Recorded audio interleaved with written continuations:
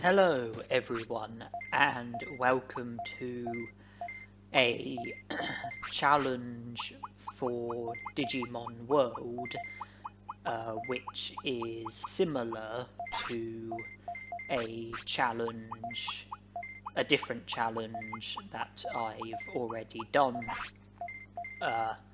for this game. But the two challenges are not to be confused with one another because they are not the same.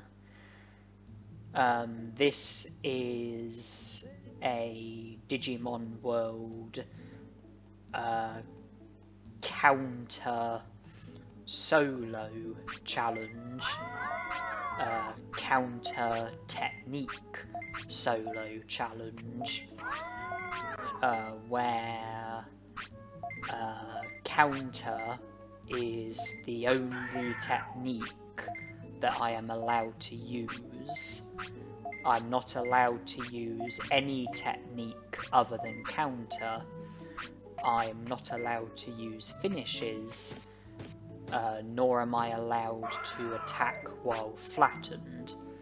The only way that I am allowed to inflict any sort of damage upon Digimon is by using counter, and the reason why that is such a challenge is because counter is not a technique that you directly attack with.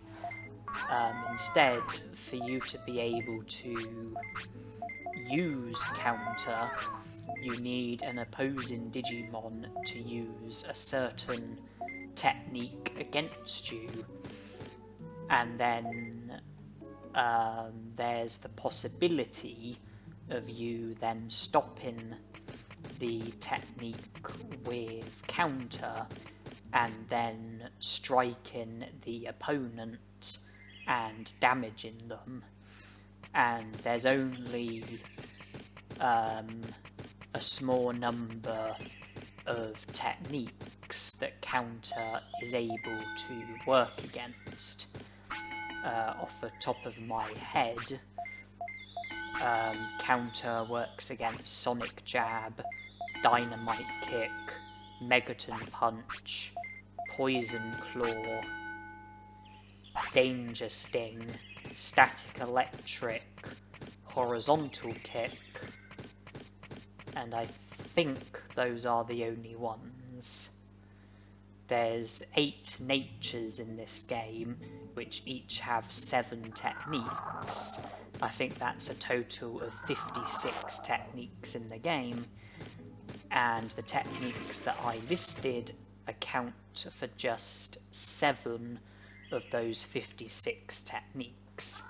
So you can see why a counter solo would be a challenge, because when you think about all the battles that you have to get into in order to proceed with the game and recruit Digimon, in order for counter to be able to work against the opposing Digimon, you would be dependent on the Digimon knowing one of those 7 techniques and using it against you, and then you would have to rely on you being successful with counter, because counter doesn't always work.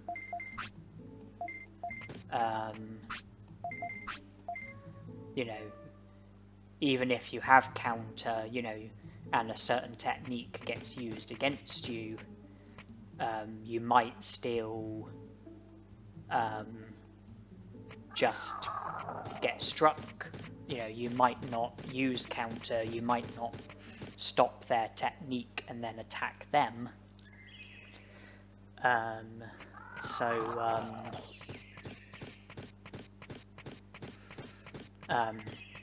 You know, that's why counter is a difficult technique.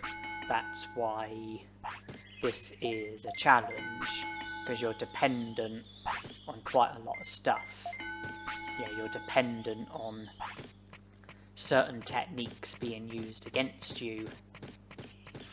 You're dependent on counter working. And in the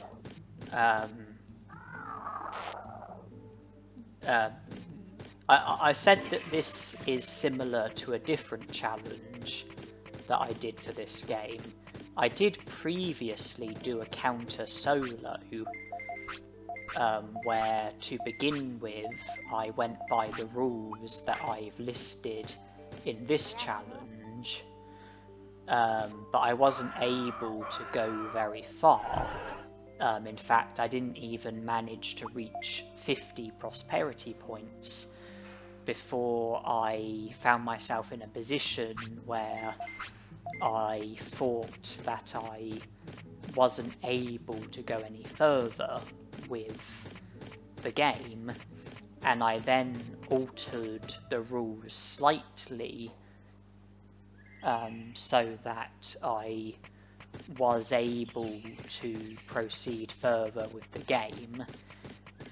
If there were battles that physically couldn't be won with counter as a result of the opposing Digimon not using any techniques that counter can work against, I decided to allow myself to use finishes in those battles in order to defeat the Digimon. So I kept to the rules of not using any technique other than counter, but there were some battles where I used finishes in order to be successful with the battles, and it was battles that physically couldn't have been won with counter. The battles that could have been won with counter, I did win with counter. The battles that couldn't have been won with counter, I used finishes, and then I ended up beating the final boss and making it up to 98 prosperity points, with Garurumon being the only missing recruitment. And the reason why I couldn't recruit Garurumon was because it wasn't possible to win the second Garurumon battle, because none of the techniques that Garurumon uses are techniques that can be stopped with counter, and in the second Garurumon battle you're not able to use finishes, as well as not be able to command your Digimon in any sort of way. And as a result of that, I was in a position where Garurumon was not a recruitable Digimon because I wasn't able to defeat him. Since then, I have made some new discoveries.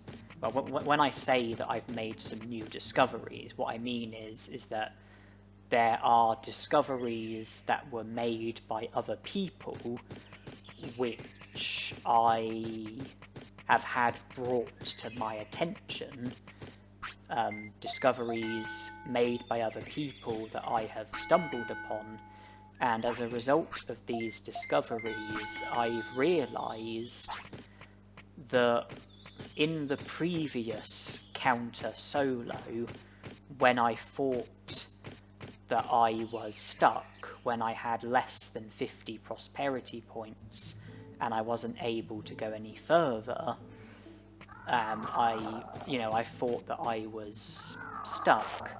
I've come to realise that actually I could have gone further. I've come to realise that there is progress that I could have made while sticking to the rules of only using counter, and it was possible for me to reach and exceed 50 prosperity points, and therefore open up Mount Infinity while not using any technique other than counter. So even without using any alternative technique, and without using finishes, and without attacking while flattened, it would have been possible for me to have reached and exceeded 50 prosperity points had I been aware of things that I at the time wasn't aware of. But now that I do have newer knowledge, and I know that it is possible to reach and exceed 50 prosperity points while only using counter, I've now decided to start this new challenge. It is a counter solo where I strictly will only be using counter. I will not use any other technique. I will not use any finishes. I will not attack while flattened. I will not inflict any damage upon any Digimon in any way other than using counter. The use of counter is the only way that I am going to inflict damage upon opposing Digimon.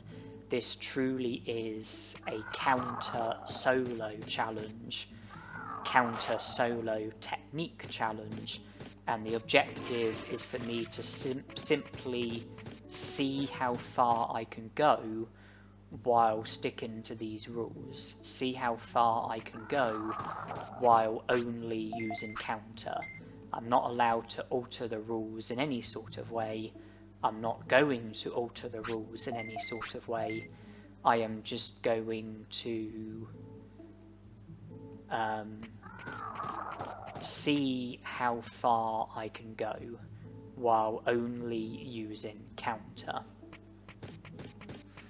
And despite the fact that I usually choose Agumon as my starting Digimon, for this challenge I thought that Gabumon would be the better choice of Digimon to start off with. So I answered the questions accordingly so that Gabumon would be my starting Digimon and not Agumon. When you're asked if you have a Digivice, if you say no, then you get asked if you have friends. If you say yes, then Agumon is your starting Digimon. If you say no, then Gabumon is your starting Digimon. When you're asked if you have a Digivice, if you say yes, then you get asked if you prefer day or night. If you say day, then Agumon is your starting Digimon. If you say night, then Gabumon is your starting Digimon. I said no to having a Digivice, then I said no to having friends, and as a result of that, Gabumon was my starting Digimon. And the Digimon that I am aiming to Digivolve to is Dramoljamon.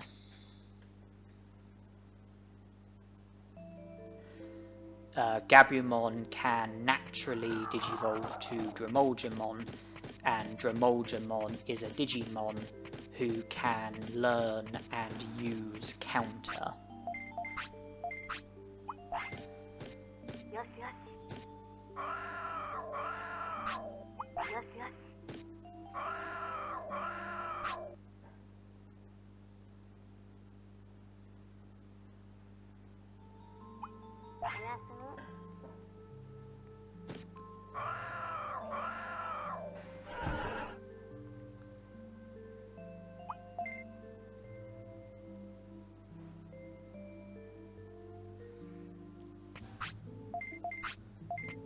And you might be a bit puzzled as to what I was doing there when praising my Digimon and bringing my happiness to the maximum and my discipline to the minimum. And to explain it to you, when I have, well, if I can successfully digivolve to Dramoljamon, then when I have him as my Digimon, I am going to need the butterfly to help me with learning techniques, because I'm going to be doing something that I call butterfly brain training. And in order to get the butterfly, you need your happiness and discipline to both be very low. And I put my discipline down to the minimum by praising my Digimon. Okay, we are digivolving. And if I do successfully digivolve to Dramoljamon, then in the near future, I am then going to also bring his happiness down to the minimum, along with his discipline, so that I'll be able to get the butterfly. Okay, Dramoljamon is the Digimon that I've digivolved to. By getting my discipline down to the minimum, I've effectively already done half of the work, or half of the job of working towards the butterfly. Now I'm bringing happiness down, as well as discipline as well. Okay, they are both virtually at the minimum.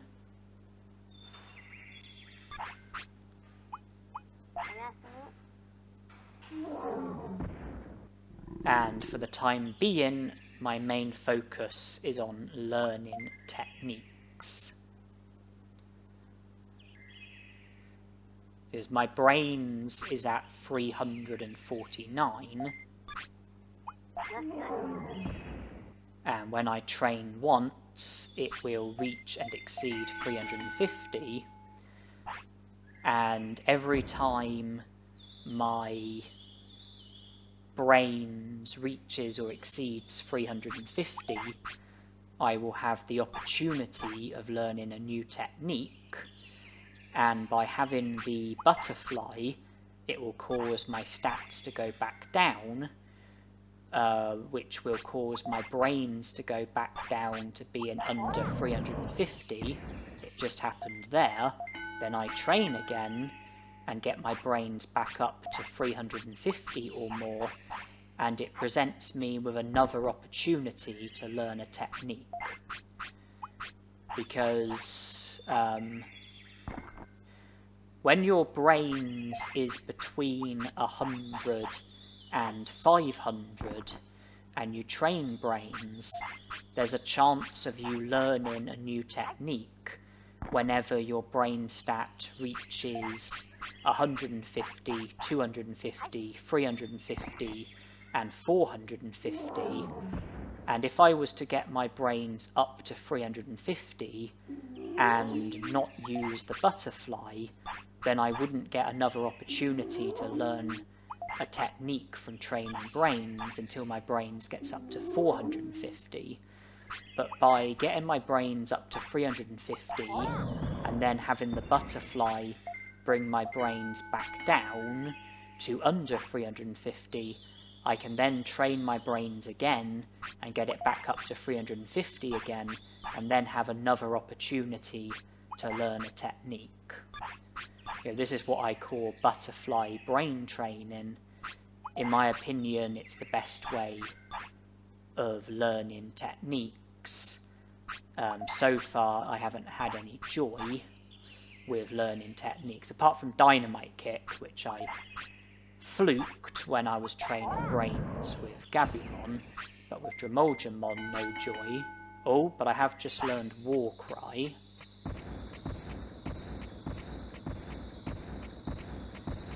Then obviously I'm not interested in Sonic Jab, which I started off with. I'm not interested in Dynamite Kick, which I learned with Gabumon. I'm not interested in Warcry, which I just learned with Dremolgemon. My only interest is counter. The only technique that I'm interested in is counter. That's what I'm trying to learn, and I'm going to be training Brains until I learn counter, and I'm going to be abusing the butterfly in the interest of helping me learn techniques, with counter being the only one that I've got my eye on. I knew that the butterfly would come in handy with helping me learn techniques, so that's why when I had Gabumon and he wanted to sleep, I put my discipline down to the minimum, sort of putting myself like halfway to being in a position to get the butterfly, and then when I had Dremolgemon and Dremolgemon wanted to sleep, I then brought my happiness down to the minimum while also keeping my discipline at the minimum. And then by having happiness and discipline both at the minimum or thereabouts, the butterfly then made an appearance, and it's going to help me with learning techniques. I've learned Warcry since digivolving to Dremolgemon.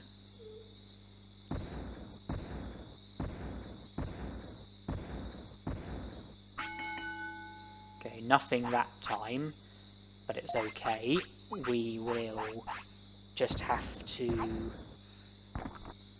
wait for the butterfly to return and try again. The butterfly tends not to be present when your Digimon is showing you a certain bubble, like the food bubble or the sleep bubble, and because of that you do have to get rid of the bubble in order for the butterfly to be present, or at least I think that's the case. And so whenever Dremolgemon wants to eat, I have to feed him in order to see the return of the butterfly.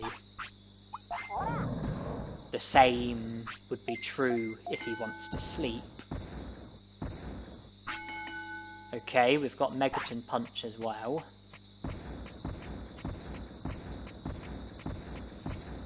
And I have a feeling that when your Digimon wants the toilet, and they're giving you the bubble for that, that doesn't necessarily make the butterfly go away. I think the butterfly can still be present. The butterfly seems to have limited compatibility with like the food bubble and the sleep bubble and maybe other bubbles, but your Digimon needing the toilet, that doesn't seem to be quite so effective at keeping the butterfly away. So my brains is 356, I need it to go down to 349, it's still 356.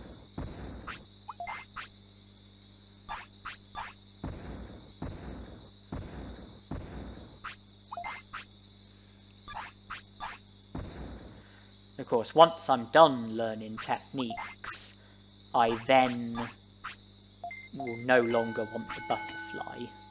I only want the butterfly to help me with learning techniques.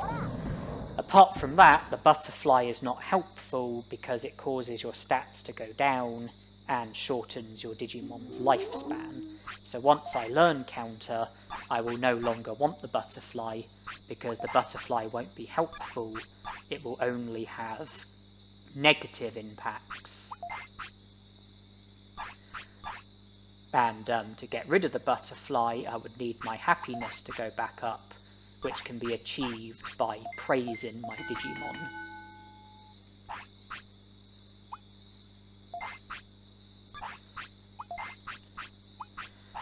Okay, well, he wants to eat again, and typically he's been eating 5 meats, and I've only got 5 meats left.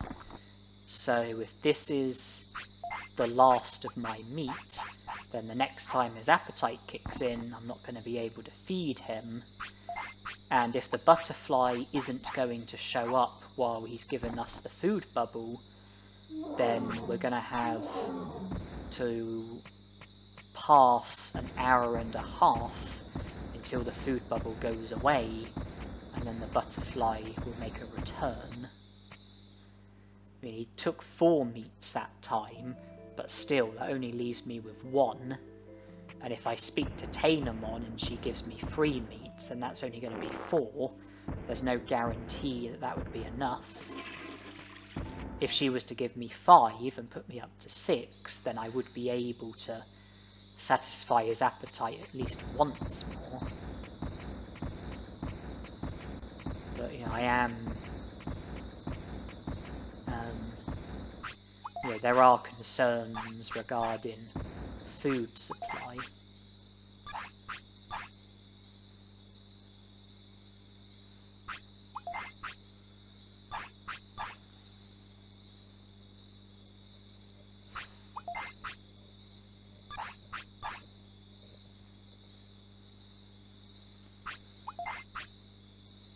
Okay, brains is back down to 349.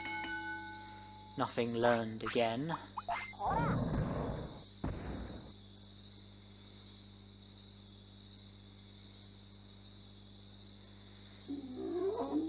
And even when we do learn counter, the training won't stop there, because I will then want to train my other stats, because I want to get my other stats better, ready for the battles that I'm going to have ahead of me. Oh, counter has been learned. Okay. We do now have counter.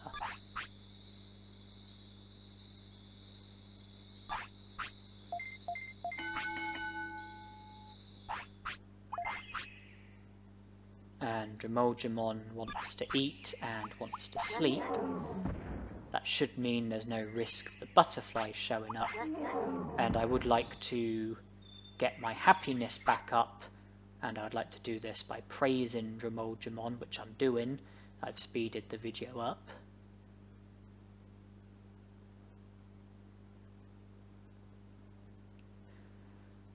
And my discipline is at the very minimum, but my happiness has just gone to the very maximum, and I'm glad that Dromojamon refused a small recovery. Now I can scold him and put his discipline up by a tiny bit.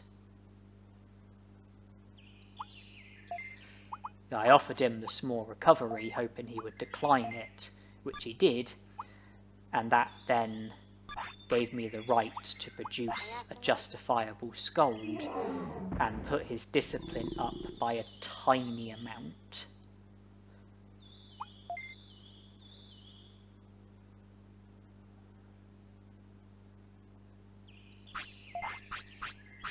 Now I want to try and put it up by a tiny bit more.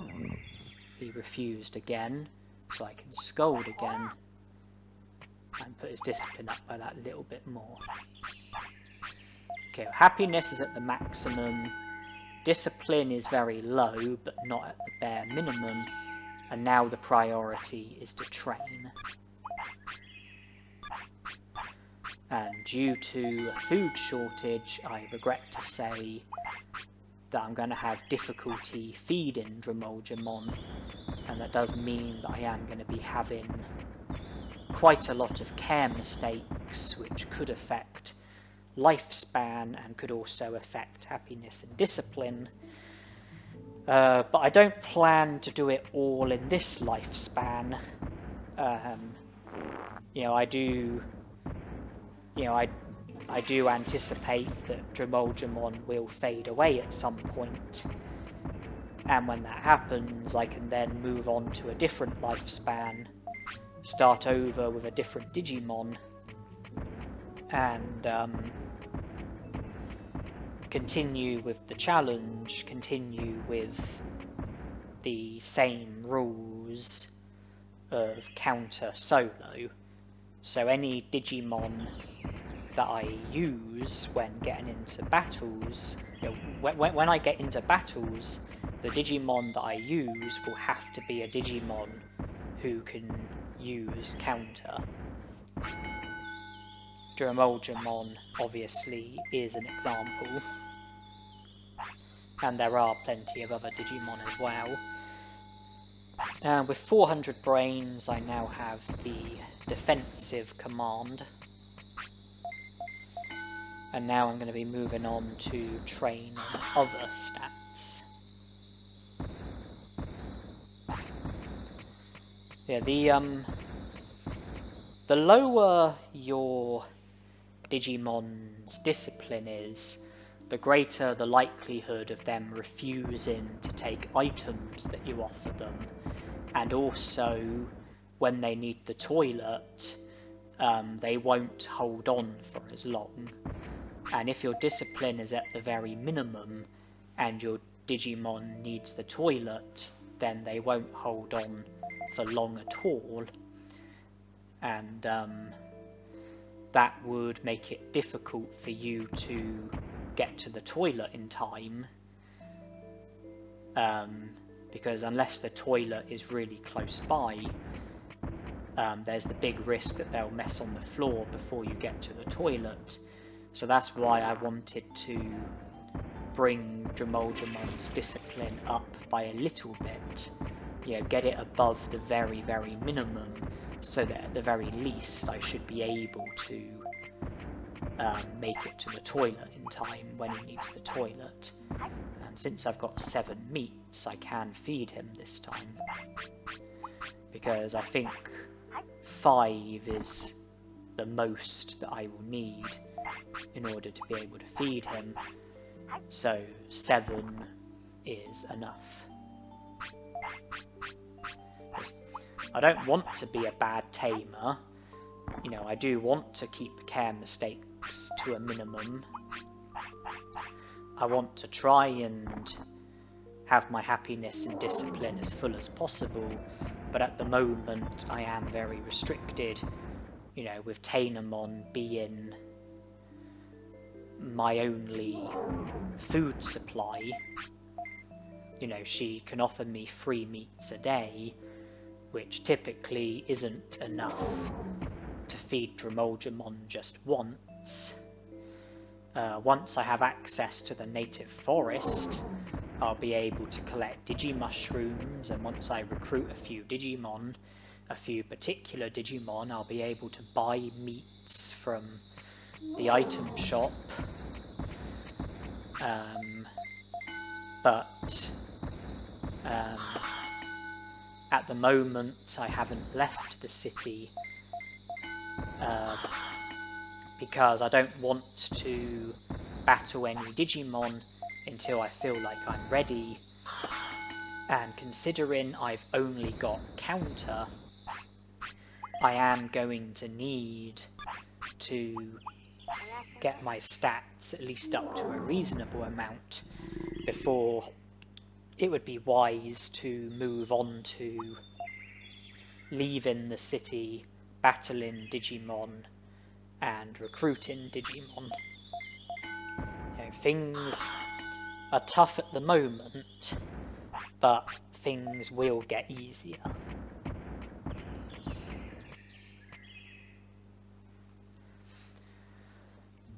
And I'm just going to get up the Digivolution guide.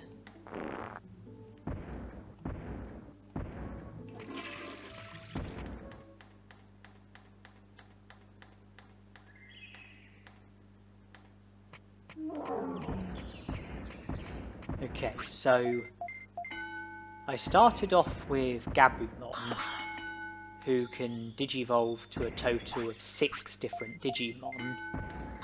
Centaurumon, Monochromon, Dromolgamon, Tyrannomon, Olgamon, and Garurumon. And Dromolgamon was the Digimon that I was aiming for. And the requirements for Dromolgamon... Well, before I talk about that, let me just explain that there are 4 things that influence Digivolutions. Stats, weight, care mistakes, and bonus condition. And the bonus condition can be a number of different things. And Digimon can have more than one bonus condition. The bonus condition can be how full your Digimon's happiness is, how full your Digimon's discipline is, the number of battles that you have, the number of battles that you've gotten into, the number of techniques that you've mastered, and who your individual Digimon is. And I think that Digimon can have between 1 and 3 bonus conditions, but bonus condition only counts as 1, so it doesn't matter if you fulfill 1... Like, if a Digimon has 3 bonus conditions, it doesn't matter if you fulfill 1 of the bonus conditions, or 2 of the bonus conditions, or 3 of the bonus conditions. It will only count as 1. You only have to fulfill 1 of the bonus conditions, and the bonus condition will only count as 1, regardless of how many bonus conditions you fulfill.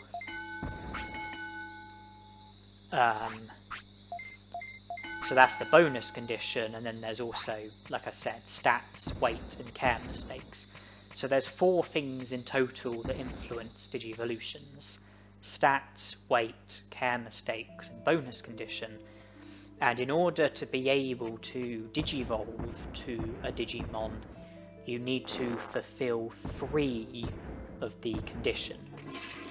So you can afford to not fulfill 1 of the conditions, but you can't fail to fulfill more than 1 of the conditions. You have to fulfill 3 of the 4 conditions, meaning that you can only afford to fail to fulfill 1 of the conditions. With Dromolgamon, the stat requirement is just 100 attack, which I had. The care mistake requirement is a minimum of 3, and you would have seen that when I had Garurumon as my Digimon, I had a very high number of care mistakes. Because care mistakes...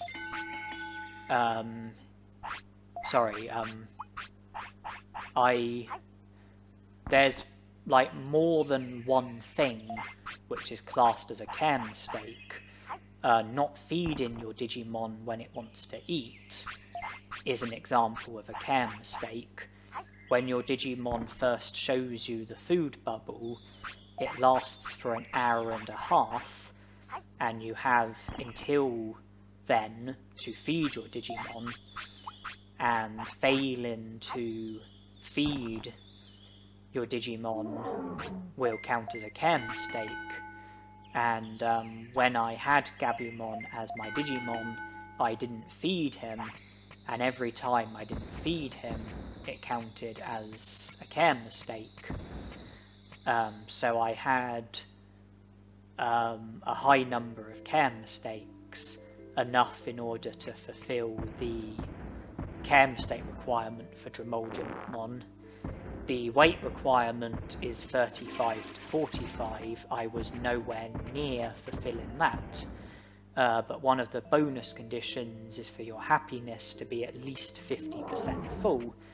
And you'll remember that when I repeatedly praised Garurumon and put his discipline down to the minimum, I also put his happiness up to the maximum, and that meant that I had 3 of the requirements for Dromulgemon.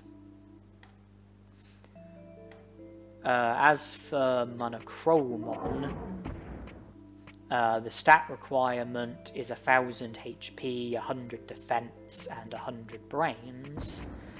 I definitely had the brains in the bag, but I don't think I had the HP or the defense. And when it comes to stats, you have to fulfill all of the stat requirements. Like with Monochromon, you need 1000 HP and 100 defense and 100 brains. You can't just have like 1000 HP or like 1000 HP and 100 defense. It's not good enough. You have to fulfill all of the stat requirements in order to fulfill the stat requirement. So I don't believe I had the stat requirement for Monochromon. The care mistake requirement is a maximum 3. I didn't have the care mistake requirement because my number of care mistakes would have been too high. Weight requirement, same as Dromulgemon, 35 to 45. I didn't have that either. And then one of the bonus conditions is to have a maximum of 5 battles. I did have that, so I did have the bonus condition for Monochromon, but I think that was the only requirement that I did fulfill.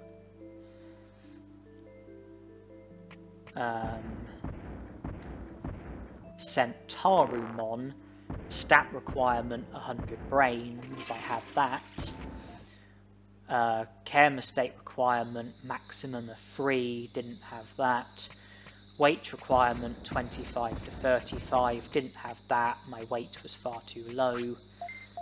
One of the bonus conditions is for discipline to be at least 60% full.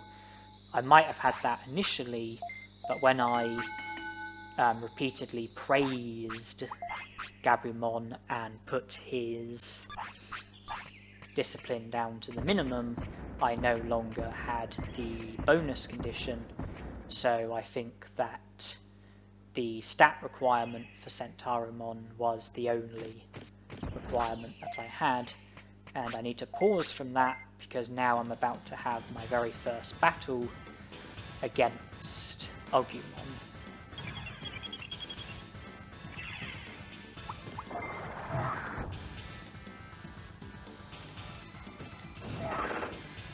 Oh yeah, and I need him to use Sonic Jab, because that's what counter can work against.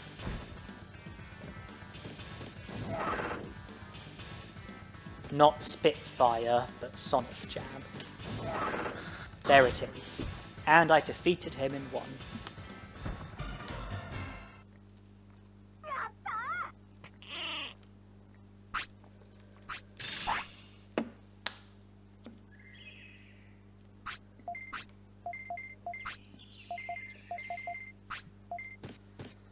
So, Agumon defeated, and I do now have access to other areas of the game. Because before I couldn't go beyond this area, but now that Agumon has been defeated, I can now go a bit further. Going back to Digivolutions, Garurumon, Monochromon, Dromulgemon, Tyrannomon. The stat requirement for Dromulgemon, 1000 HP and 100 defense, I don't think I had that. Care mistake requirement, maximum of 5, I don't think I had that. I think that my care mistakes were higher than 5. Weight, 25 to 35, I don't think I was anywhere near that.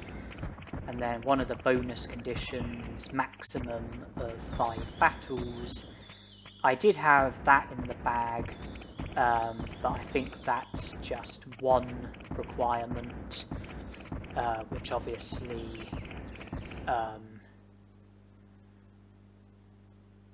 isn't enough in order for a Digivolution to be possible. Olgamon, the stat requirement, 1000 HP and 100 attack. I don't think I had the stat requirement because I don't think I had 1000 HP, even though I did have 100 attack. Care mistake requirement minimum of 5, I think I did have that, because I think I did have a very high number of care mistakes, more than 5. But the weight requirement, 25 to 35, I didn't have that. One of the bonus conditions is to have a minimum of 15 battles. I didn't have that. So with Olgamon it looks like I only had the care mistake requirement.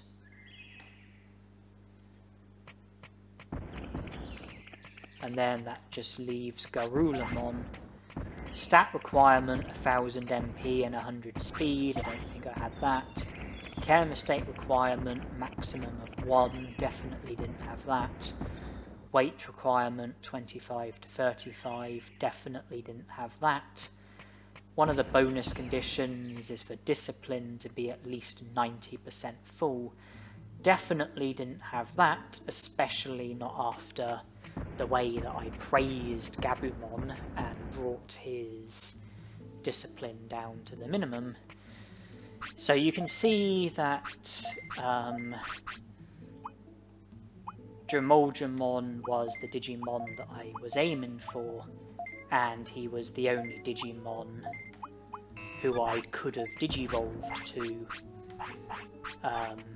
because with him I had 3 of the requirements in the bag, but with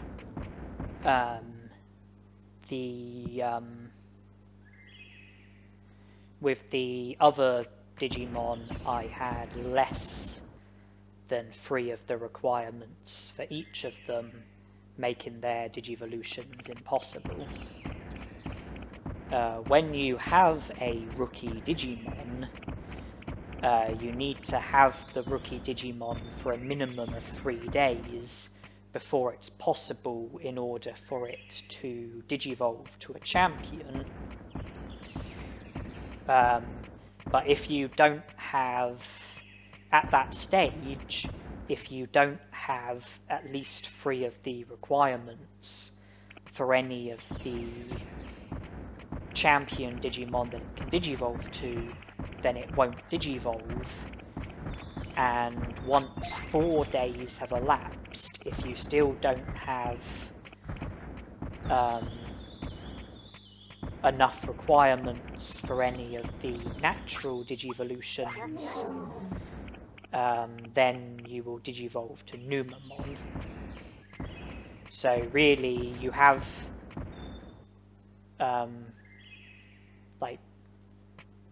you have between day 3 and day 4 to make sure that you have enough of the requirements for a natural Digivolution in order for the natural Digivolution to happen. Otherwise you'll Digivolve to Numamon.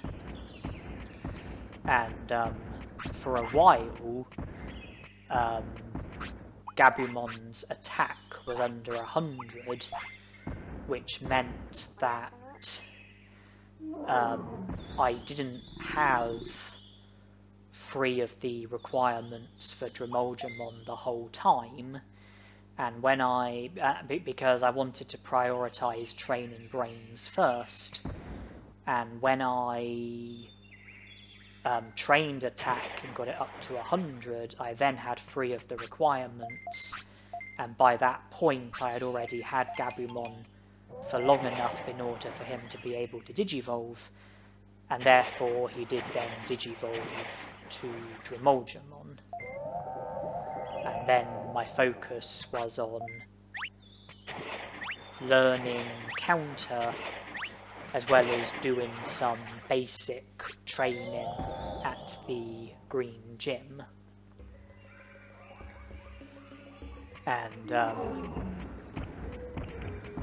I defeated and recruited Agumon, and with him sorted, I was able to go to the Cola Point, and thanks to Colamon, I now have access to the tropical jungle, which is roughly where I am now.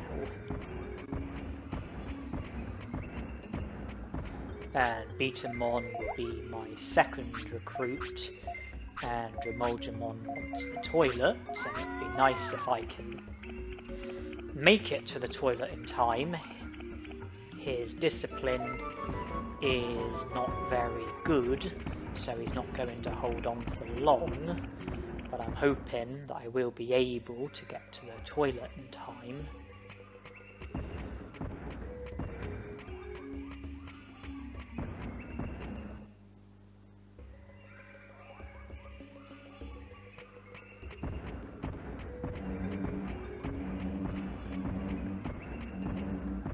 Okay.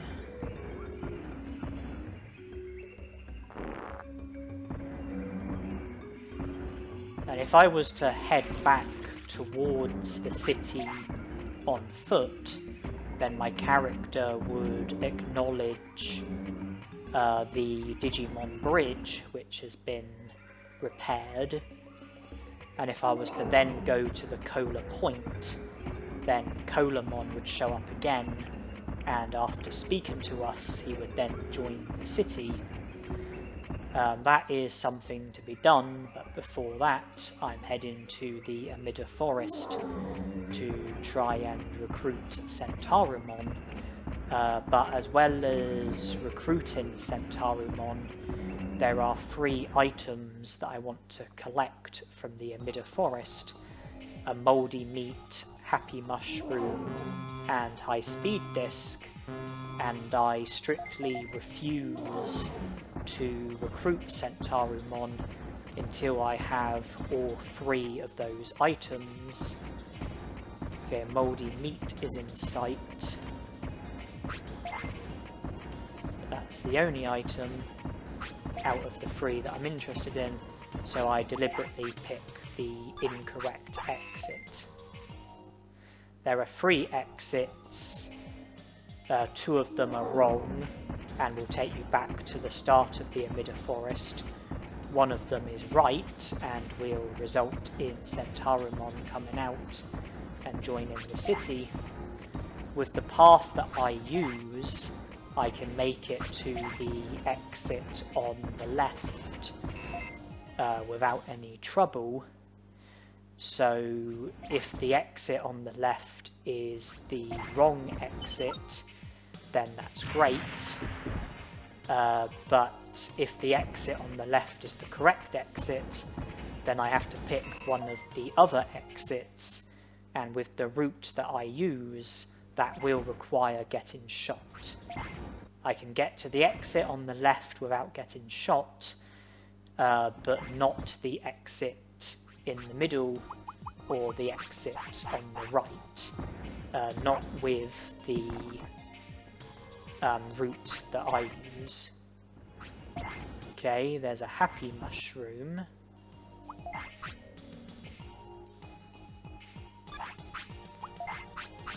I don't currently have room for it. If I feed Dremolgemon an orange banana, then feed him the other orange banana, his appetite is satisfied. That gave me room for the happy mushroom. Now I'm just after a high speed disc. And I'm wondering if it's worth discarding something to make room for the Omni disc. I decide to discard the portable potties. Omni disc is mine. So it's all about the high-speed disc. Because I already have the mouldy meat and the happy mushroom.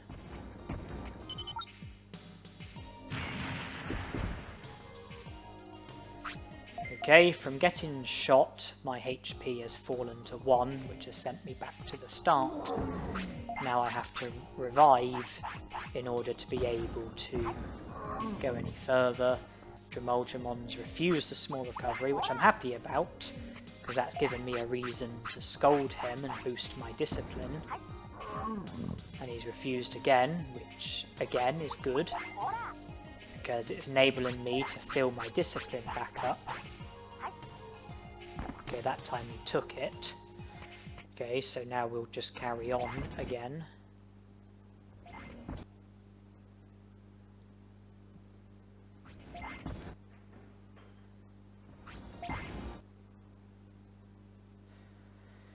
Okay, now we're back here again. And I'm pleased to say that he's refused it. Discipline is now almost half full. Okay, he took it that time.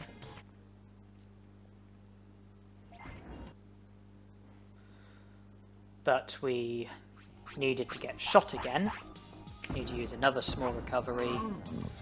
Okay, now I reckon we're going to be able to put our discipline into the positive. Yes, that's good. So happiness is virtually at the maximum, discipline is in the positive, and we now have a high speed disc, which we need to make room for. I think the small recovery has the least value, and rather than just discard it, I decided to give it to Dremoldramon, recover HP, and there was also the chance that he might have refused it, which would have given me the option to scold him even further and boost our discipline more. But that wasn't the case. He took the small recovery, and seeing as I had all 3 of the items, I then wanted to pick the correct exit, because I then wanted to recruit Garurumon. That's put us up to 4 prosperity points, 2 for Garurumon, 1 for Agumon, 1 for Betamon. We will get 2 more for Colamon, which will put us up to 6 prosperity points, which is how many prosperity points are needed in order for Garurumon to tell you about the invisible bridge at the Great Canyon, which will enable you to go even further into the game. You get 1 prosperity point for rookie Digimon. That's why Agumon and Betamon scored us 1 prosperity point. They are rookie Digimon. You get 2 prosperity points for champion Digimon. That's why Garurumon got us 2 points, and Colamon will get us 2 points. You get 3 prosperity points for ultimate Digimon. We don't currently have any ultimate Digimon recruited. And there are also 3 champion Digimon who only get you 1 prosperity point, because they're considered to not be very useful, and they are the 3 filth Digimon, Sukamon, Numamon, and Nanimon. The reason why I wanted a mouldy meat from the Amida Forest is because it will help with recruiting Frigimon. In order to recruit Frigimon, you need to go to Friesland with a Digimon who is vulnerable to cold. You need the Digimon to become sick, then Frigimon will rescue you, and then you need to return to Frigimon with a Digimon who can tolerate the cold, and then after speaking to Frigimon, he will then join the city. The easiest way to see to the first part of Frigimon's recruitment is to go to Friesland with a Digimon who can't tolerate cold weather and make it sick by giving it a mouldy meat. If you give a mouldy meat to your Digimon, there's a 100% chance that it will make the Digimon sick. So the mouldy meat is going to be used to make a suitable Digimon sick, so that Frigimon will rescue us from Friesland, thus taking the first step towards recruiting Frigimon. As for the Happy Mushroom and High Speed Disc, they are to help with recruiting Moldramon, because there are 3 Moldramons in Friesland who want to trade items with you. Each Dremolgemon wants to trade 3 separate items, so 3 Moldramons, 3 items each, that's a total of 9 items. And in order to recruit Moldramon, you have to trade at least 1 of each item with every Moldramon, meaning that you have to trade all 9 of the items with the Dremolgemon in order to be able to recruit Dremolgemon.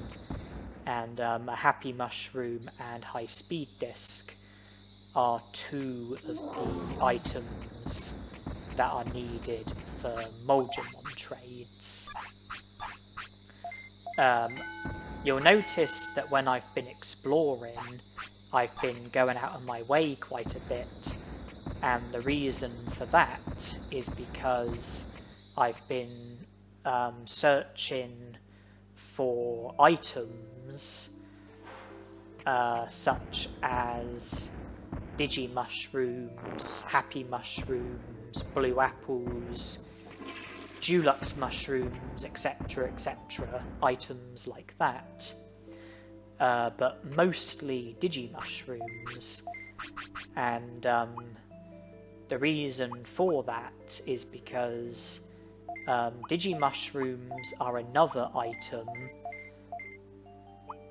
that's needed for Moldramon trades, and in return for Digimushrooms, you get medium recoveries, which is a very good trade because they cost 500 bits to purchase, and they recover your Digimon's HP by 1500. Not only that, but medium recoveries are another item that's needed for Moldramon trading. There's a different Moldramon who will give you super defense discs in return for medium recoveries, and super defense discs can be sold for 2000 bits each, which means that by picking up a Digimushroom and trading it for a medium recovery, and then trading the medium recovery for a super defense disc, and then selling the super defense disc for 2000 bits, each Digimushroom that you collect effectively has the value of 2000 bits. Not to mention that food supply might be a problem, and Digimushrooms could come in handy for that. Although now that we've recruited Colamon and Betamon, we should be able to buy meat. And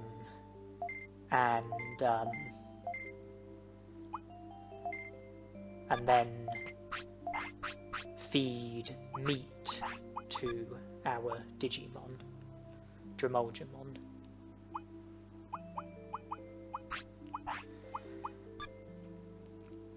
Despite doing this challenge, I'm not entirely sure how counter works in regards to the likelihood of it being used. I don't know if the stats that you've got makes any difference to the likelihood of you using counter. I suppose it would make sense that having higher speed might increase the chances of you using counter.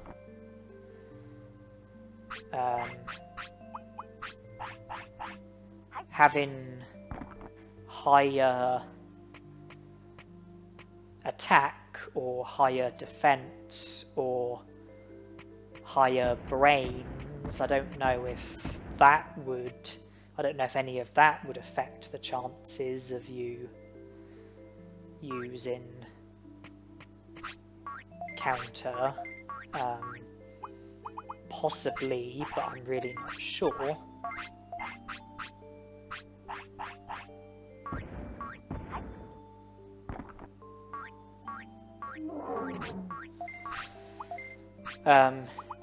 What I'm saying is, I don't know if your stats has any influence on the likelihood of you using counter, or if it's completely random whether or not you use counter, or if there is something that affects the chances of you using counter, and maybe it's to do with stats, maybe it's to do with something else, maybe it's to do with a combination of things, I'm not entirely sure.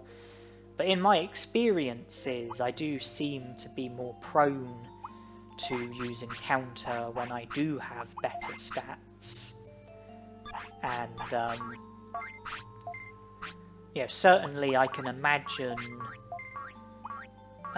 speed affecting the chances of you using counter. I'm less sure about attack, defense, and brains, but I'm sure it's possible that it might have an influence, or it might not have an influence.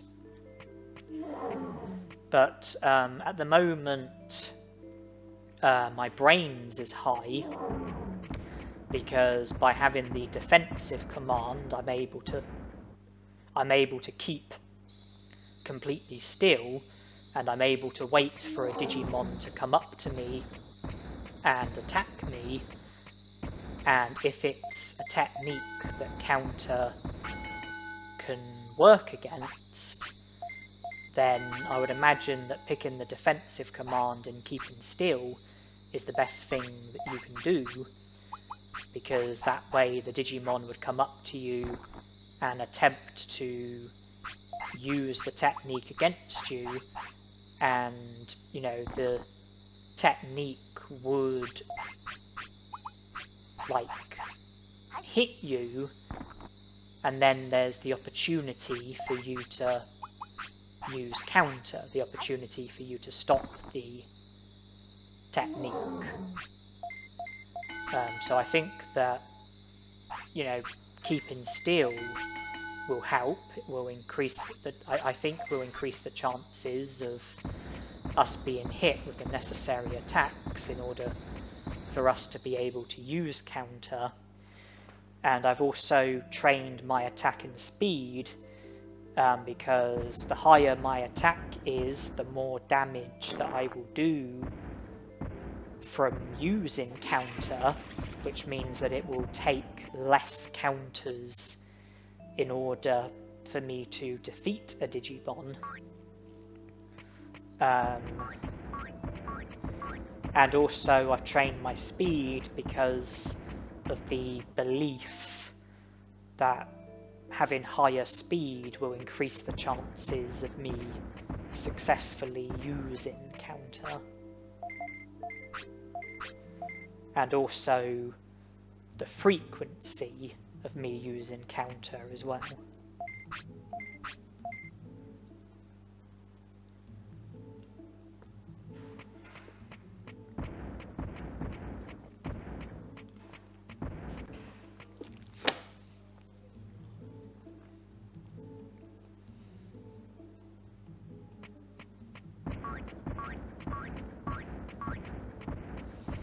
Okay, well, Garurumon will now be available, And by speaking to Garurumon, we will be informed of the invisible bridge at the Great Canyon. There it is.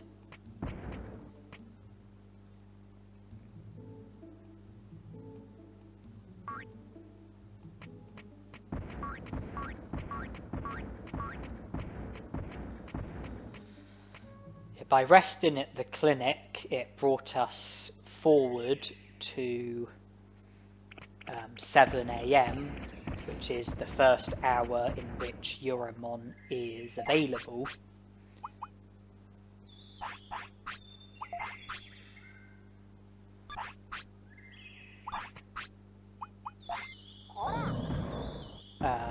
The Garurumon is first available at 7 AM and last available at 6 PM, and then no longer available at 7 PM, and then won't be available until 7 AM the following day.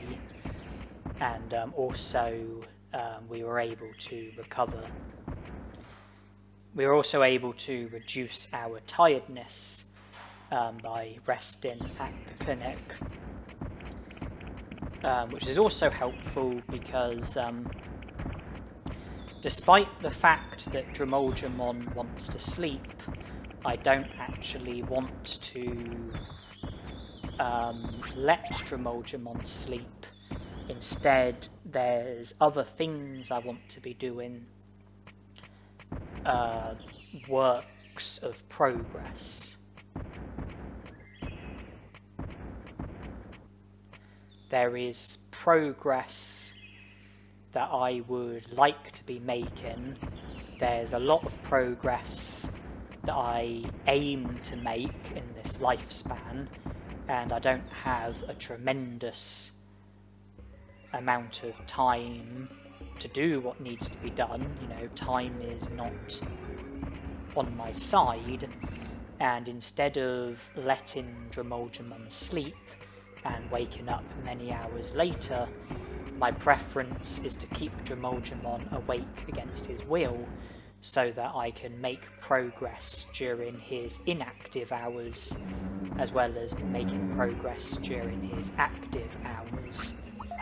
And you'll notice that whenever the clock is about to strike a new hour, while Digimon wants to sleep, I try to produce an animation.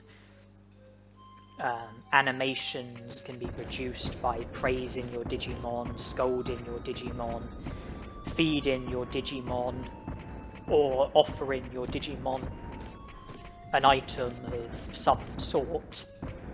And if your Digimon wants to sleep and you don't let it sleep, your Digimon's happiness and discipline goes down when the clock strikes a new hour, and it can also result in your Digimon becoming sick.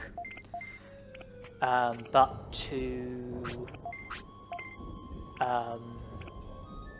to protect yourself from this, if you produce an animation while the clock is striking a new hour, it will stop the adverse effects from happening. It will stop your happiness and discipline from going down, and it should also stop you from becoming sick as well. So that's why I am producing animations whenever the clock is about to strike a new hour while my Digimon wants to sleep. I did do it a few times with Digimon before going to the Cola Point for the first time. Yeah, before encountering Colamon for the first time. But then I slept at the Cola Point because it was a long time before Colamon would have been available to show up. So I slept, and then when I woke up, it was Garurumon was then available and I was able to go to the tropical jungle. This time around I'm making other progress while my Digimon wants to sleep, and I am, producing animations accordingly, to help with trying to keep my happiness and discipline topped up, as well as trying to avoid sickness.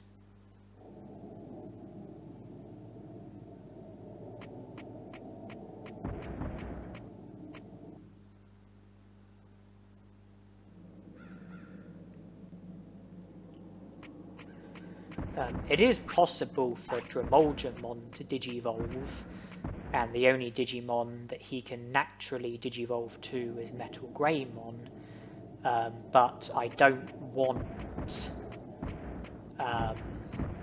Digimon to digivolve. I want to fade away with Digimon. I want Digimon to remain as my Digimon for the rest of this lifespan. I want, when my Digimon fades away, I want Digimon to be the Digimon that's fading away. I don't want to digivolve to Metal Greymon or any other Digimon. But just to go over the requirements, the stat requirement for Metal Greymon is 4000 HP, 3000 MP, 500 attack, 500 defense, 300 speed, 300 brains. I am currently nowhere near fulfilling the stat requirement for Metal Greymon, and I don't think there's any risk at all of me ending up in a position where I am fulfilling the stat requirement for Metal Greymon. Care mistake requirement maximum of 10.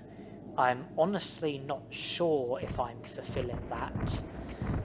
There's been quite a few occasions where I've not fed Digimon and have been late with letting him sleep, so I don't know whether or not I've got the care mistake requirement, but I am certain that I definitely don't have the weight requirement, because the weight requirement is 60 to 70, so as long as I don't have the stats or the weight, it's a certainty that I won't fulfill any more than 2 of the requirements, regardless of the care mistakes or the bonus condition. And 2 requirements isn't enough. The bonus condition, there's 3 in total. One is for you to have mastered a minimum of 30 techniques. Definitely don't have that. Another is for you to have had a minimum of 30 battles. Definitely don't have that. The other is for discipline to be at least 95% full. Don't currently have that. It's possible that we might end up with high enough discipline in order to fulfill the bonus condition for Metal Greymon. We definitely won't get enough techniques, and I highly doubt that we will have enough battles. So I think the only way that we might fulfill the bonus condition is with the discipline, but at the moment we're not fulfilling the bonus condition, nor are we fulfilling the weight requirement, and I don't think we will either. I don't think we will end up fulfilling the stat requirement, And even if we do currently have the care mistake requirement, I think we will go over the limit.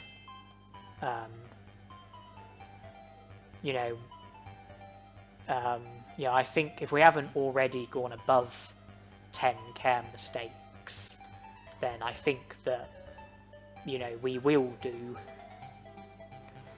And you need to have a champion Digimon for a minimum of 6 days before there's any chance of it digivolving to an ultimate. That's regarding natural Digivolutions. So at the moment we haven't even had Dremolgemon for long enough in order for a Digivolution to be on the cards. And even when 6 days have elapsed, I don't think we will be close to having 3 of the requirements in the bag. So I don't think we need to worry about the risk of Dremolgemon digivolving. I don't think there's any risk of it whatsoever.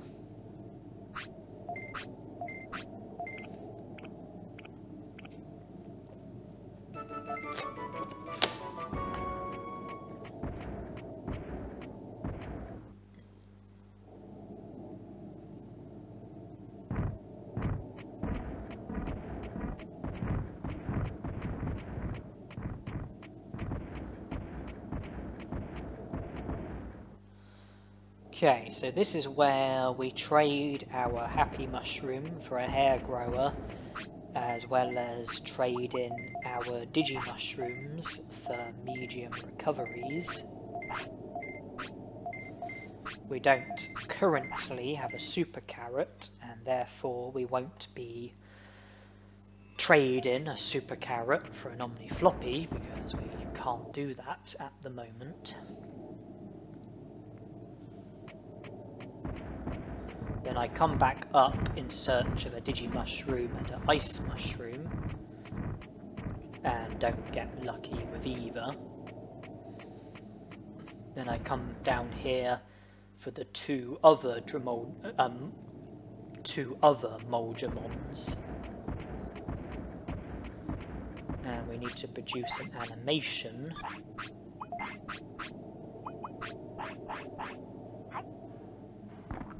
Since he wants to eat, I will feed him a meat as a way of producing an animation. But it didn't satisfy his appetite, but we still got an animation out of it, and at the right time. And it looks like we've passed the last opportunity to feed him, because he's no longer given us the food bubble, so that's yet another care mistake. If you don't feed your Digimon, then when the food bubble goes away, it counts as a care mistake. And what's interesting is that if you pass the opportunity to feed your Digimon by training, let's say that your Digimon wants to eat and it's given you the food bubble, but you train, and then after training your Digimon no longer wants to eat because you've passed the 90-minute mark, then apparently the care mistake counts as 2. Apparently not feeding your Digimon as a result of training when it wants to eat, and passing the opportunity to feed your Digimon by training, apparently the care mistake counts as double, apparently it counts as 2. And so when I was training and I had Gabumon and Dremolgemon as my Digimon, and I was not feeding them and I was training, Every time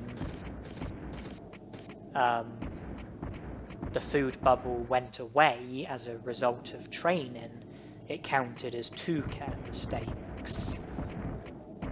That's why I was very confident that the number of care mistakes that I had with Garurumon was over 5, and it's also why I'm wondering if we've already had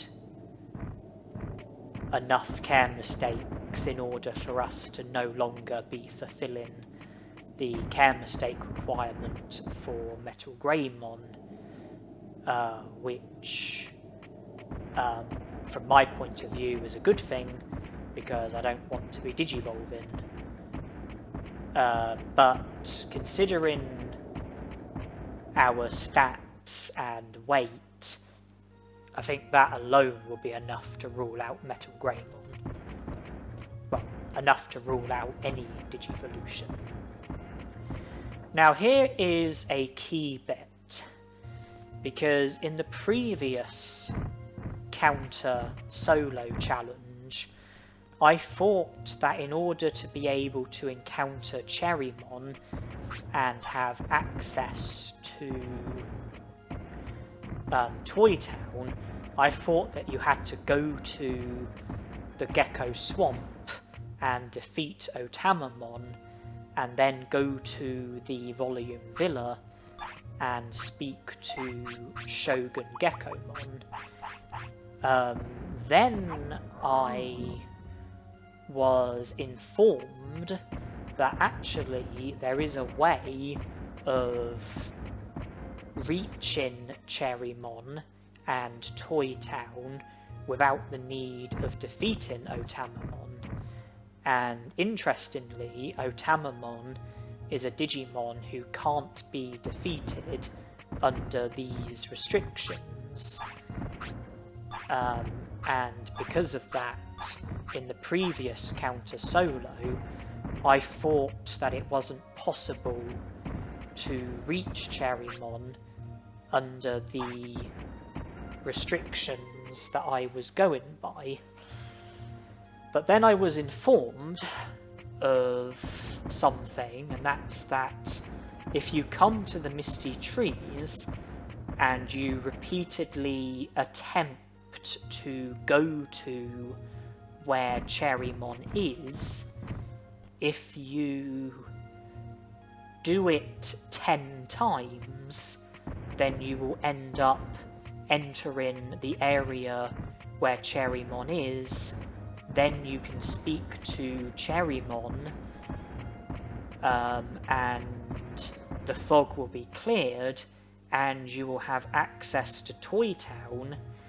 And interestingly, from Toy Town, it's possible to battle Garurumon, and Garurumon is a Digimon who can be defeated with counter, because one of his techniques is Megaton Punch, and by defeating Garurumon, you can then recruit Muncymon and obtain 3 prosperity points, which means that under the restrictions that I'm going by, it's possible to recruit Muncymon and score 3 prosperity points, something that I wasn't aware of when I did the previous counter solo challenge.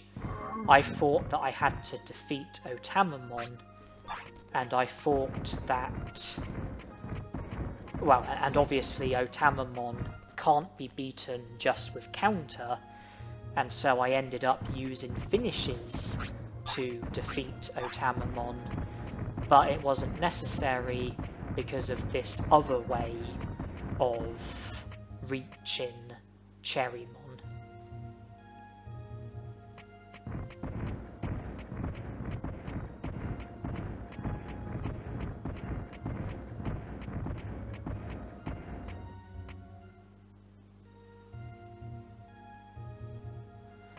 And obviously I have to go to Toy Town with Numamon and Digivolve to Muncymon and then speak to the robot Digimon in order for him to unlock the door that leads towards Warumunsimon. Okay, here Cherrymon is. We are here. Yeah, speak to the robot Digimon with Muncymon in order for him to unlock the door that leads towards Warumunsimon. So, you know, that is going to require coming here with Numamon, something that can't be done in this lifespan. But in a different lifespan, if we do come here with Numamon, go to Toy Town, we can Digivolve to Muncymon, then speak to the robot Digimon, get the door unlocked that leads towards Warumunsimon, and then defeat Warumunsimon with counter.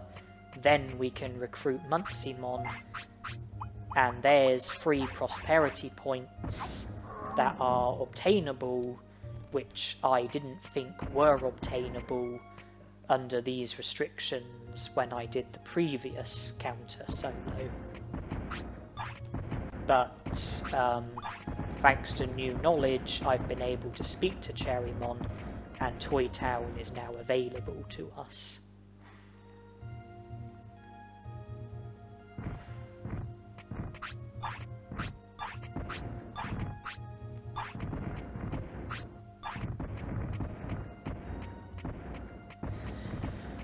And you'll notice that a few times when I needed to produce an animation, I produced an animation by offering Dremolgemon the hair grower, the Digivolution item that makes you Digivolve to Molgemon.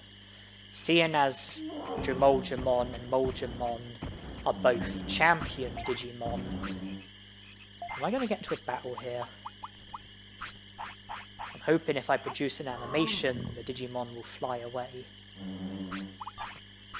Okay. Yeah, seeing as Dremolgemon and Molgemon are both champion Digimon, it's impossible for Dremolgemon to accept a hair grower. If I offer it to him, he will just decline it. But it still counts as an animation by offering him the hair grower and him refusing it. It counts as an animation, and by producing the animation at the right time, I was able to help with reaching a new hour while my Digimon wanted to sleep without being faced with any adverse effects.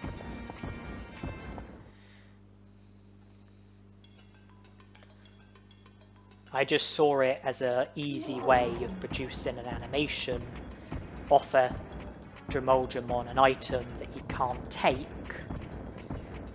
He'll refuse it, but I'll get the animation nonetheless. It's just, you know, praising is a way to get an animation, but it lowers discipline. Scolding is a way to get an animation, but it lowers happiness.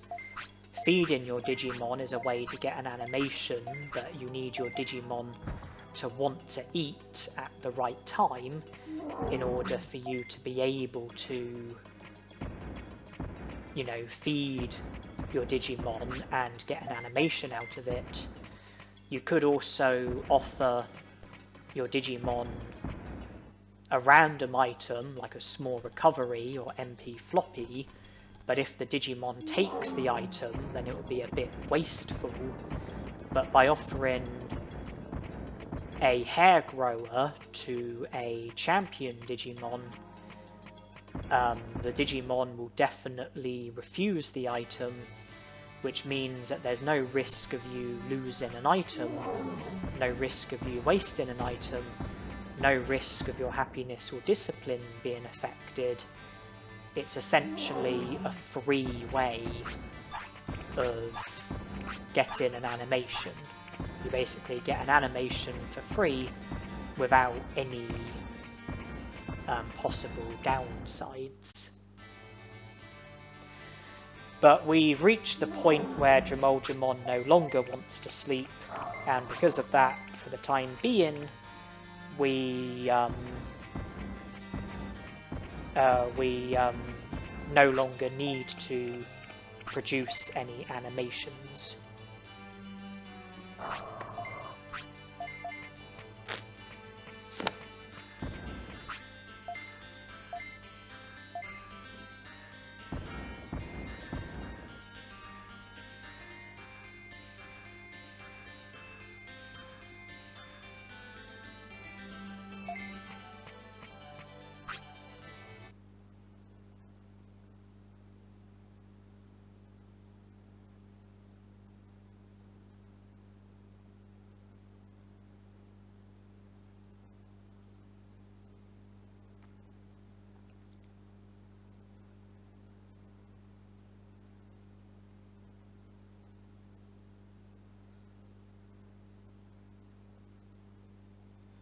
Well, that took quite a few tries, didn't it? What's the moral of the story? Never send a mole to chase after a bird? Is that the moral of the story? Because that took a lot of tries. And we got there in the end, but I don't normally have that much bad luck with it.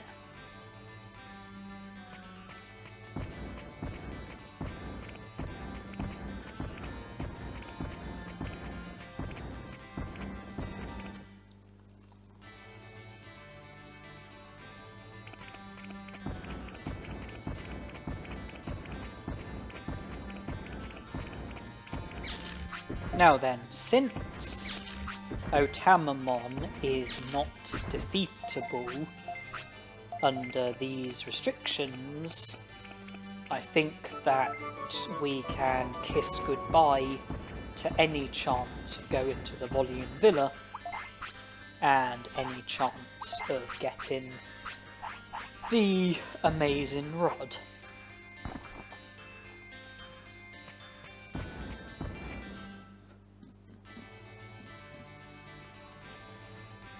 We do still have the old rod, which we got from Trash Mountain, and we can see to all of the necessary stuff with the old rod, but it is a lot harder, but we will have to make do. Because we won't be able to go to the Volume Villa, won't be able to get the amazing rod, won't be able to speak to Shogun Gekomon, but that doesn't matter because we've already encountered Cherrymon.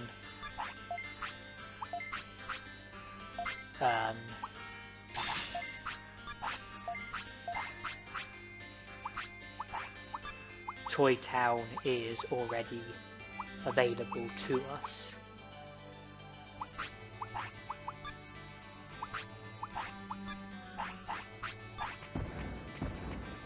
I guess there's no point in buying any Digimon cards with all of that in mind.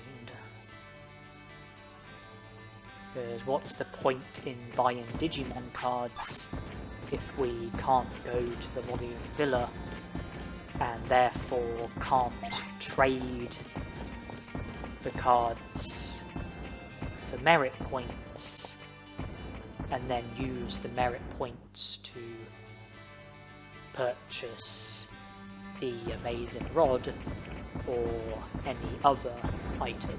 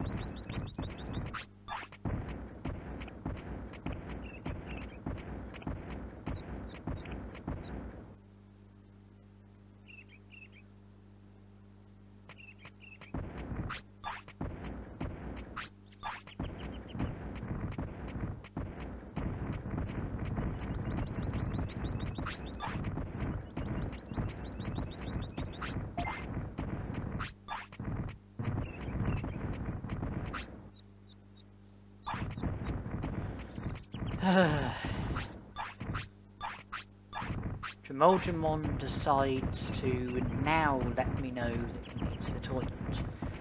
Would have been more helpful if he had let me know when we were in the previous area, which is where the toilet is.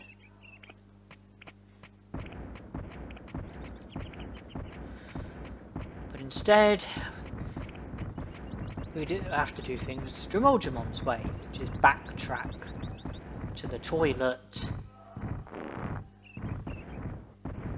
and then return in the direction that we were heading in.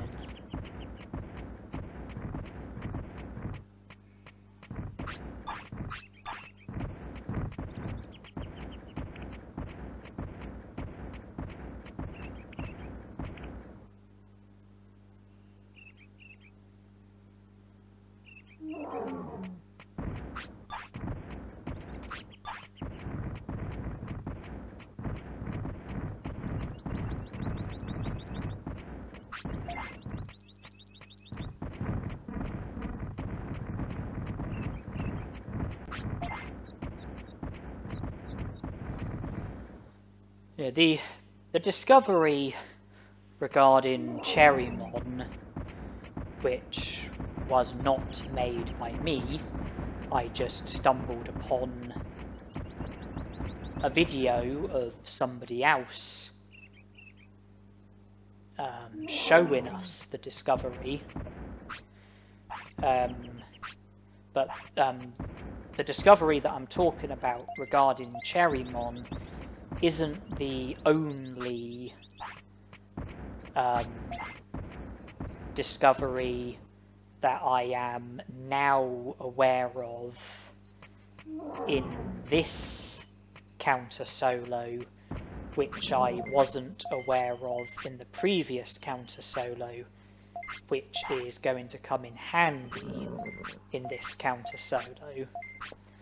You know, the whole thing with Cherrymon is, you know, helpful, but it's not the only thing.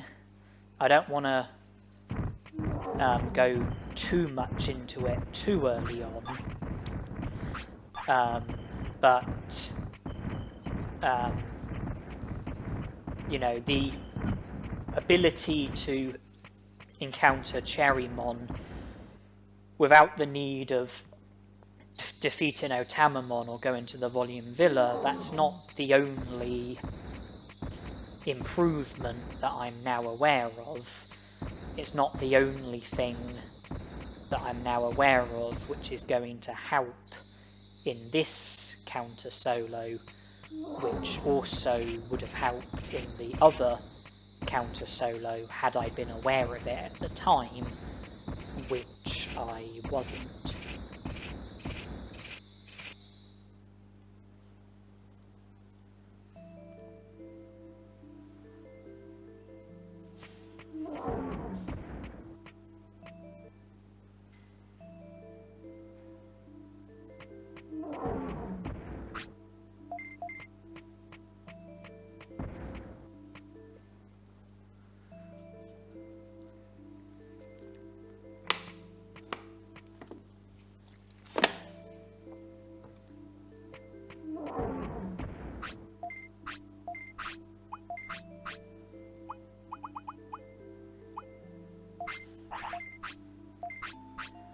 If I'm only going to be using counter, then I really don't think medium MPs are going to be necessary.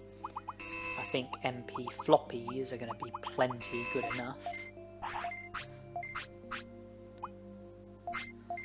Because I'm not going to be attacking massively frequently, and, you know, I'm not going to be consuming tons of MP. Yeah, my MP is not going to be going down rapidly, so I think MP floppies are going to be plenty good enough.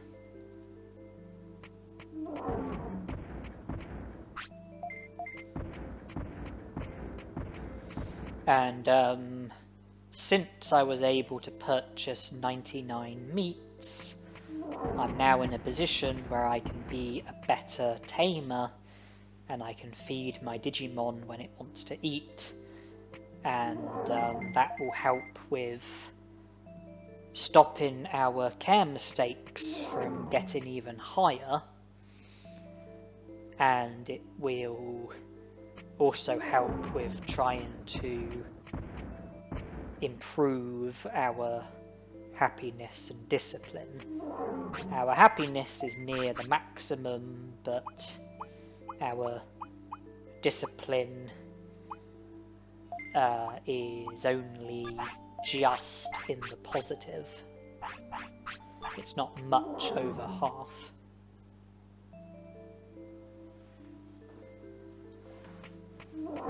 I'd say it's probably about 60% full.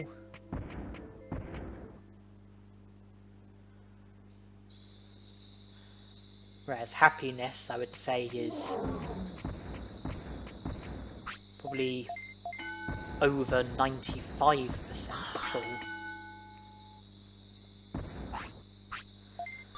We're back to training.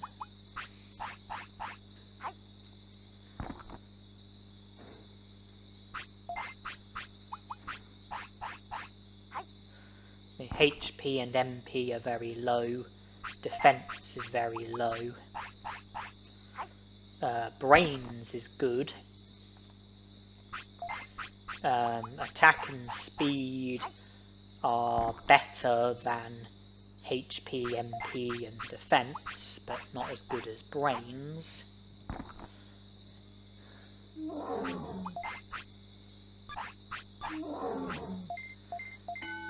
But attack is what I'm working on, which is also increasing speed as well.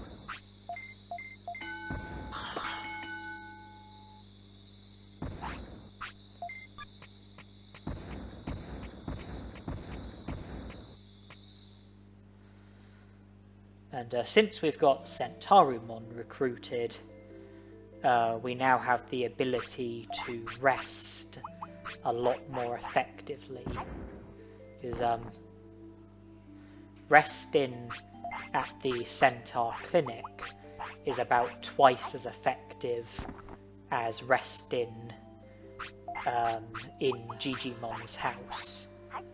The chair in Digimon's house that you can rest on, I would say that that's about half as effective as resting at the clinic. Not to mention that when you rest at the clinic, Garurumon also informs you of your Digimon's tiredness levels, which is very helpful with knowing how close you are to seeing the sweat bubble, how far away you are from seeing the sweat bubble, how much you need to rest in order for your tiredness levels to be healthy. Me personally, I kind of take the view, as long as you don't get to the point where you've got the sweat bubble, it's okay.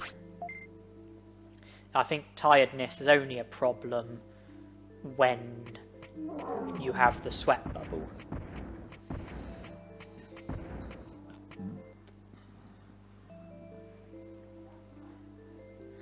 Yeah, as long as you don't have the sweat bubble, I think it's okay.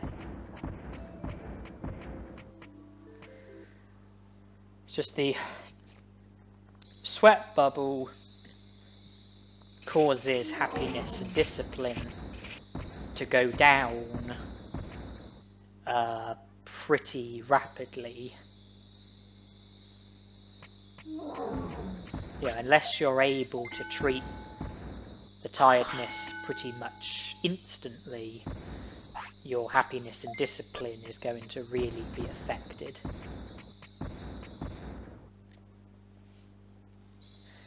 Not to mention that I think your happiness and discipline goes down just from getting the sweat bubble. Like, the moment you have the sweat bubble, I think your happiness and discipline goes down a bit, and then it continues to go down until you get it treated. And if you don't get it treated, then I think eventually you end up becoming sick. And not to mention about how much of an impact it would have on your happiness and discipline if you don't get tiredness treated. If your happiness and discipline was to just completely crash, then your lifespan would be affected, and there would be the risk of the butterfly, which would affect your stats, and also your lifespan.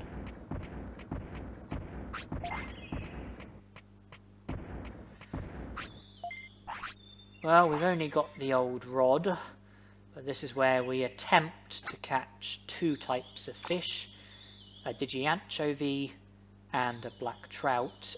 And I was about to say that catching a black trout could prove to be quite a pain with the old rod, but a black trout goes and takes our bait more or less straight away. We now have a black trout. That just leaves us needing a Digianchovy. And the reason why I need these fish is for Moldramon trades. There's one Moldramon who wants a Digianchovy and another Moldramon who wants a black trout. We now have both of those fish in our inventory. I've already traded a Digimushroom, Happy Mushroom, High Speed Disc, Medium Recovery. I haven't yet traded... I haven't yet traded a Digianchovy or black trout, but I do at least have those items on me.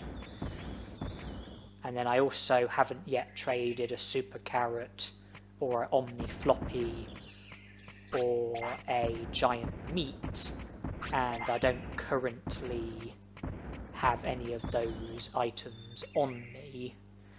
But the moment we recruit Palmon, we will have access to Giant Meat. The moment we recruit Vegemon, we will have access to a Super Carrot. And by trading a Super Carrot, we will get an Omni Floppy, which is the other item that's needed. There is also an Omni Floppy in the Ice Sanctuary, and I have a feeling that you can buy a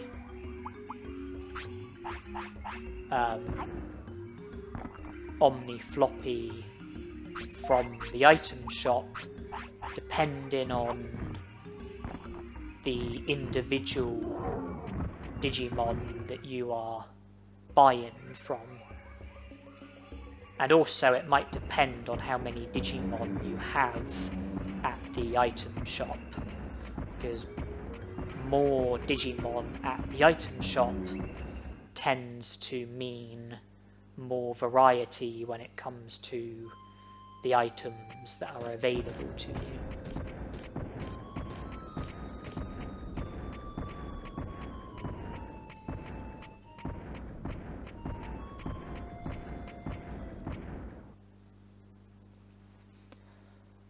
Where Dramojamon's happiness is close to being full, if I'm about to do something that will boost his happiness, or boost his happiness and his discipline, like feeding him or taking him to the toilet or something, then I might scold him first to boost my discipline a bit.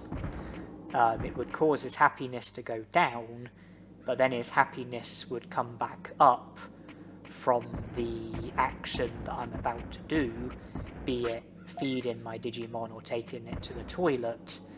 And that was the instance at the tropical jungle where he wanted to eat, and just before feeding him, I scolded him first, and then I fed him, because his happiness is far superior to his discipline, and so, you know, I can afford to scold him here and there to boost discipline at the expense of happiness.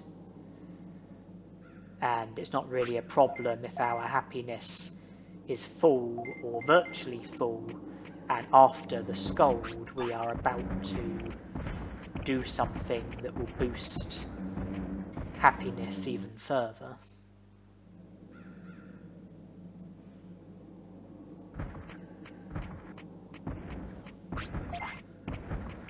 I was saying about giant meat and super carrot, and I don't think you have to rely on Palmon and Vegemon in order to be able to get those items. I mean, you can purchase a giant meat from the secret item shop at the Gear Savannah. I think there are some random Digimon who drop giant meats if you defeat them in battle. Possibly the J Moljamons, but I might be wrong about that. And you can definitely get a super carrot from defeating a Digimon in battle, the Digimon in question being red Vegemons. But you have to remember that this is a counter solo, where if I'm to win a battle, I will have to win with counter. And even if I was to get into a battle where it is possible to win with counter, you know, the battle itself could still prove to be a bit of a pain. So, you know, getting a giant meat and a super carrot in a way that doesn't involve battling is probably the best way to go about it. I mean, red Vegemon, I'm guessing, uses Poison Claw or Danger Sting or both of which are techniques that counter works against.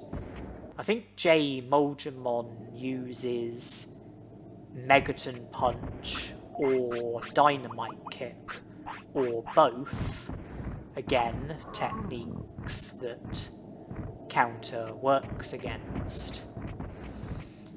But still, I think I would be doing things the hard way if I was to try and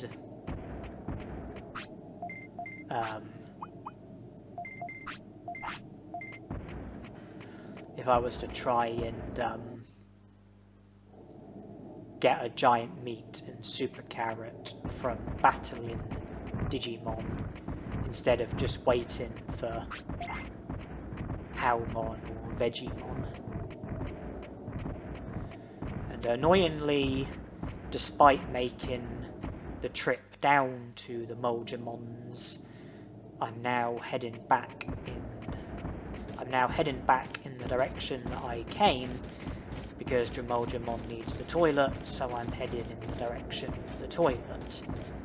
And then I will head back to the Moljamons. I saw the Digimushroom, but I don't want to risk having Drimoljamon mess on the floor, so I'm prioritising the toilet. When I was in the misty trees and pursuing Cherrymon, there were a few Digimushrooms that I could have collected, but my main focus was on Cherrymon, and some of the Digimushrooms were in dangerous positions. They were near opposing Digimon who I wanted to be avoiding, and I didn't want to you know, risk getting into unwanted battles, I thought that, you know, ignoring the Digimushrooms was probably the right thing to do.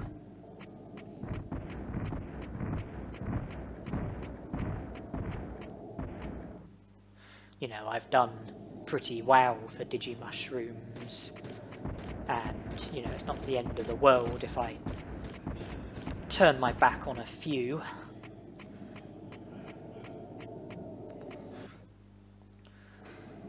I did want to keep the Happy Mushroom, but my inventory was full, and in order to be able to do a trade with a Moldramon, you need to either have an empty space in your inventory, or you need to, or the item that you are going to get from the Moldramon, you need to already have the item in your inventory, which meant that when my inventory was full, I wouldn't have been able to have traded the Black Trout for the Restore, or the Digi-Anchovy for the Super Speed Disc, or any medium recoveries for Super Defense Discs, but I was able to trade the Happy Mushroom for a hair grower because I already had a hair grower in my inventory,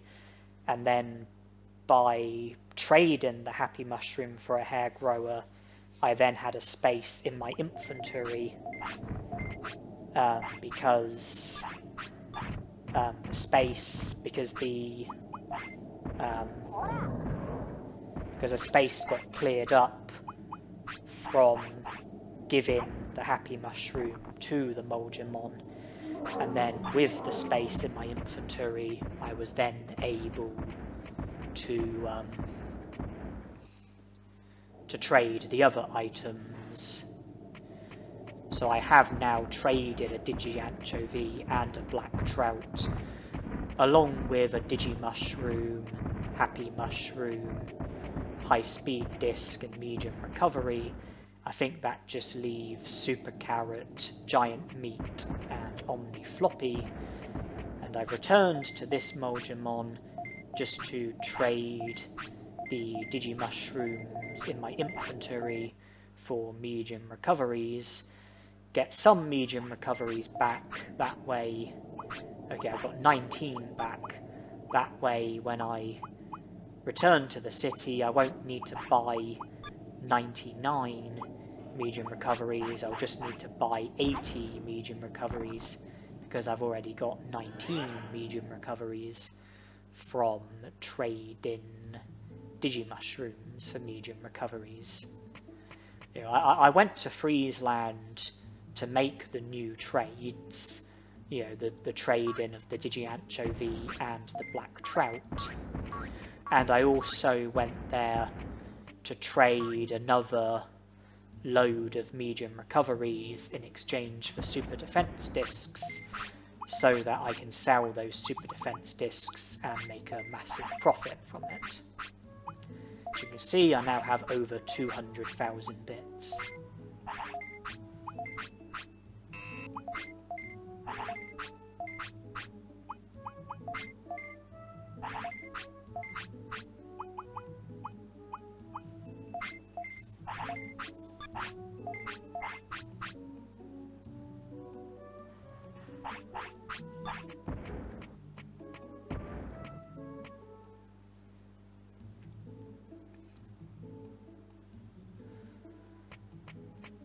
Yeah, well, currently it is still Dremoljamon's inactive period. He does still want to sleep, and I think that's going to be the case until 4 PM. It's currently 11 AM, so 5 hours away. But by sleeping, we can wind forward to Dremoljamon's active period, and now we can do some more training.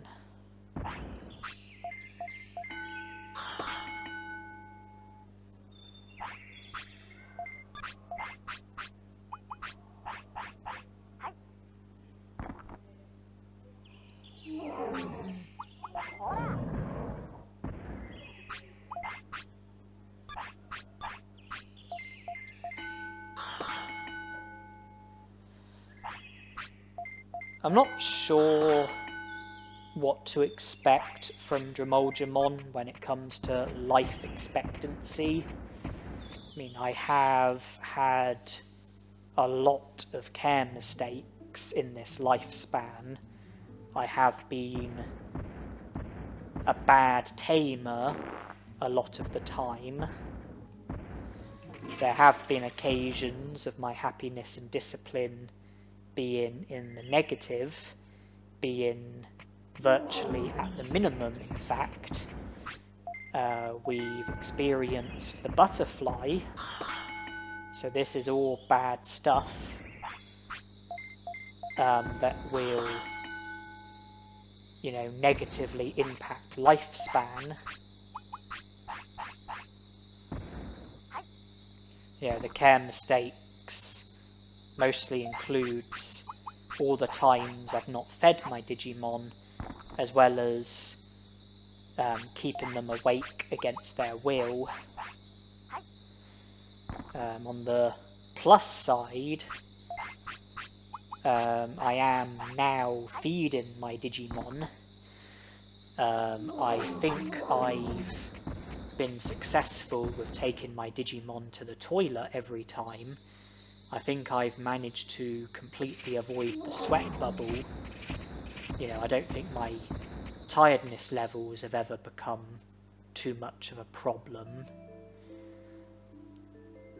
My happiness and discipline are both currently in the positive.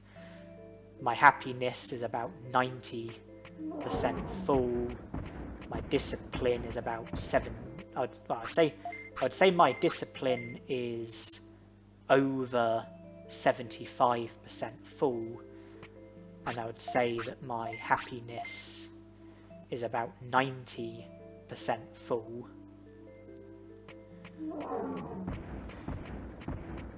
Because you have to remember that happiness and discipline can be in the positive and can be in the negative. And from my point of view, when happiness and discipline is at the absolute minimum, that is, in my opinion, when they are at 0%. And when they are in the positive and at the absolute maximum, that, in my opinion, is when they're at 100%. And when they are pretty much entirely neutral, you know, the point where your happiness and discipline is either just in the negative or just in the positive, that's when I consider happiness and discipline to be 50% full.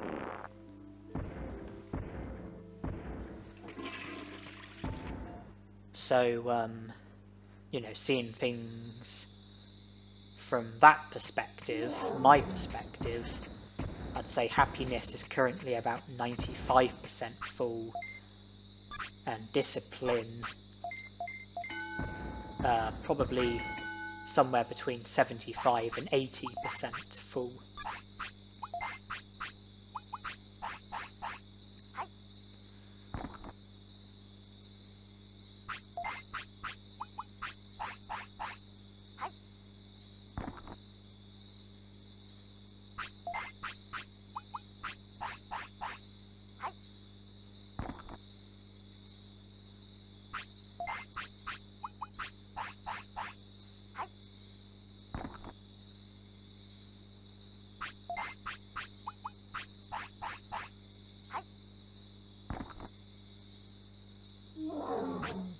I'd say that's put happiness up to about 95%, and I'd say discipline is about 80%.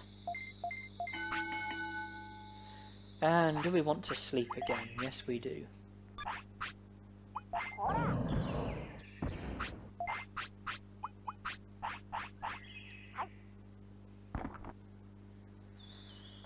Because it's 6 AM, it's the end of Dramolemon's active period and the beginning of his inactive period.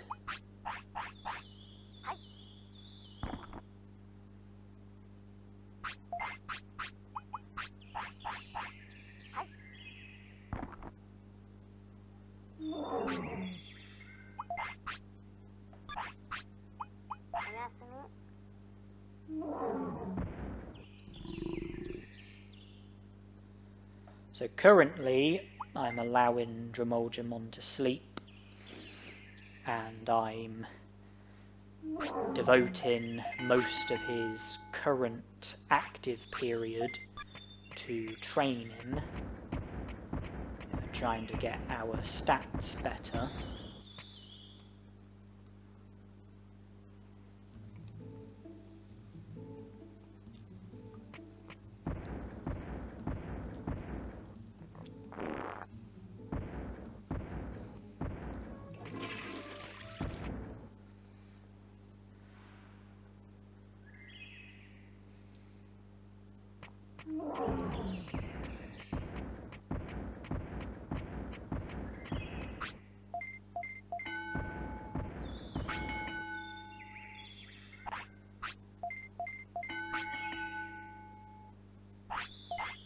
The attack and speed are both over 350,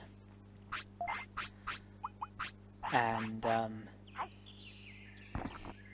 hopefully that would mean that counter would do reasonable damage, and there would be a reasonable chance of it working, and it would work pretty frequently if my suspicions are right about the idea of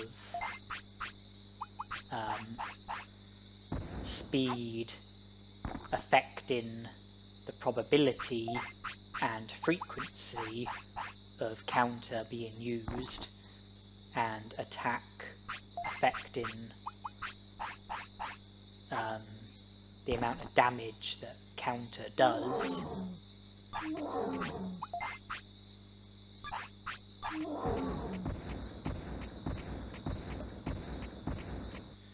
mean, it would seem self-explanatory that the higher your attack is, the more damage you will do from attacks. What I'm not sure about is, what influences whether or not you use counter. What influences the chances of you using counter, the probability of you using counter, the frequency of you using counter.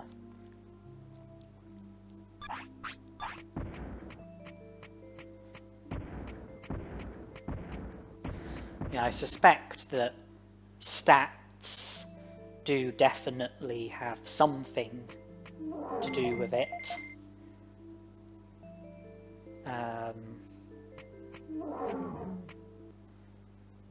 And I think there's... I would say I'm most drawn to the idea that speed has a connection. I'm also drawn to the idea... I would say after speed, I'm probably then next most drawn to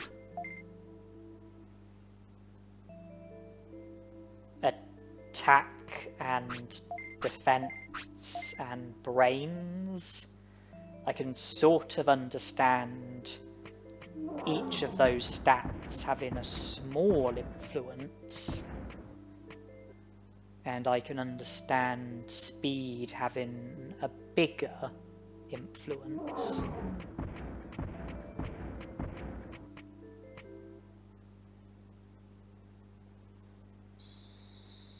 Maybe there's someone out there who knows and understands, maybe there's someone who can explain to us, how counter works. Maybe someone knows the mechanics behind it, knows the programming, knows the coding, could tell us exactly what there is to know.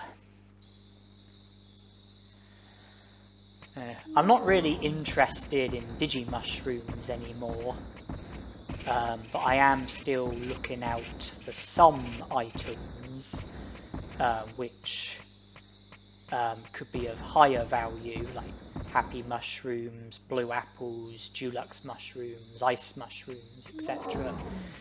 But Digimushrooms, in my eyes, are now small fry due to the amount of money that we've got and the amount of money that we can make from repeatedly going to Freezeland and trading 99 medium recoveries for 99 super defense discs, and selling the super defense discs and purchasing more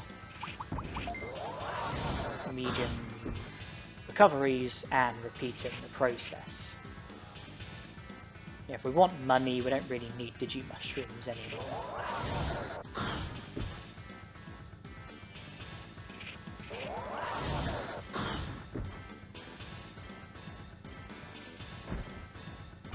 Well, didn't that go well?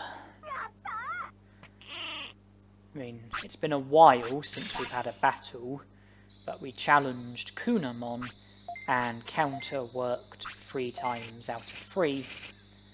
Kunamon has joined the city. He has created the shortcut that he creates when he joins the city. And he also dropped a MP chip, which is probably not of tremendous use.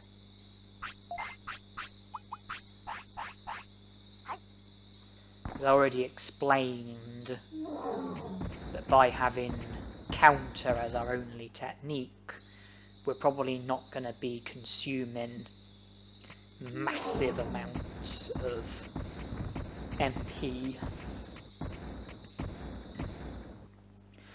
Now, with Kunamon out the way, now our focus is on Palmon. Again, just another rookie, and therefore just 1 prosperity point, but she does upgrade the meat farm, which means that we will get giant meats instead of regular meats, and you also have to recruit Palmon in order to be able to recruit Vegemon. Oh yeah, we need Palmon to use Poison Claw. That's the technique that we can counter, but it didn't work that time.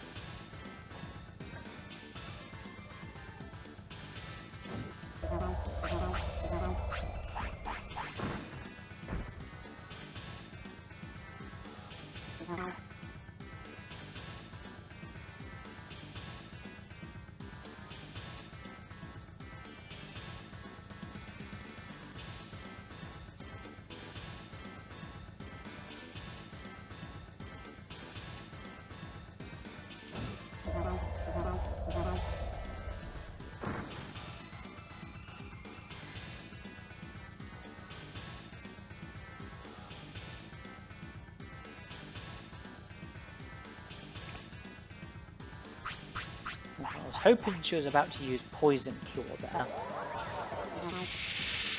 There was a finish instead.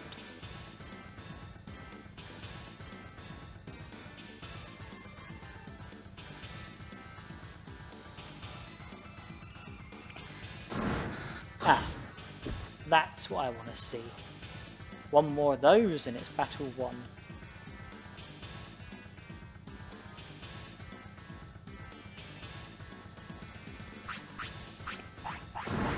Aha. So when we battled Ogumon, we had to rely on him using Sonic Jab in order for counter to be able to work. Against Kunamon, we had to rely on Danger Sting and Static Electric. Against Palmon, we had to rely on Poison Claw. What we didn't want to be seeing was Spitfire from Ogumon, Electric Cloud from Kunamon, Poison Powder and Water Blitz from Palmon. We haven't yet battled the Dramoljamon in the Drill Tunnel, and counter should work a treat against him, because all 3 of the techniques that he uses are techniques that counter can work against. He uses Sonic Jab, Dynamite Kick, and Megaton Punch.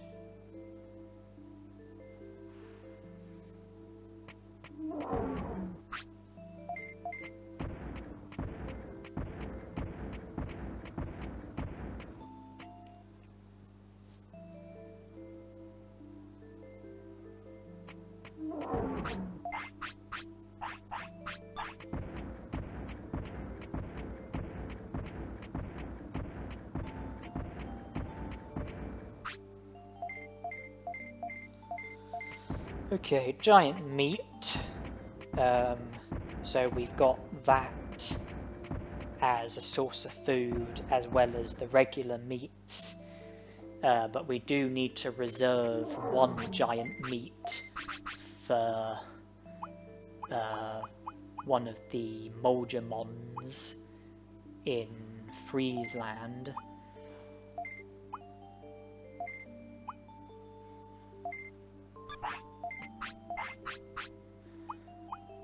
Yeah, I think I'll just stick with that for the time being. I think the item bank was the right place for the item chips and the blue apple, and for the time being I've put the giant meats in there as well. Still got the regular meats. Got the hair growers as well, because we might need them for the animations that they can be useful for. We've still got the autopilots and the HP recovery items and the MP recovery items.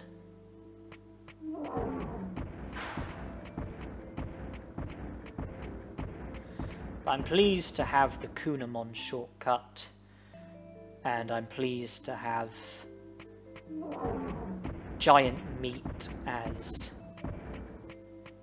the food that we are going to be receiving on a daily basis, and the fact that once day 15 comes around, we should be able to recruit Vegemon, because there should be a rain plant next to Tainomon on day 15,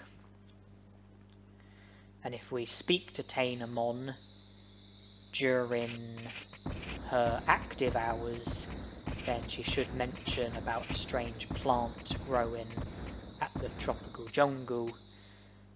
In order for Tainomon to tell you about it, I think the only requirements are to have Palmon recruited and to have a minimum of 9 prosperity points.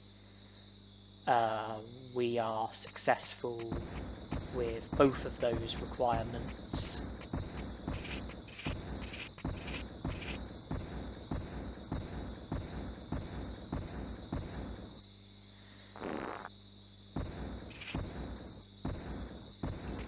And yeah, if Tainomon tells you about the strange plant that's growing at the tropical jungle, and you help yourself to a rain plant and take the rain plant to the strange plant that's growing at the tropical jungle, then Vegemon will be produced and will join the city.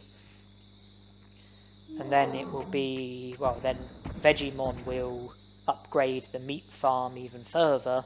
Vegemon will replace Palmon the same way that Palmon replaced Tainomon. And it will be goodbye giant meats, hello sirloins. Sirloins are even better than giant meats. And you've also got the option of buying super carrots and hawk radishes from Vegemon. And one of those items, super carrot, is needed for one of the Moljamon trades.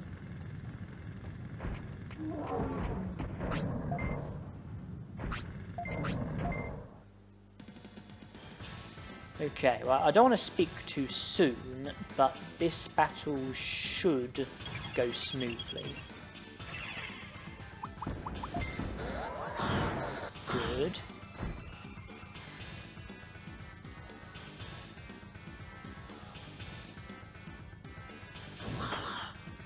Not good. Not good. Good. Good.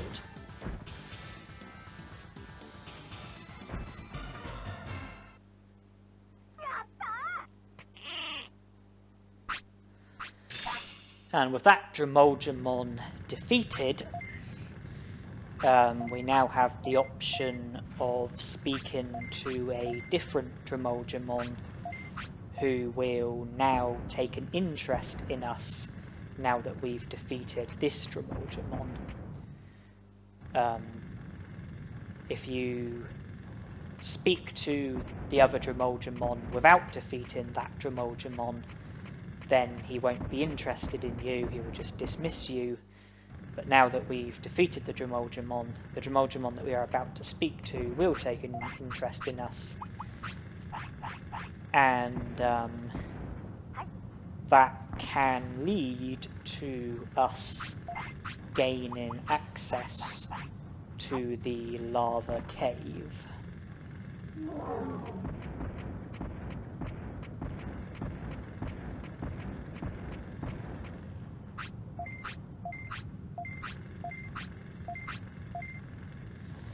He provides us with the opportunity of carrying dirt for him.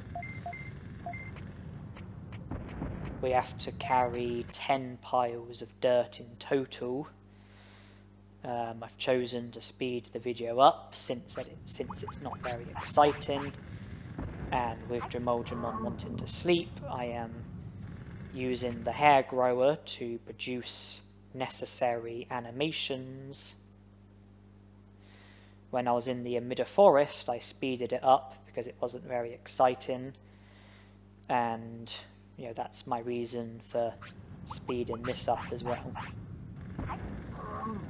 Every time you carry dirt, you get given 500 bits, your HP goes up by 50, your attack and defense goes up by 5. So carry all 10 pieces of dirt, you get 5,000 bits, your HP goes up by 500, your attack and defense goes up by 50.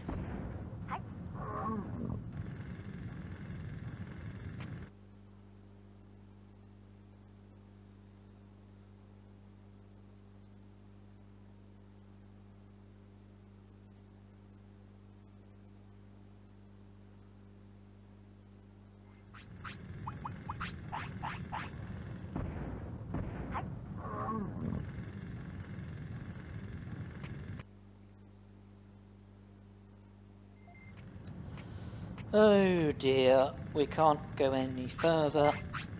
Tiredness has become a problem. Not to worry, we can return to the city, and a few rests at the Centaur Clinic should solve the problem. When you defeat the first Dramoljamon and then speak to the second Dramoljamon, if you choose not to carry dirt for the Dramoljamon, then he will dig through to the next part of the drill tunnel, which leads towards the lava cave, but it will take 5 days from when you spoke to him, whereas if you choose to carry dirt for him, then he will be done pretty much as soon as you finish with the dirt carrying. Like when you carry the last bit of dirt, when you come back after carrying the last bit of dirt, the Digimon will still be digging, and if you speak to him, I think he'll say that he'll be done soon. But if you simply leave and re-enter, he will then be done. Or if you sleep in the area and save and reload, he will be done. You'll have a clear path and you'll be able to go straight to the next part of the drill tunnel. So when you finish the dirt carrying, that is essentially when the next part of the drill tunnel will become available. You just have to either go to the previous part of the drill tunnel and then re-enter the part where you did the dirt carrying, and the Digimon would have dug through to the next part of the drill tunnel.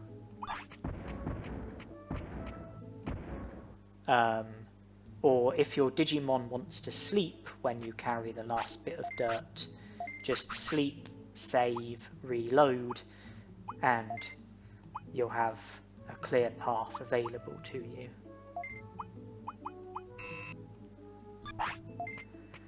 Right, I've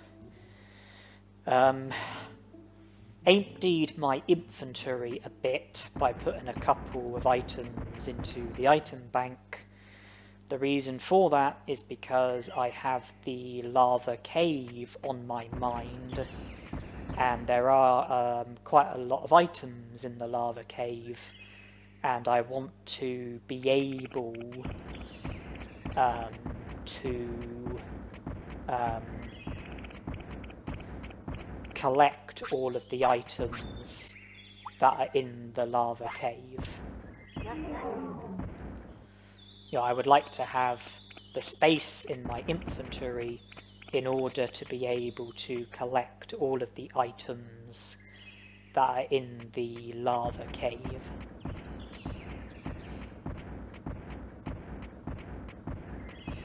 And it is quite a few, which means quite a bit of inventory space is needed, hence why I put some items into the item bank. Held on to some stuff though, because some stuff will probably be imminently needed.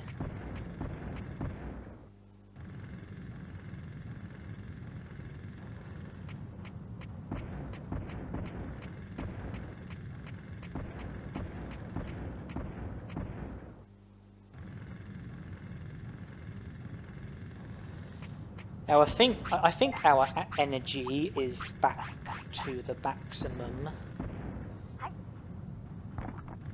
We will consume some energy from the remainder of the dirt carrion.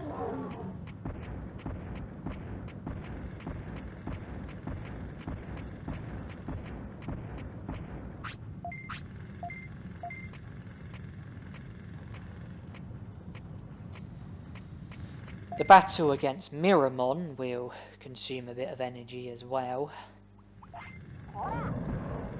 But I think by then Digimon will no longer want to sleep. Not that that's particularly important.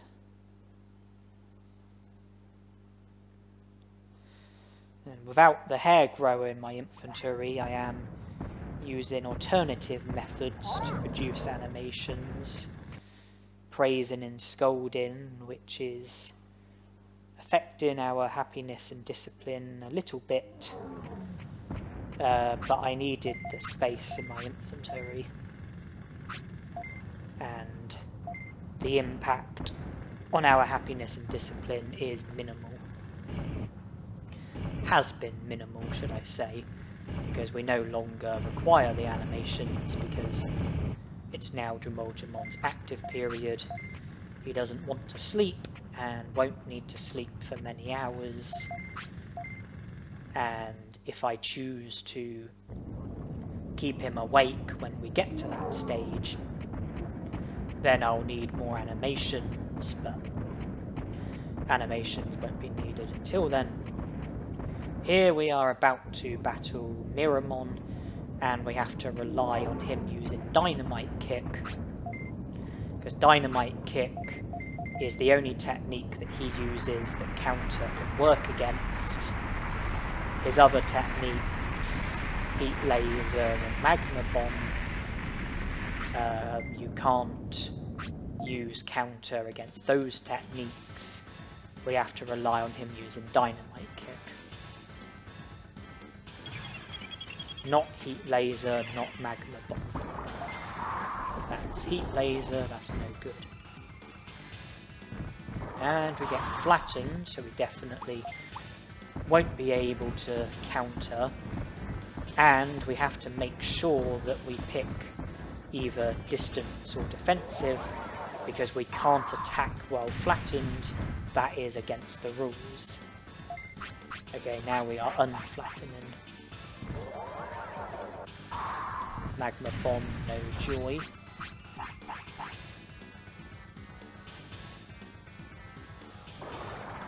Heat Laser, no joy. Dynamite Kick, and we counter it.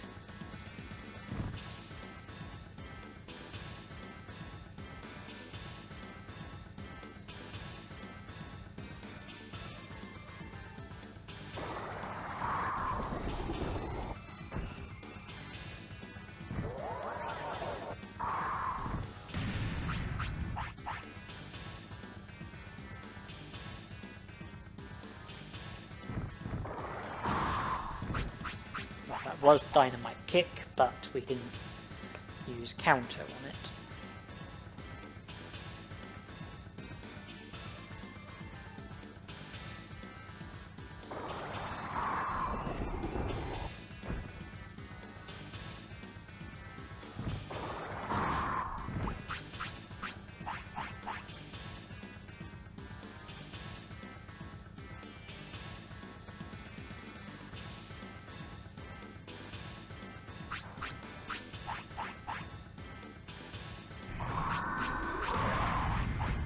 Gee, that was pretty powerful. Now again, our defense does suck.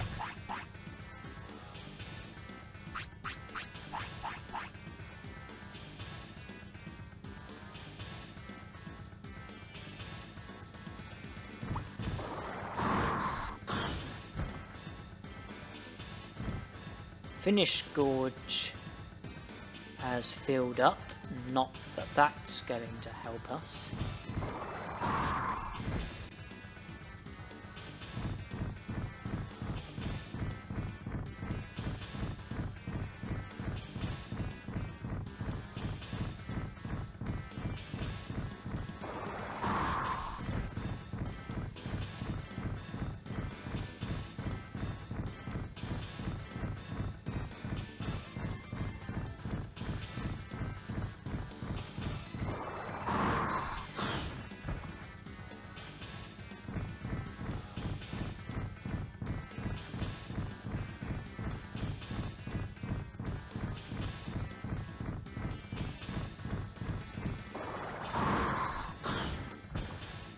One or two more and it's job done.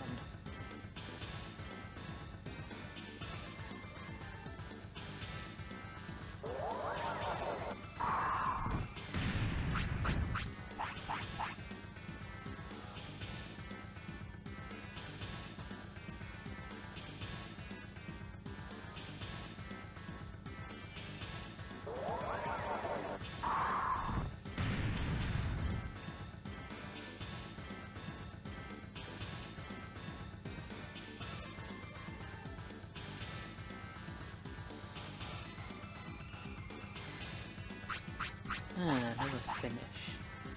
Best be cautious. Yeah, these finishes are pretty nasty.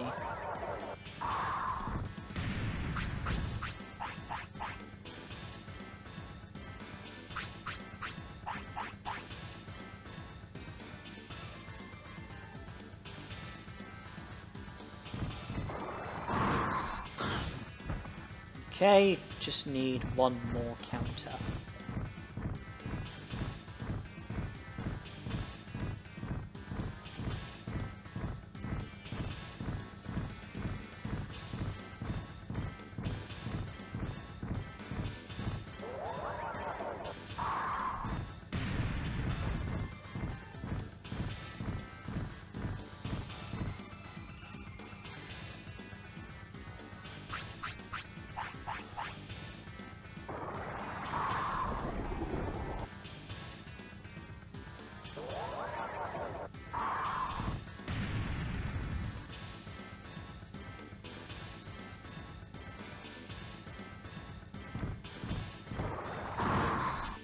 Is. And that is job done. I mean, as far as defeating Mirrormon is concerned, that is job done.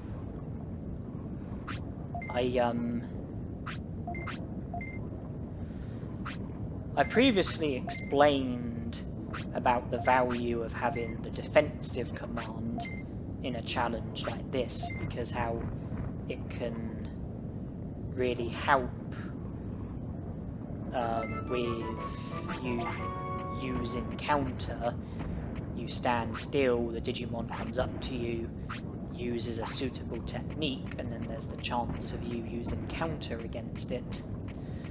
And also,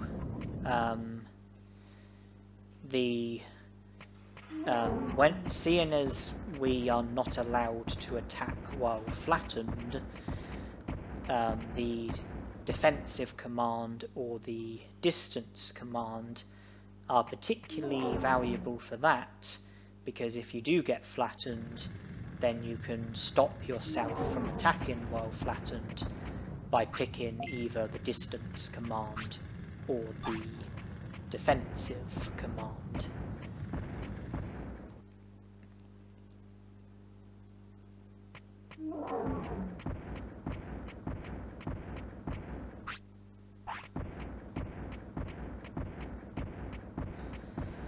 I'm not sure if there's one particular stat which sort of stands out as being the most significant for a challenge like this, but certainly brains is very useful. Attack is very well, brains is definitely useful. Attack, I would say, is crucial. Speed, I would say, is very useful. I'm sort of thinking attack, speed, and brains are probably the three most important stats, probably followed by HP.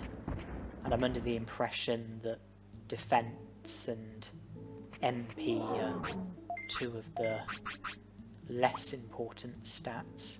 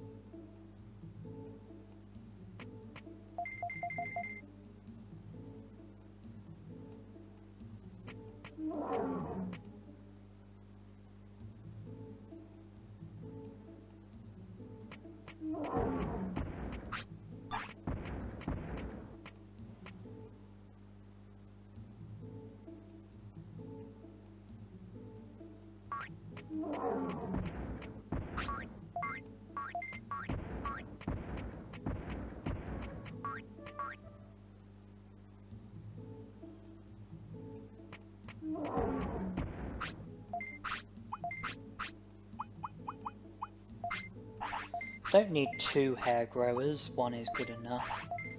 Don't care for the medicine or the super defense disc. We can top up on some stuff.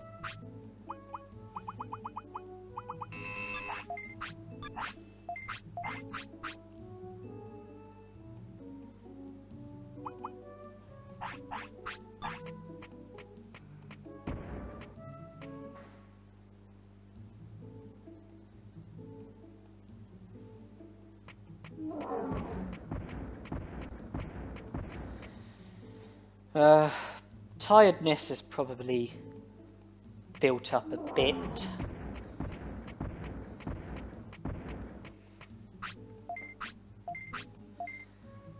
Okay, maybe more than a bit.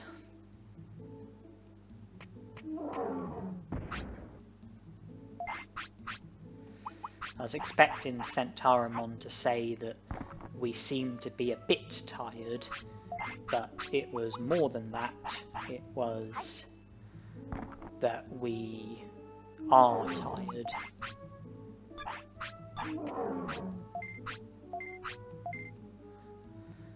Because if your tiredness is fine, then he'll just say that your tiredness is fine. If you're sort of like slightly tired, then he'll say that you seem to be a bit tired. If you are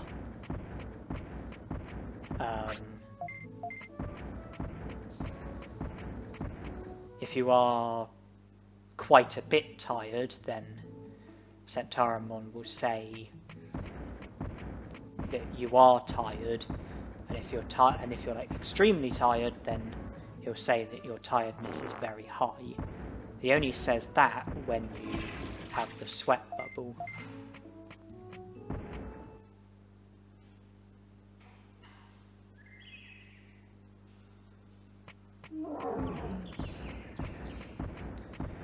I'm thinking about Digimon who I plan to recruit in this lifespan, and it has occurred to me that more HP is going to be needed.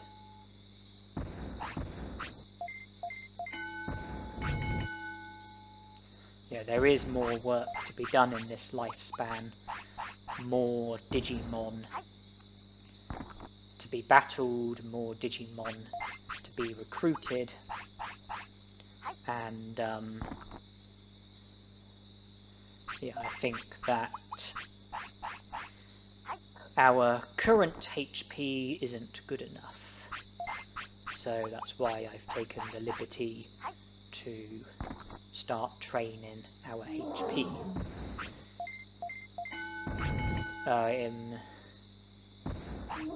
I don't think I trained my HP when I had Garurumon as my Digimon, but it would have gone up when Digivolve into Dromolgemon, but then the butterfly would have caused HP to go down, and I'm not sure if I trained HP when I had Dromolgemon earlier in the challenge, but HP would have gone up by 500 from all the dirt carrying that we did. The battles that we've won would have put HP up by a tiny amount, and now we are training our HP, putting it up by 88 each time we train, putting it up by 88 per hour.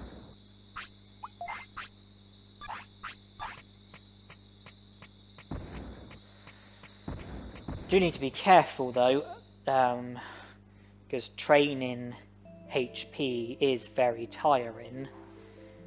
Out of all of the stats that you can train at the Green Gym, training HP is more tiring than training any of the other stats, and that means that by training HP you are most at risk from seeing the sweat bubble, and there's more of a necessity to rest, and more of a necessity to rest sort of not long after, don't do, when it comes to training HP, don't train too many times before resting, otherwise you know, the sweat bubble is a big risk, a big threat, and make sure you rest enough times, because training HP is more tiring than training any other stat. I think training attack is the next most tiring after training HP. I think it's then followed by defense and speed, which I think are roughly on a par with one another. I think it's then followed by MP, which is one of the less tiring stats to train, and then brains I think is the least tiring stat to train. So when training brains, you need to rest the least amount of times, but when training HP you need to rest the most amount of times. With attack you need to rest a fair bit, with MP you don't need to rest much, and then defense and speed are somewhere in the middle. You probably don't need to rest too much though when it comes to defense and speed, especially if you've got the clinic available to you.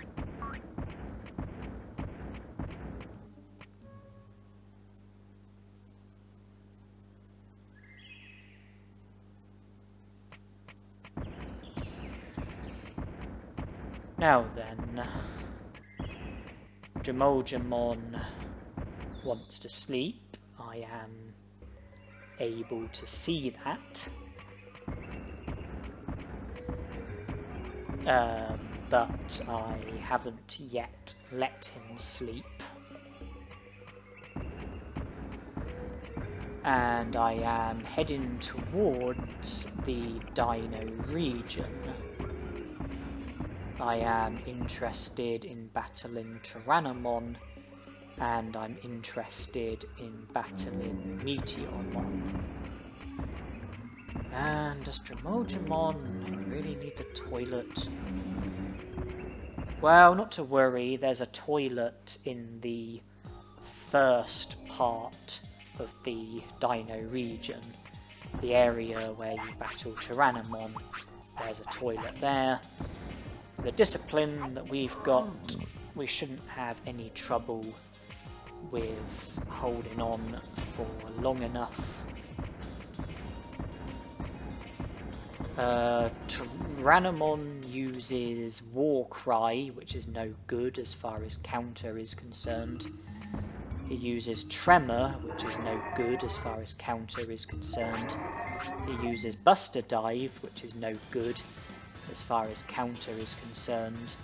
But then he also uses one other technique, either Megaton Punch or Dynamite Kick. Either way, counter will work on it. Well, can work on it. Can work against it. Geez. Shows how bad our defense is when we're losing 800 or 900 HP from Buster Dive from Garurumon.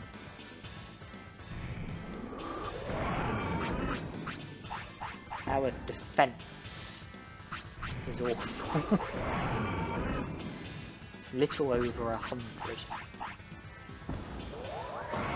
Okay, Megaton Punch is the technique.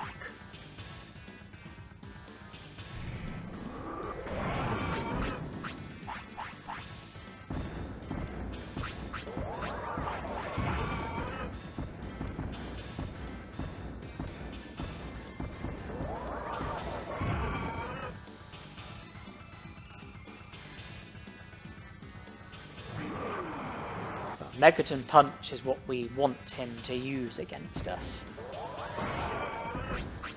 Although we haven't yet been successful with using counter.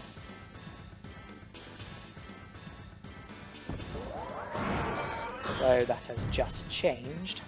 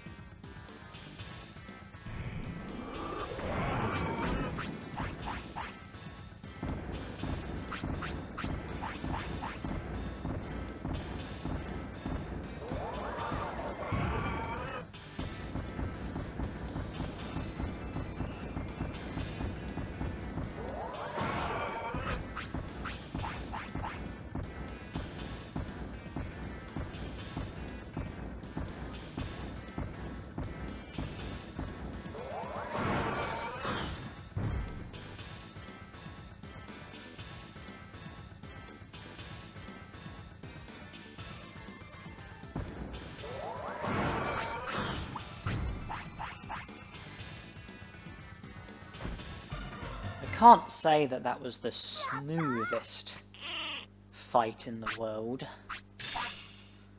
but we did get there in the end. And when we battle Meteormon,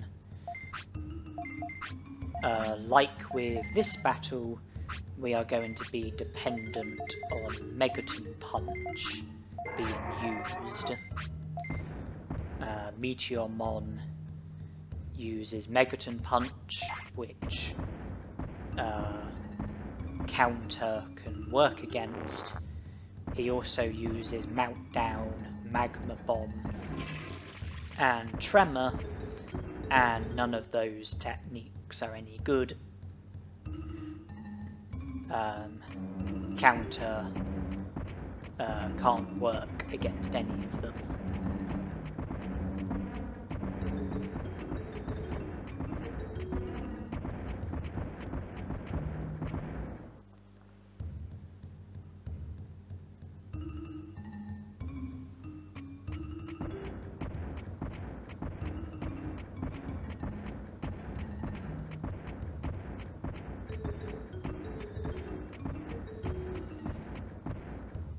With the stuff that I've got in mind, I want to be training HP when Dremolgemon doesn't want to sleep, and I want to be doing other stuff when Dremolgemon does want to sleep, other forms of progress, which at the moment involves battling Digimon.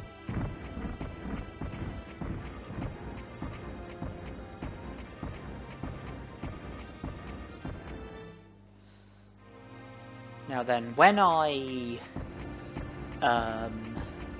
defeat Meteormon and he speaks to us and we go through the text, there is one bit of text that I do have to pause on for quite a while in order to prevent my game from freezing. So when I go through the text, there is one bit of text that I will pause on for quite a while, to prevent my game from freezing, but I will edit the video and speed it up so that it will be brief for you viewers. For that, let's focus on the battle.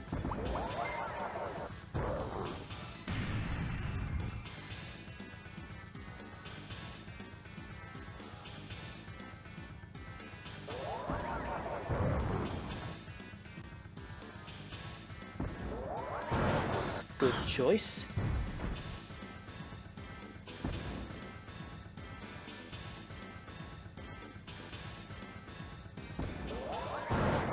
Good choice again.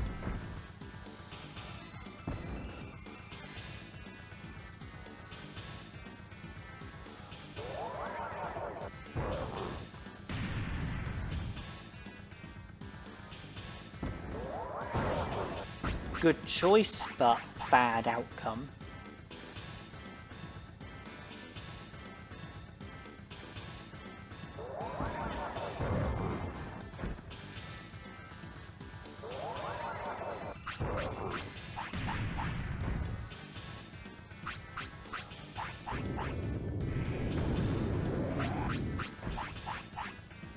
Well, we won't be countering when we're paralysed, that's for sure.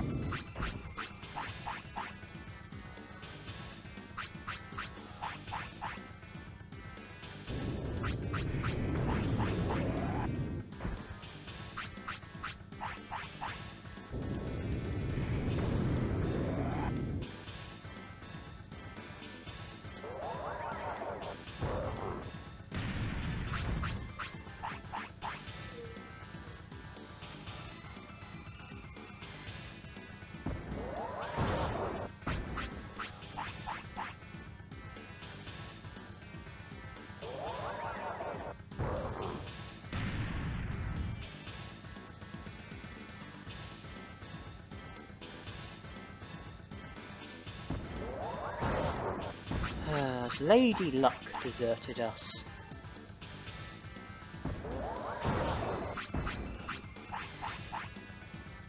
The first 2 Megaton punches went well, but it's all been downhill since then. Oh, there's an improvement.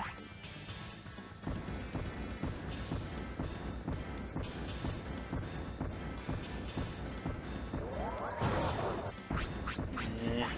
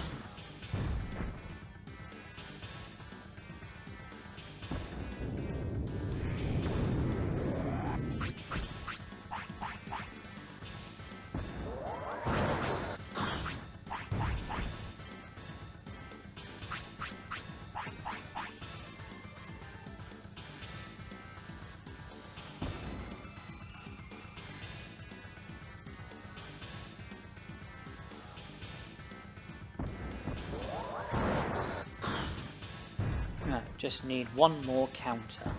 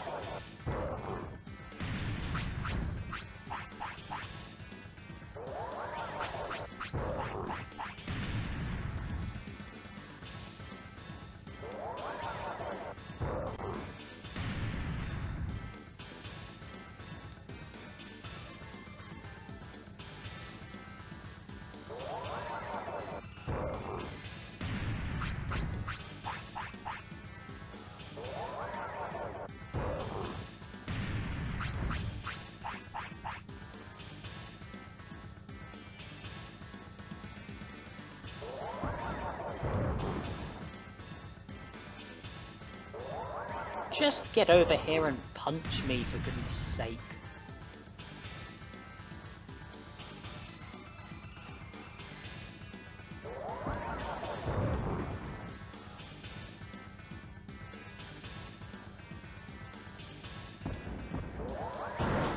Thank you. Right, there's a bit of text that I have to go through slowly. It's the bit where he says about checking out the island.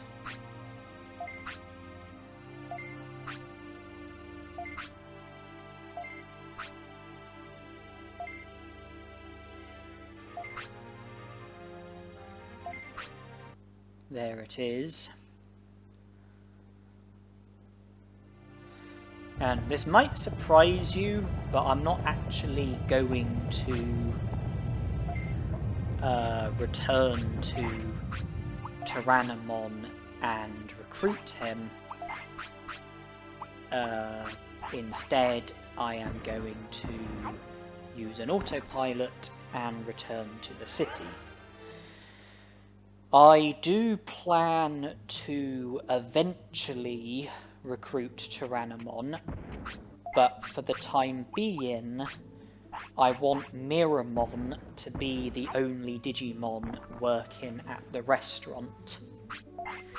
The reason for that is because the restaurant is something that I do plan to make use of, particularly in a later lifespan, and I want Miramon to be the Digimon who will serve me every time, because I want to get the stat boosts that you get from eating Miramon's foods.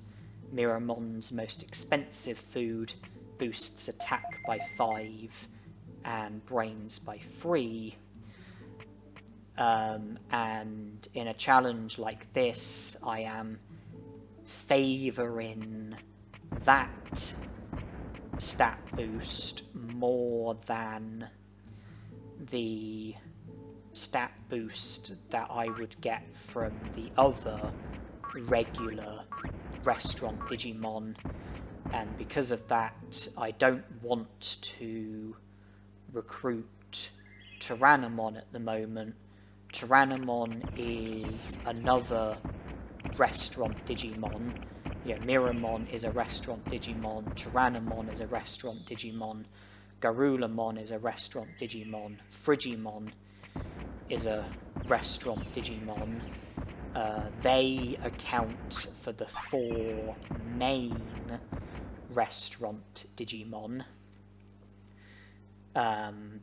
There's also Vadermon and Digitamamon, but they're a bit different because they show up at the restaurant randomly instead of having fixed shifts.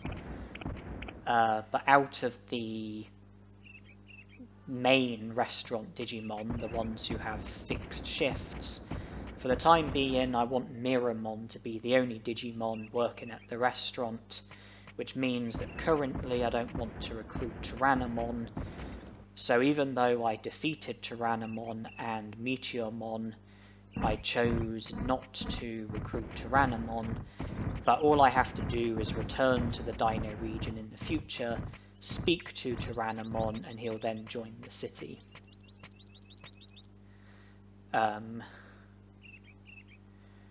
And yeah, it's not just Tyrannomon who I want to avoid recruiting, but any restaurant Digimon other than Miramon.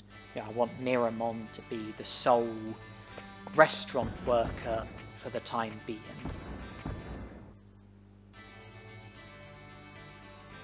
Whereas I want to be eating his foods when I eat at the restaurant in the future, and I want attack and brains to be the stats that are going to be boosted from eating his foods. Even though I can't currently recruit Leomon, I'm still triggering this scene. And another good thing about Miramon is that when you eat his foods, depending on your own Digimon and the sort of appetite that they have, they can eat... when it comes to eating Miramon's foods, they can eat more than once. They can, in fact, eat as many as 3 times. That's in one go. You know, when they give you the food bubble and you go to Miramon and eat his food, sometimes you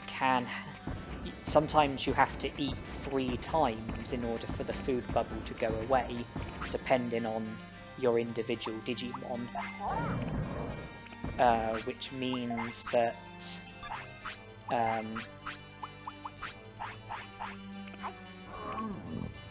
well, if you eat once, then attack will go up by 5, brains will go up by 3. If you eat twice, then attack will go up by 10, brains will go up by 6. Eat 3 times, attack will go up by 15, brains will go up by 9, which means that depending on your Digimon, when you go to Miramon and eat his food, it is possible to gain 15 attack and 9 brains from one single visit. That aside, we are now fighting Patamon, and we are dependent on Dynamite Kick being used against us.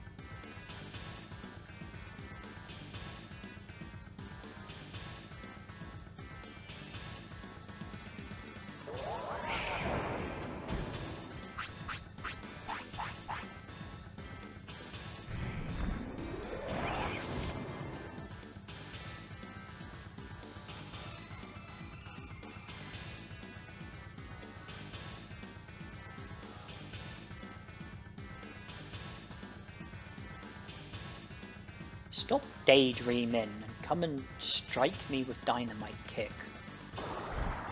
That's Wind Cutter.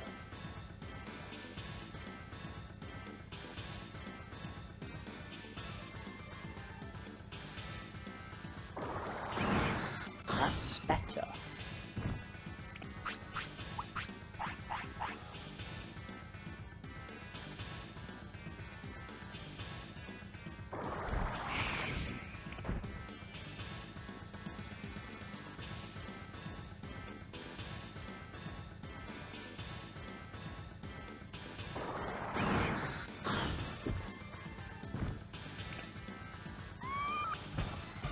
Patamon uses Spinning Shot and Wind Cutter, which counter won't work against. He also uses Dynamite Kick, which counter can work against. So that's the technique that we have to rely on. Patamon should prove to be an easier win than Tyrannomon and Meteormon, although we do have to defeat Patamon 3 times, as opposed to just once.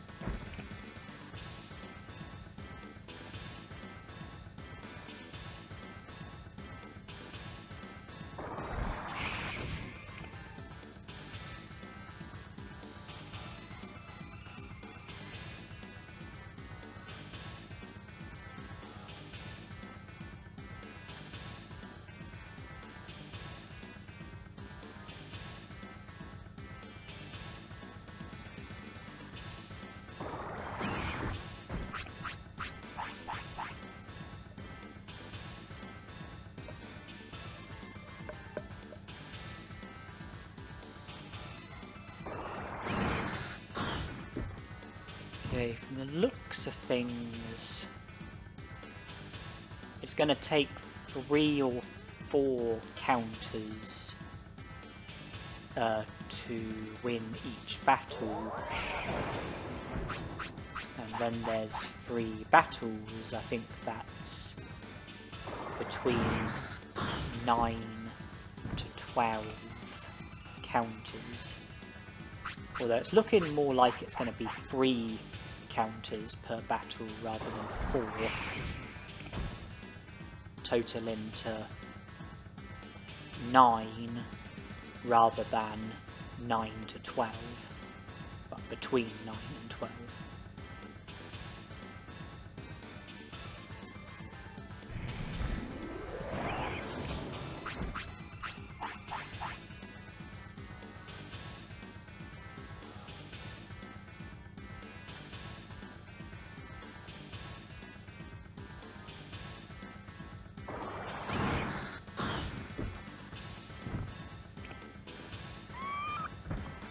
I think it's taken 6 counters to make it this far, the end of the second battle.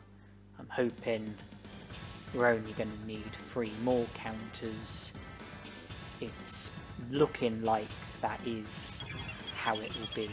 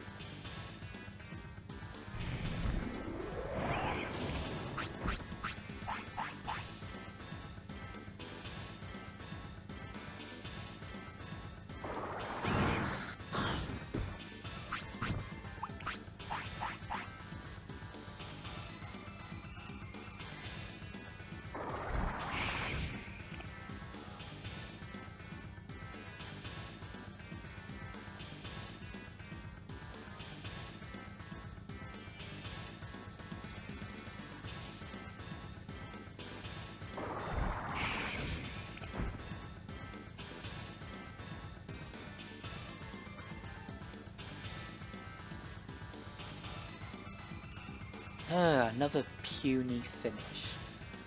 What's it gonna do this time? 399.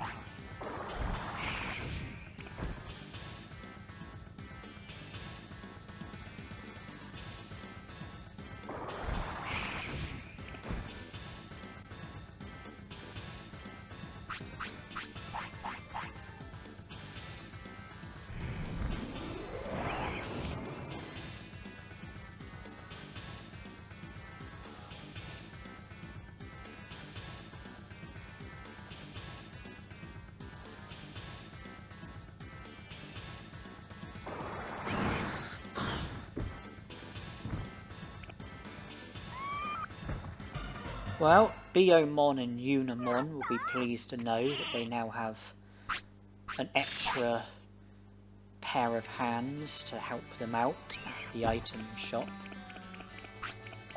The only item shop Digimon that we are now missing is Monochromon.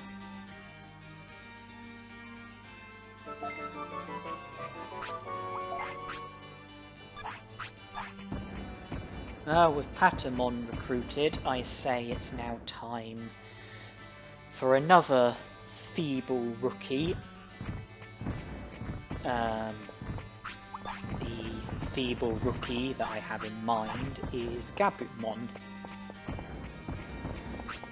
I say feeble rookie, but then out of the recruitable rookie Digimon who you have to battle, Garurumon is probably the toughest.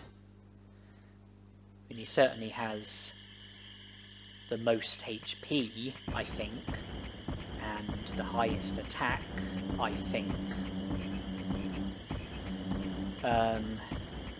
Garurumon uses War Cry, which is no good. I think his other techniques are Megaton Punch and Dynamite Kick, both of which are very much welcome.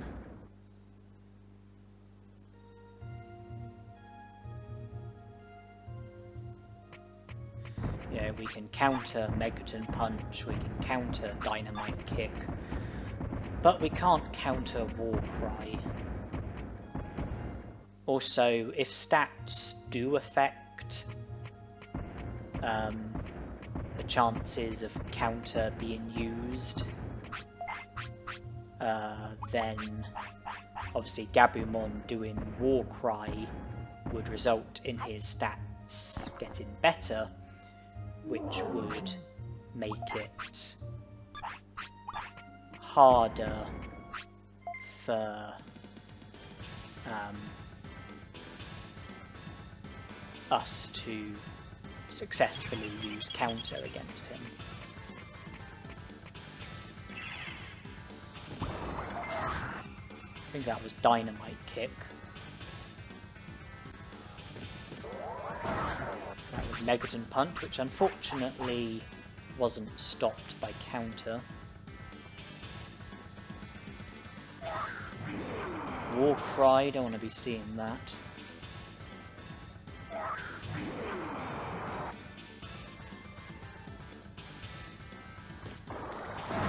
Dynamite Kick, which we did stop with counter.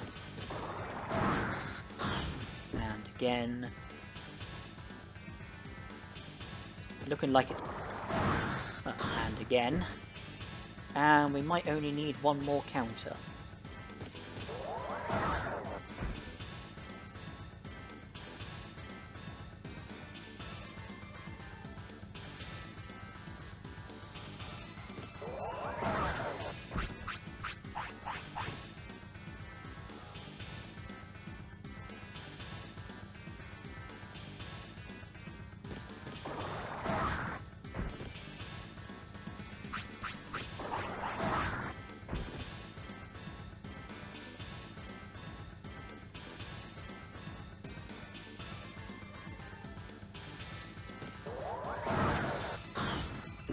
Okay, I think that only took 4 counters.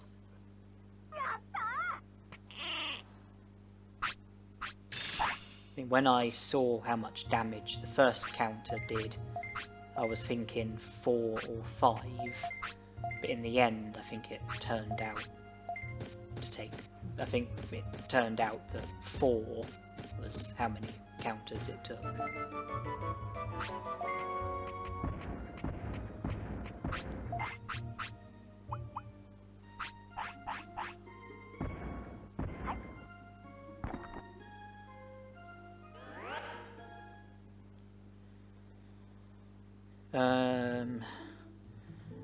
Regarding the Misty Trees, there is still Garurumon, who uses Dynamite Kick, which... well, Dynamite Kick and Megalo Spark and War Cry, and out of those techniques, Dynamite Kick is a technique that can be stopped with counter, but I'm not sure it'd be a good idea to pursue Garurumon in this lifespan. I think Garurumon could prove to be a tough Digimon to win against in a future lifespan. I am going to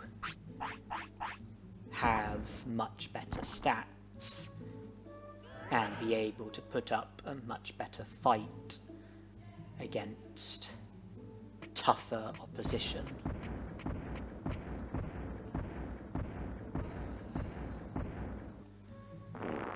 I don't know if you class Toy Town as part of the Misty Trees, but there is that as well, but that we definitely won't be doing in this lifespan, because we're not going to be digivolving to Numamon in this lifespan, and therefore we won't be digivolving to Muncymon in this lifespan. So we've got no chance of unlocking the door that leads towards Worrymuncymon, who you have to defeat in order to be able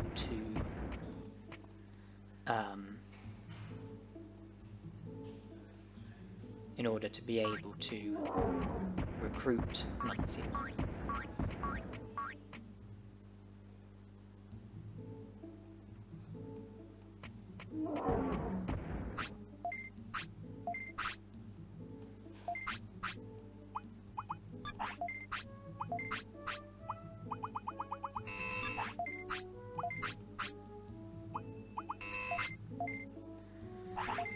But Worrymuncymon and Kokatorimon are both definitely beatable under these restrictions, due to the fact that Kokatorimon has Dynamite Kick and Worrymuncymon has Megaton Punch.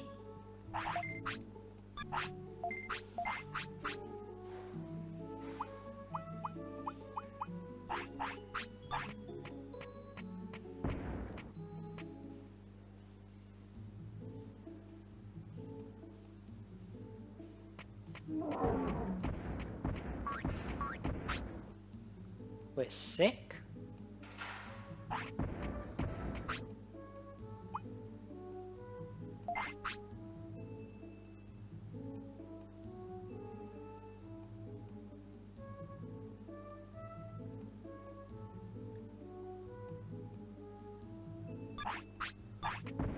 Yeah, we'll sort that out some other time. We've got more pressing issues to be dealing with.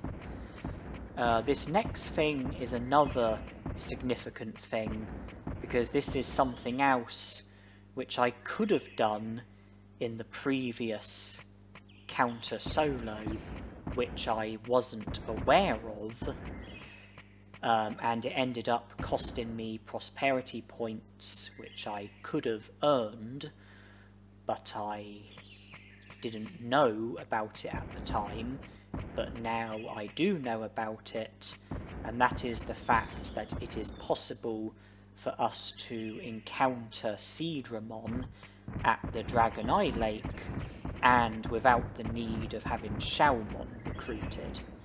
I used to think that you had to recruit Shaomon in order to be able to encounter Seedramon at the Dragon Eye Lake, because Shaomon's notice board has an article which refers to Seedramon, and I thought that you had to read that article in order to be able to encounter Seedramon at the Dragon Eye Lake, but I was wrong.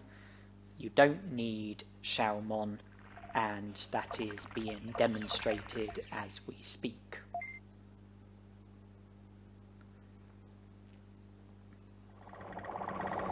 Right, no point having him give us an item. The item is the water bottle Digivolution item that makes you digivolve to Seedramon. That's no good in this challenge. No point him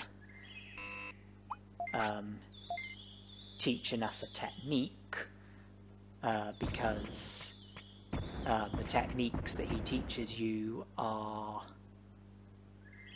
Aqua Magic, Winter Blast and Giga Freeze, which are completely pointless in a challenge like this. So the only useful thing was to request friendship and be given the blue flute, and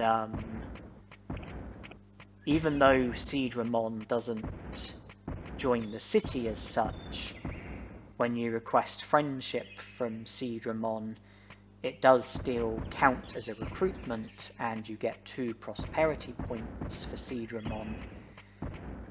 And we do now have access to Beetle Land, where we can recruit Kawagumon and Carbalterimon. But I chose not to go to Beetle Land there and then, because at the moment the only Digimon that we can recruit from Beetle Land is Kawagumon. We can't currently recruit Carbalterimon as well, because you have to recruit Greymon first in order to be able to recruit Carbalterimon. So it makes sense to recruit Greymon before going to Beetle Land, because that way, when you go to Beetle Land, you can kill 2 birds with 1 stone and recruit both Kawagumon and Carbalterimon. And Greymon is recruitable in this challenge, because one of his techniques is Dynamite Kick, which you can stop with counter. He also uses Red Inferno and Magma Bomb, which counter doesn't work against. So we have to rely on Dynamite Kick being used. Now, the reason why I chose to go to the Dragon Eye Lake was because I knew that it was time for Seedramon to show up, and I didn't intend on going to Beetle Land, but by catching him and requesting friendship and being given the blue flute, we can now go to Beetle Land at any time, instead of having to go to the Dragon Eye Lake at a set time, a time where we would be able to encounter Seedramon. You know, I thought, catch Seedramon now, give ourselves the opportunity to then go to Beetle Land at any time we want, rather than not catch Seedramon now and then leave ourselves in a position where if we wanted to go to Beetle Land, then we would have to go to the Dragon Eye Lake at one of the times in which Seedramon would be available, which I think is 8 AM and 5 PM.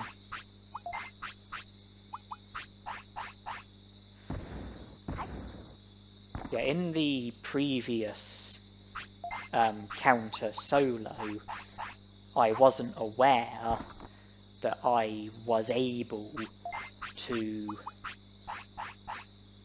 catch Seedramon and get 2 prosperity points from him, and then go to Beetle Land and recruit Kawagumon and Carbalterimon, getting a further 4 prosperity points, accounting for 6 prosperity points in total. I thought that you needed to have Xiaomon recruited in order for it to be possible to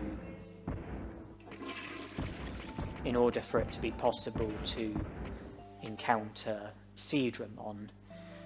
And in order to be able to recruit Xiaomon, you have to defeat Olgamon twice, and even though it is possible to recruit him, even though it is possible to defeat Olgamon the second time with counter, it's not possible to defeat him the first time with counter. And that means that in these restrictions, it's not going to be possible to defeat Olgamon at the Great Canyon, which means that Shaolmon is not going to be recruitable. And in the previous counter solo, I thought that meant that Seadramon wouldn't be recruitable and that Beetle Land would be off limits, but I was wrong. You don't need Shaolmon for Seadramon or Kawagamon or Kabuterimon. But you do need Greymon for Kabuterimon, which is why we are now battling him. If we can defeat him and recruit him, then we can go to Beetle Land and recruit Kabuterimon as well as Kawagamon. Although Kawagamon we could have recruited anyway, but not Kabuterimon, not until Greymon gets recruited.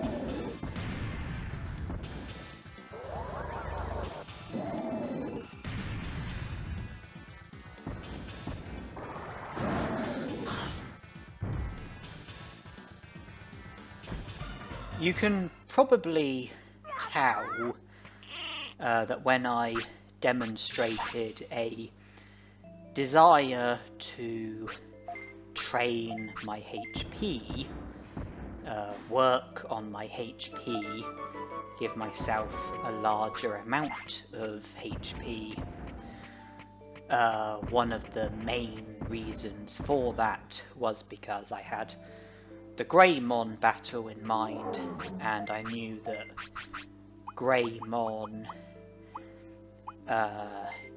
is a pretty powerful opponent, and in particular his finish can do pretty substantial damage.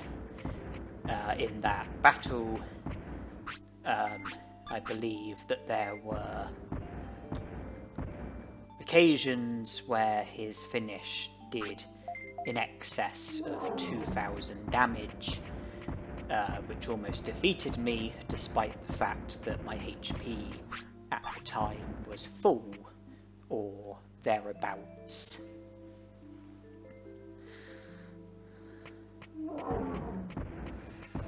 But the recruitment of Seadramon, Kawagamon, Carbalterimon, and Muncimon, that combined comes to 9 prosperity points. 9 prosperity points that I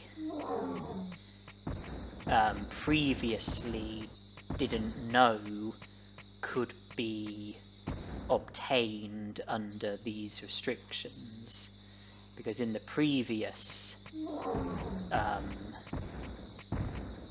counter solo challenge that I did, I hadn't recruited any of those Digimon where I reached the point in which I thought to myself, okay, I can't go any further, I need to alter the rules, and I recruited Xiaomon before recruiting Seadramon or going to Beetle Land, and I defeated Otamamon in order to give myself access to the Volume Villa, thus giving myself access to Cherrymon, thus giving myself access to Toy Town.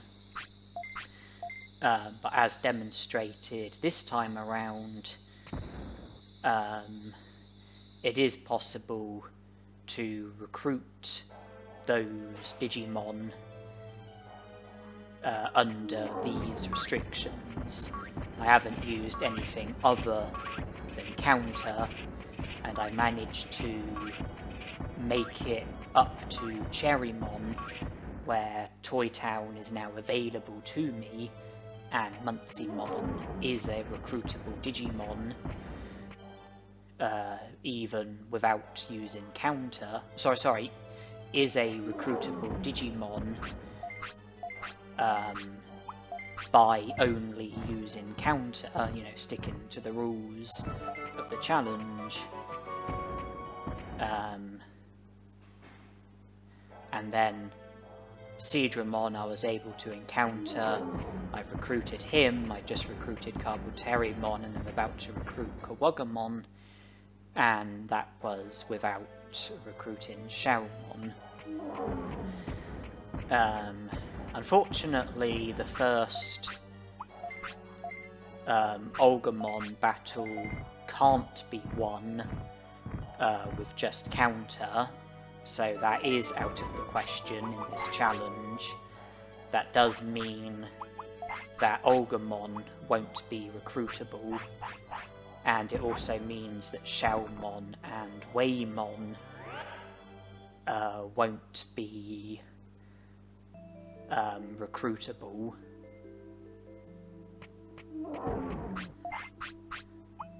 Or at least I can't think of any way in which they would be recruitable. And even though you don't need Xiaomon in order to be able to recruit Seadramon Kawagumon or Carbuterimon, I am virtually certain that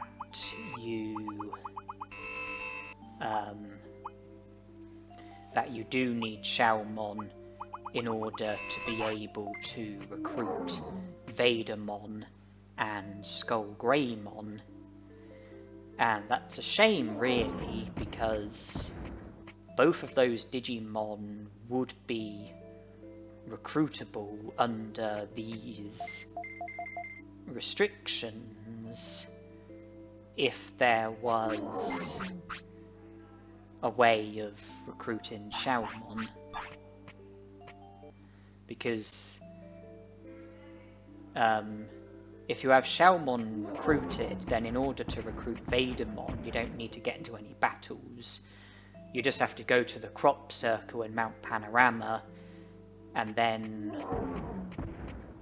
when you have enough prosperity points, go to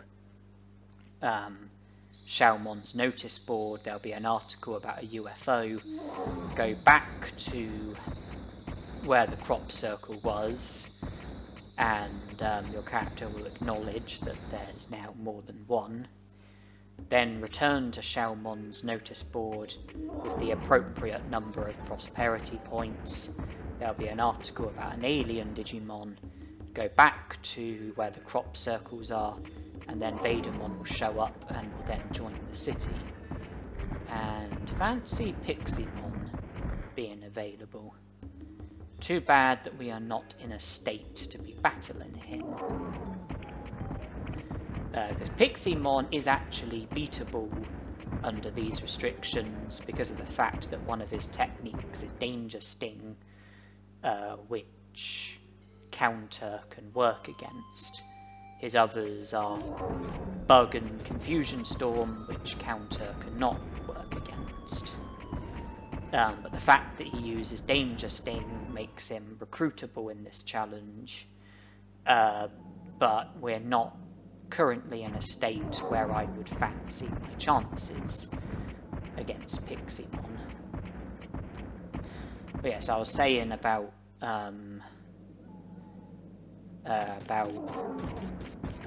Vadermon's recruitment, and I was about to move on to Skullgreymon's recruitment.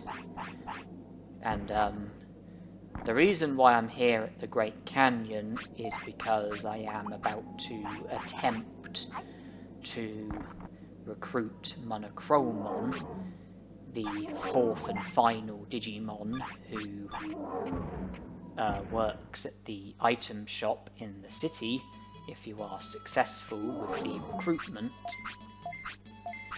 And yeah, Skullgreymon.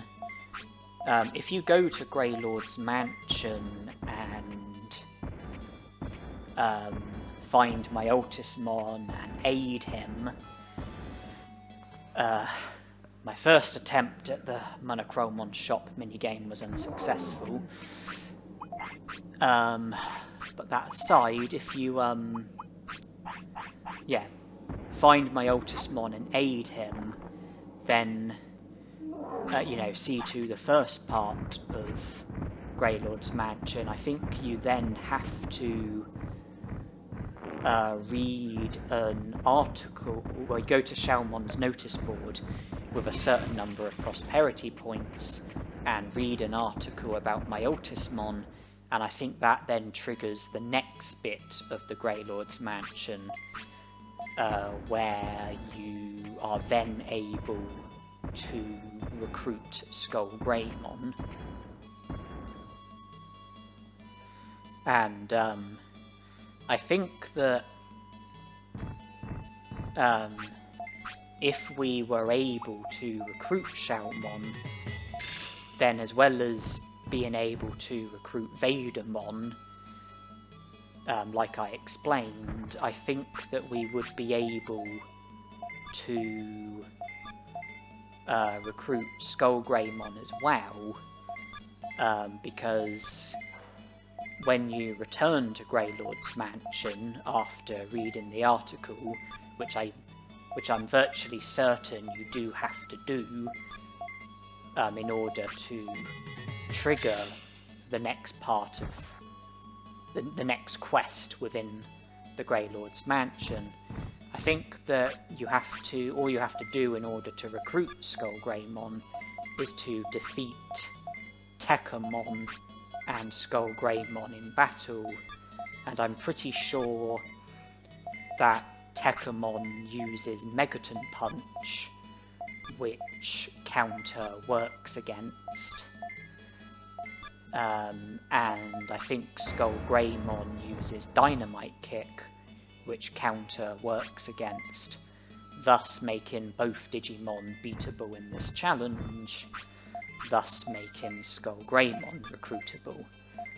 As well as Megaton Punch, I think Tekamon also uses Buster Dive, Devolve Program and Full Power, and I think Skullgreymon, as well as using Dynamite Kick, also uses Buster Dive and Warcry.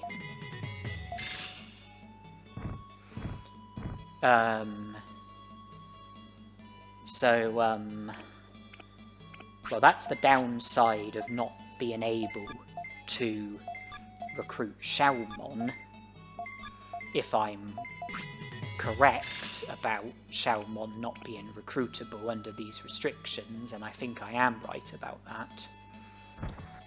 And then I explained that, Waymon, I think, is also not recruitable, which I suppose means that Factorial Town is off limits, although that isn't necessarily as much of a problem as it might appear to be, because even if we did have access to Factorial Town, I don't think we would be able to recruit any of the Digimon there under the restrictions that we're going by. I think Metal Mumemon uses Metal Splinter, Pulse Laser and or Range Beam, and I don't think Counter is going to have any joy against any of those techniques. Numamon, I think, only uses Skunk Spray and Ultimate Poop Bomb. I don't think Counter is going to get any joy there either. And before you can even battle the Numamon, you have to defeat Garurumon, in order to be able to have any chance of recruiting Numamon or Andromon or Garurumon himself. You have to defeat Garurumon. You have to defeat Garurumon before you can battle Numamon, and the battle against Numamon is what results in Numamon joining the city, and then that can lead to you later recruiting Andromon as well as Garurumon as well. But the battle against Garurumon has to happen first. I believe he uses Devolve Program, Delete Program, and DG Dimension, and I don't think Counter is going to get any joy there either. So even if we had access to Factorial Town, I don't think we would actually be able to do any recruiting under these restrictions.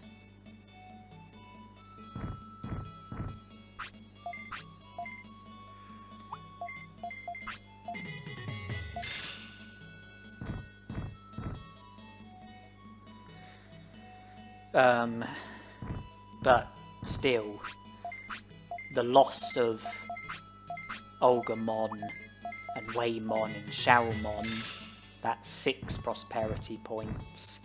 The loss of Vadermon and Skullgreymon brings it up to 12 prosperity points. And there are a lot of other Digimon who are not going to be recruitable. It's just the first Olgamon battle at the Great Canyon, I believe the techniques that get used are Tremor, Magma Bomb, Fire Tower, Heat Laser, and Spitfire. I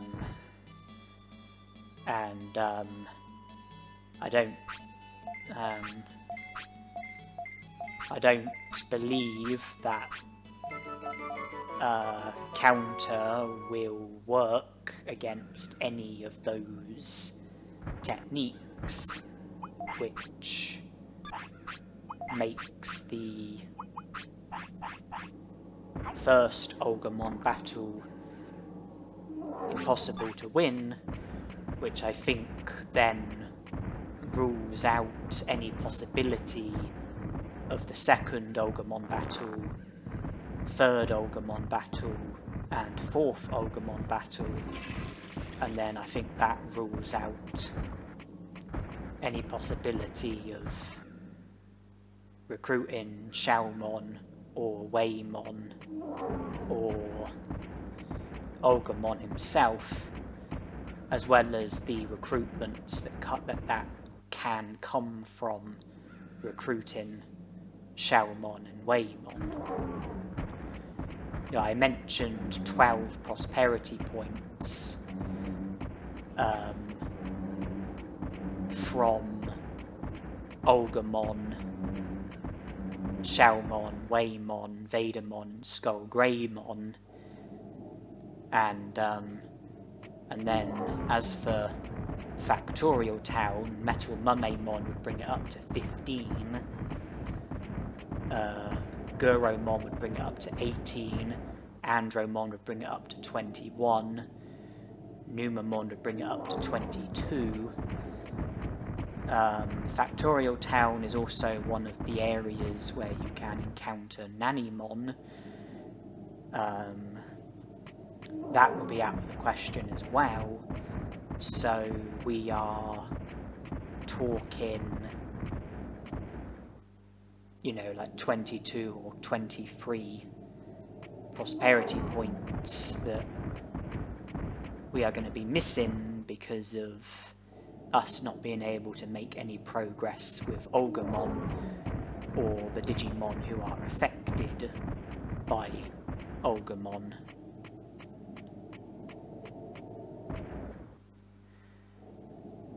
And believe me, there are plenty of other Digimon who we regrettably are not going to be able to recruit in this challenge. But in the previous counter solo, when I reached the point in which I thought that I was stuck without making any alterations, if I had known about the fact that Seedramon, Kawagamon, and Carbuterimon and Muncymon were all recruitable, then I would have been able to have reached and exceeded 50 prosperity points, and then I could have made further progress from there. But I didn't know at the time, so I altered the rules and ended up finishing with 98 prosperity points. This time around, I'm not going to alter the rules, and I'm going to finish with a lot less than 98 prosperity points. But I am definitely going to reach and exceed 50 prosperity points. The idea is simply for me to see how far I can go.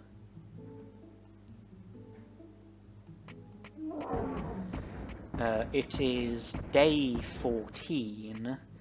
I think it's only 4 hours until midnight, so only 4 hours until day 15, which is the day in which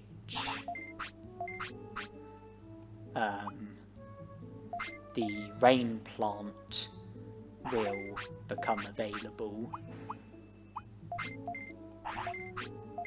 And with that,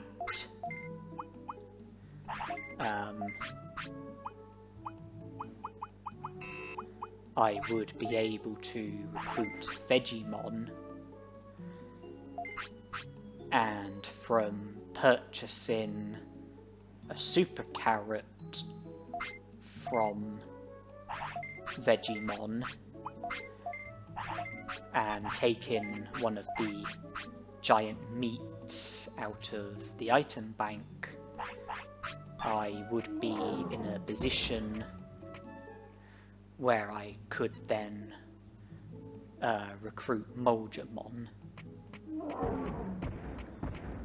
And recruiting Moldramon would result in Ninjamon spawning on the Digimon bridge, because in order for Ninjamon to show up on the Digimon bridge, you just need to recruit one of the 4 Digimon who work at the secret item shop, Moldramon being one of them.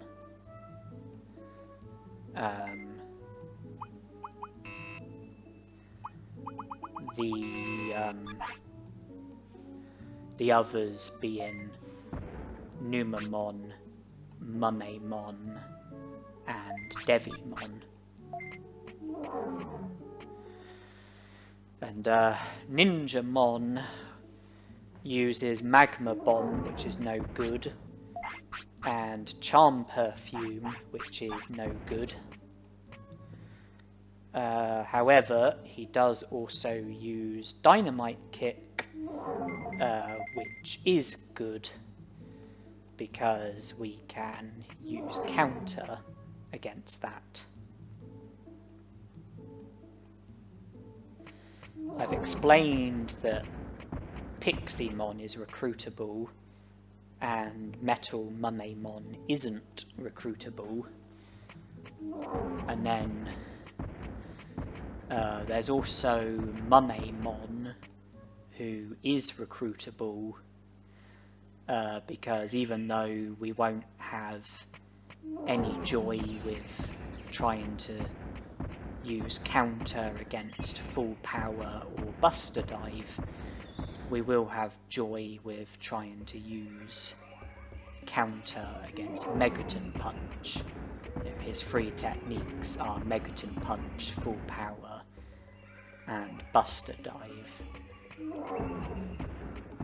There are other Digimon who are recruitable, there are other Digimon who are not recruitable, but without wanting to spoil too much,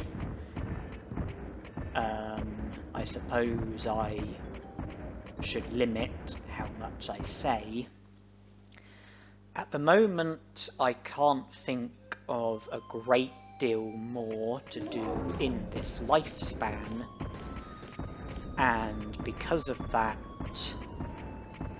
what I am doing for the rest of the lifespan, or at least for the time being, is repeatedly making trips to Friesland, speaking to Moldramon, and trading 99 medium recoveries for 99 super defense discs, selling the 99 super defense discs, buying another 99 medium recoveries, and repeating the process either until I max out on money, or until I fade away, or until I come up with a different idea of what to do. I did speak to Monochromon in the city, and I purchased 97 protective floppies. The reason why I chose 97 is because I had one protective floppy in the item bank, which put the total up to 98, and there is also one other protective floppy which I'm going to be collecting later into the game, which will bring the total up to 99. So it wasn't necessary to buy 99 protective floppies. Buying 97 was adequate because I knew that I already had one protective floppy in the item bank and another protective floppy to come. And interestingly, am I about to get into a battle here? He uses Sonic Jab, which I can counter, but he also uses Warcry, Giga Freeze, and Ice Statue.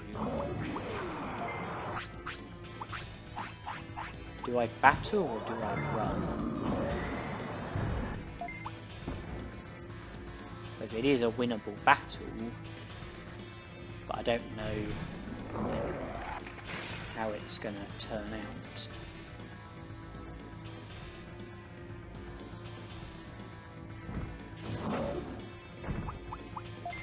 I just chose to run. He used Sonic Jab, but counter didn't work. It could have done, but it didn't. Then I thought, heck, let's just run.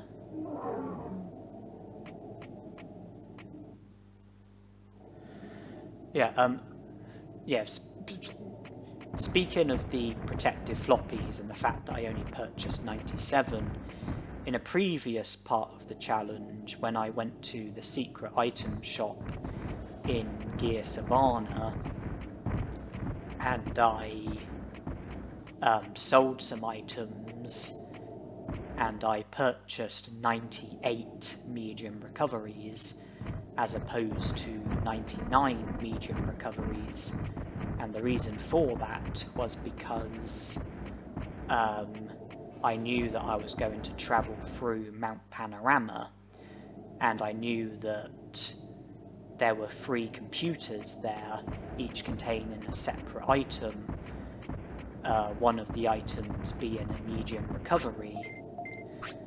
So I knew that I only needed to buy 98 medium recoveries, because the one in Mount Panorama would put it up to 99. The other 2 items were a medium MP and a Various.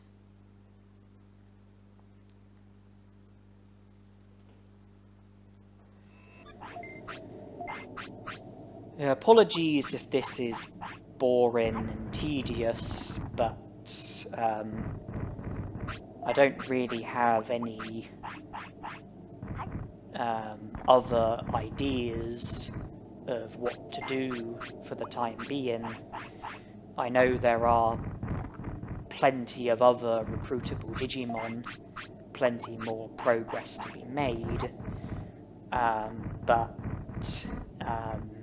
it's stuff that I'm planning on doing in later lifespans. You know, not stuff that I plan to do in this lifespan with Dromolgemon.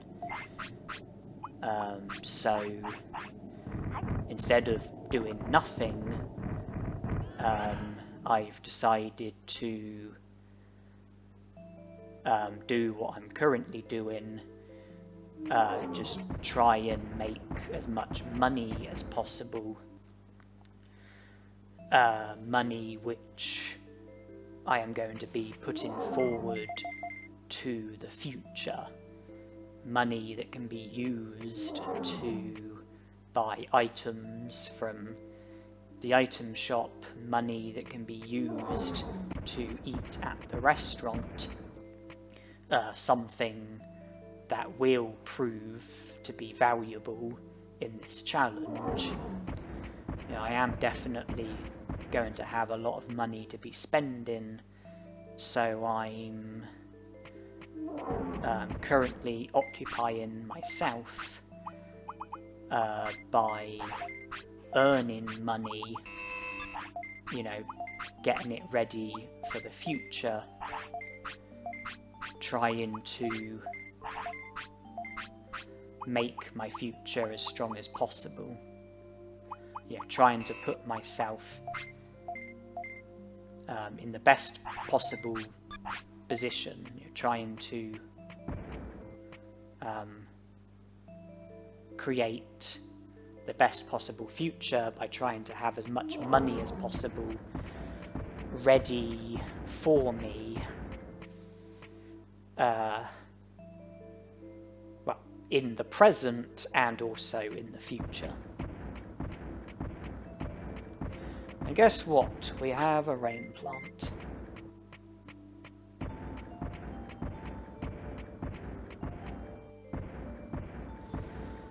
But that doesn't mean anything if we haven't yet spoken to Tainemon regarding the strange plant that is growing at the tropical jungle. Because even if you have the rain plant on you, if you haven't spoken to Tainemon about the strange plant that's growing at the tropical jungle, then the plant won't be at the tropical jungle, making Vegiemon non-recruitable until you have the conversation with Tainemon. Yeah, you need to have the conversation with Tainemon, and you need the rain plant. Yeah, it's no good having just one of the things, you need both of them. And as you can see, I did speed the video up when journeying to Friesland from the city.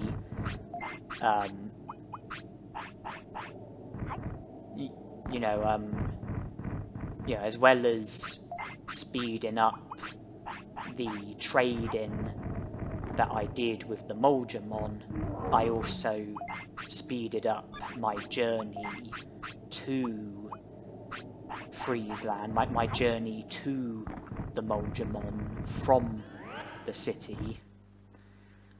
And I did go to where the Vegiemon plant would be, but unfortunately it wasn't there, which means I haven't yet spoken to Tainemon regarding the Vegiemon plant. But I've got the rain plant, and once I do speak to Tainemon, once Tainemon is active, the Vegiemon plant will be there, and then I can go and recruit Vegiemon.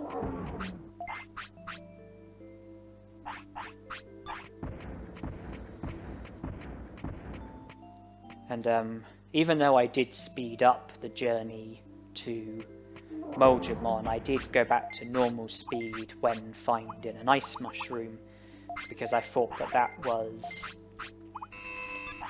something worth showing. And if something does happen, which I think is worth showing, then I will, go back to normal speed for that particular thing.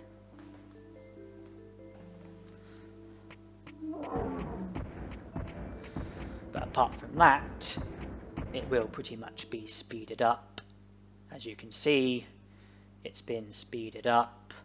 I'm heading from the city to Friesland to the Moldramons, and I'm producing an animation here because Moldramon wants to sleep and the clock was about to strike a new hour. Oh, ice mushroom. I went back to normal speed for that. And normal speed here for another animation. Now back to fast mode for the trading.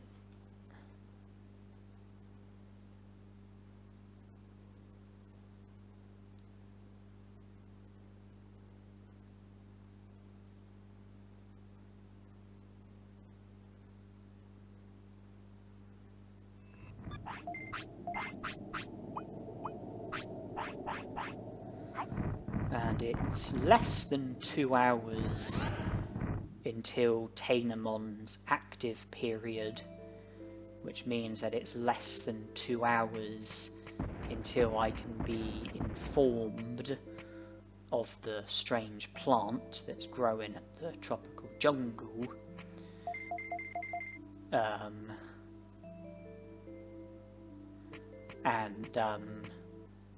Well, I need to have that conversation with Tainamon in order to be able to recruit Vegemon, and that conversation can be less than 2 hours away,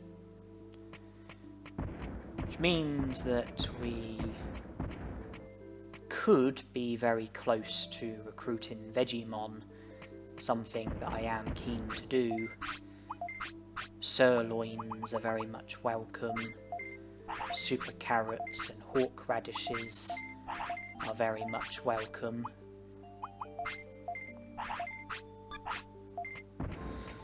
Anything to assist with Molgemon's recruit is very much welcome.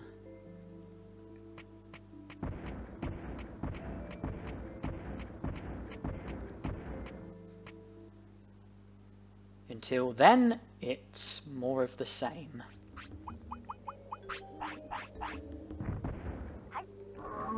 And now it's just 1 hour left until Tainamon will be active. Because Tainamon, I think, is active between 7 AM and 6 PM, same as Garurumon.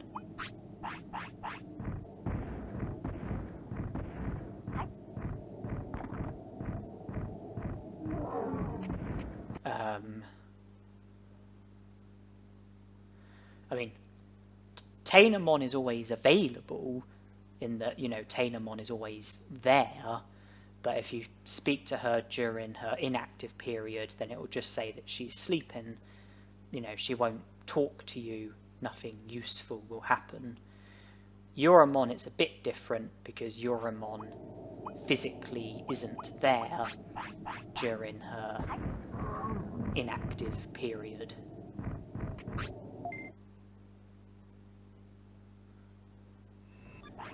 But either way, nothing useful will come from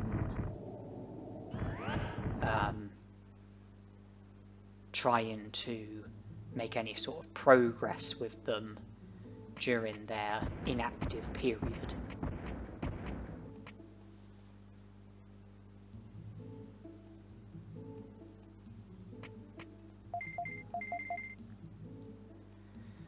Well, the fact that it's day 15 means that Dremolgemon is 14, and I don't think that's a bad innings at all, considering how much of a bad tamer I have been at times during this challenge.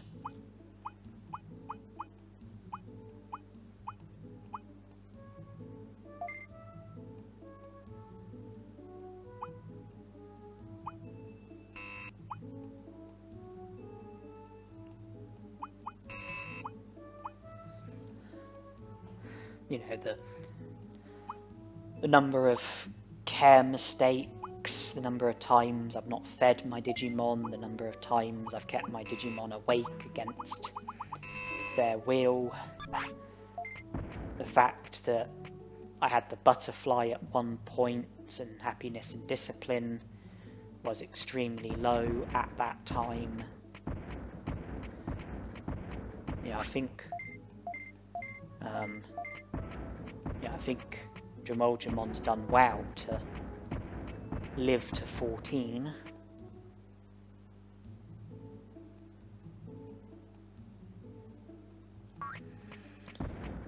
We have had the conversation with Tainamon, so the Vegemon plant will now be at the tropical jungle.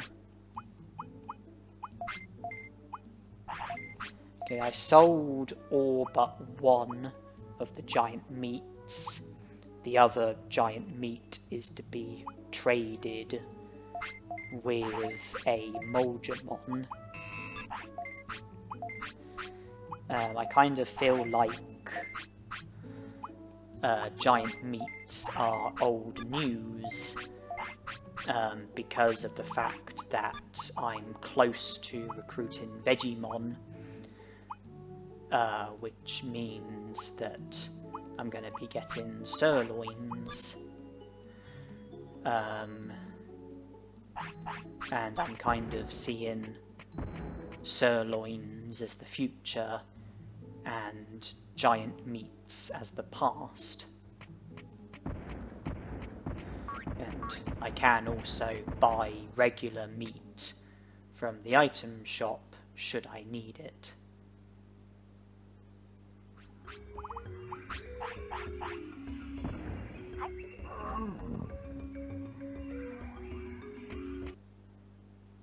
So here we are.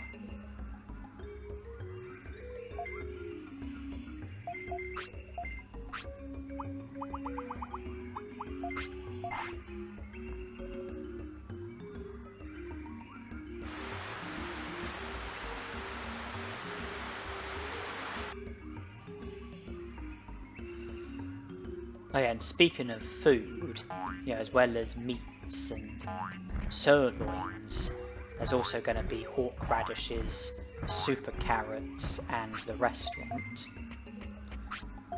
So I really don't think there's any need for giant meats, not with everything else that's going to be available to us.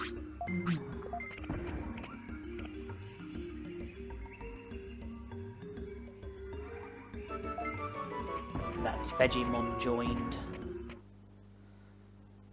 And now I'm going to continue in the direction of Friesland, more specifically in the direction of Moldramon.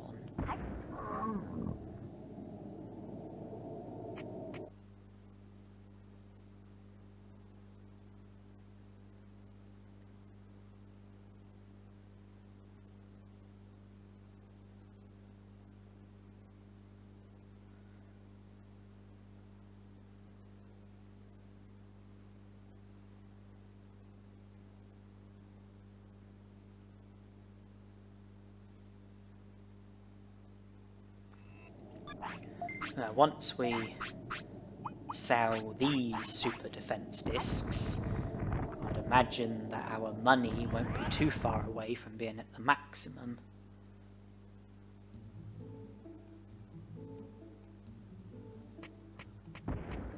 Oh, looks like we're fading away. Well, Moldramon's life had to end eventually, didn't it?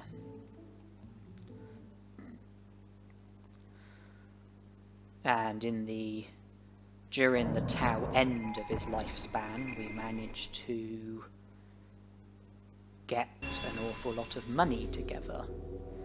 I've got no interest in the medal that you get for maxing out on money. I'm just interested in having money because of the benefits of being able to spend it on useful stuff, be it items at the item shop or food at the restaurant or whatever it might be.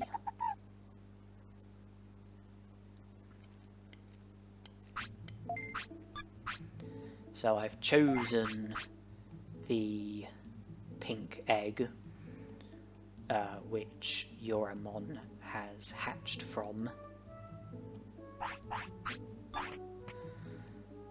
And I do need to make at least one more journey to the Moldramons in Friesland, because I haven't yet recruited Moldramon,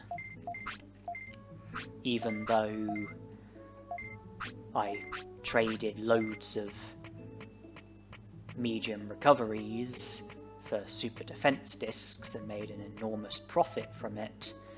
There are still some items that I haven't traded, So I do need to go to the Moldramons at least once more in order to be able to recruit them. And that's not the only thing that we need to go to Friesland for. I also need to get rescued by Digimon, which will require me becoming sick in Friesland with a suitable Digimon. Garurumon is a suitable Digimon, as is Tainomon. If I go to Friesland with either of them and make them sick with a mouldy meat, then that would result in Digimon rescuing us, and that would be the first step towards Digimon's recruitment. And then I can kill two birds with one stone by going to the Moldramons and recruiting Moldramon. And there's the opportunity to make even more money, if I so wish, by trading the 99 medium recoveries that are in my inventory for even more super defense discs, which will sell at a tidy profit. So I am heading to Friesland from here. I do have the mouldy meat in my inventory, which will be used to make Garurumon sick, so that Digimon will save the day. I do also have the giant meat in my inventory, which is needed for a Moldramon trade, the super carrot, which is needed for a Moldramon trade, and in exchange for that super carrot I'll get an Omni floppy, which is also needed for a Moldramon trade, and those are the last 3 remaining items that need to be traded. If I trade those, then Moldramon will join the city, and I do also have 99 medium recoveries in my inventory, which I can trade if I so wish. And when I was in the item shop, it occurred to me that meats are probably not needed the same way that giant meats are probably not needed. I'm going to be receiving sirloins from Vegemon. I'm going to be having the option to buy hawk radishes and super carrots from Vegemon, as well as the option of eating at the restaurant. Yeah, it made giant meats seem obsolete, and it made meats seem obsolete as well.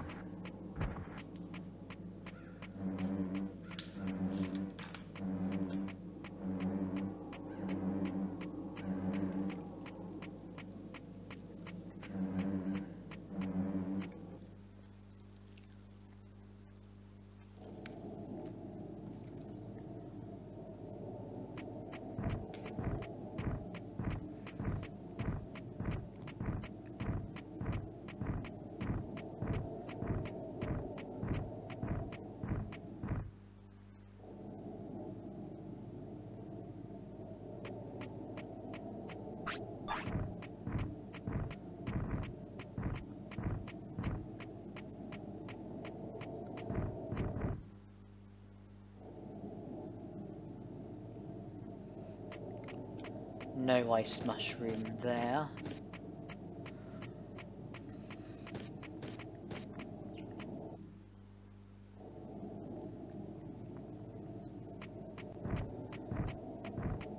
ice mushroom there either.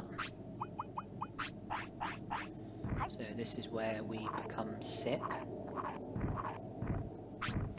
Run upwards a little bit. This is where we faint.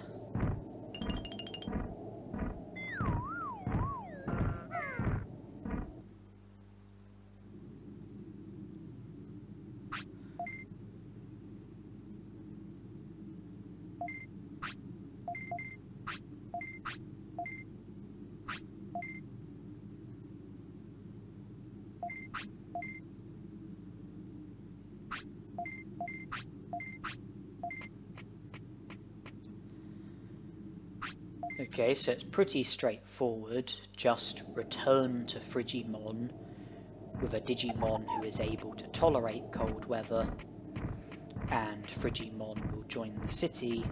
But if you remember rightly, I did refrain from recruiting Garurumon on the basis that I currently want Miramon to be the only Digimon working at the restaurant, and that is still the case, and it applies to Frigimon as well as Garurumon.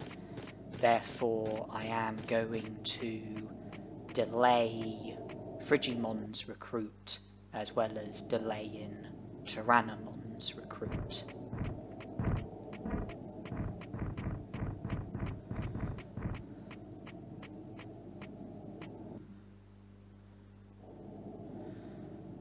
Right, let's do the final trade with this Moljamon.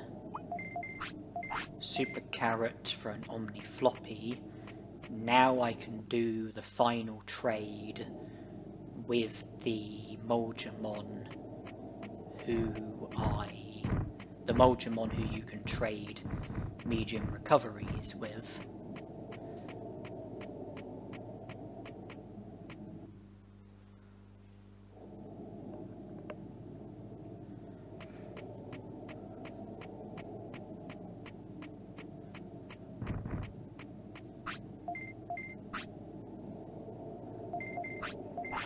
That's all of his trades sorted.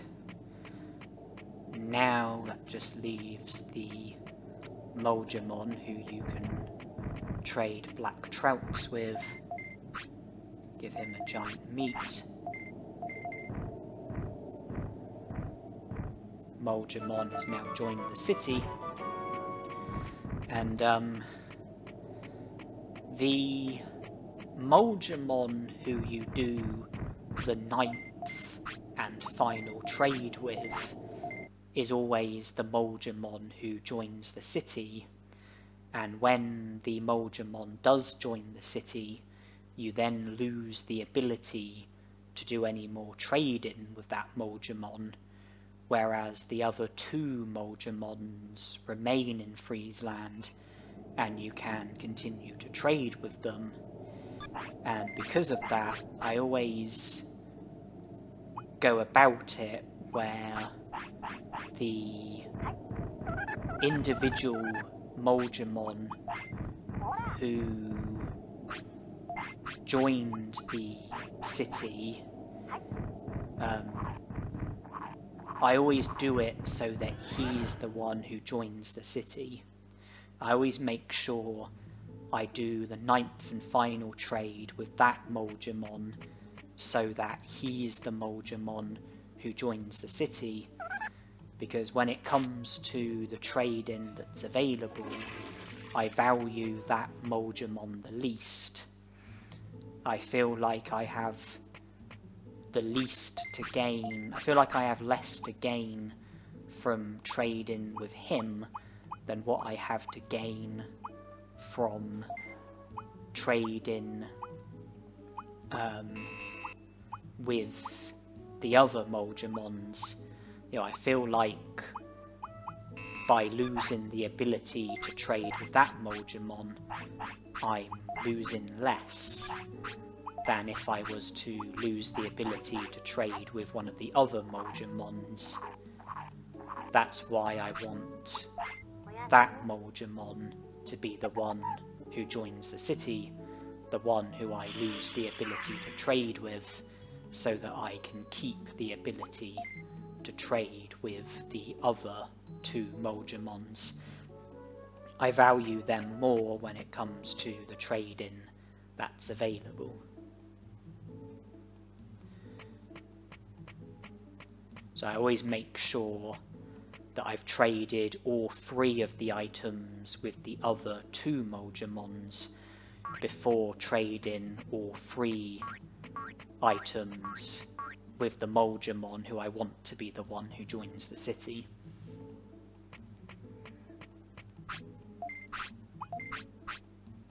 I mean, the one who you can trade medium recoveries with has got to be the most valuable of the Moldramons, because of the fact that he's the Moldramon who you can do the money trick with, and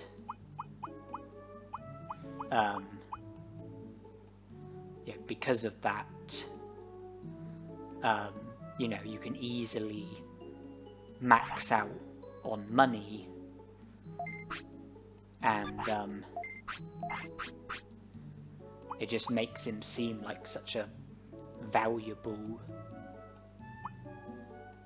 choice. Like, you know, having him to trade with, it just makes him seem so valuable in my eyes. Because, you know, you make X number of trips to Friesland, trade medium recoveries for him, sell the super defense discs, repeat, you max out on money. You know, he's got to be the most valuable out of the Moldramons. I'd say the second most valuable is the one who you can trade Digimushrooms with, and then that leaves the other Moldramon, who I think is the least valuable, and that's why I always want him to be the one who joins the city.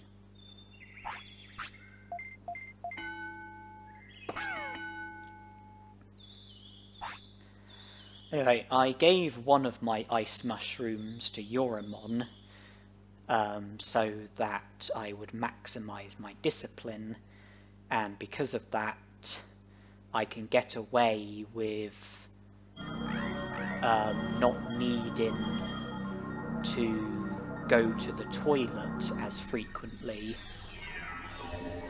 because the higher a Digimon's discipline is, the longer they will hold on when they need the toilet. And if their discipline is at the very maximum, which is the case in this instance, then when they first need the toilet, I am able to train once more before needing to take them to the toilet, because they will hold on for long enough due to their discipline being so high. It just means that, you know, I can get away with not having to go to the toilet as frequently, not having to go to the toilet as many times.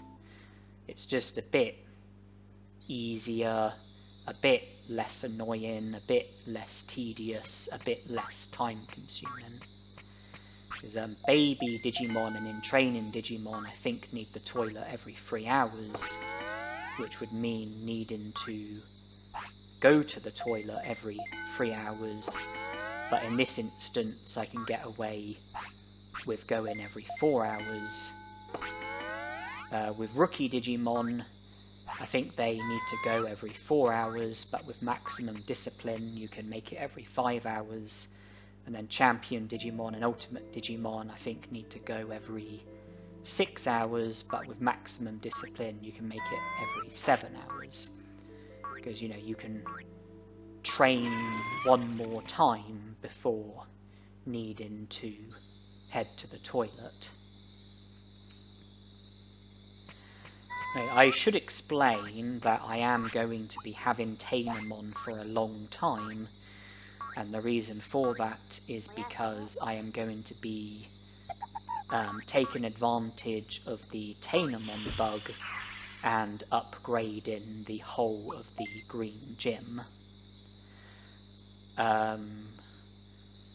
When you have a baby Digimon or an in-training Digimon and you train you train on the same piece of equipment 10 times, it results in a boost of the stat increase that you get. When you go to a piece of equipment and train one of your stats, if you train on the same piece of equipment 10 times with a baby Digimon or in training Digimon, then it results in the piece of equipment getting upgraded, which means that you then get a bigger stat boost from training on that piece of equipment. The stat increase, the stat boost that you get from training increases.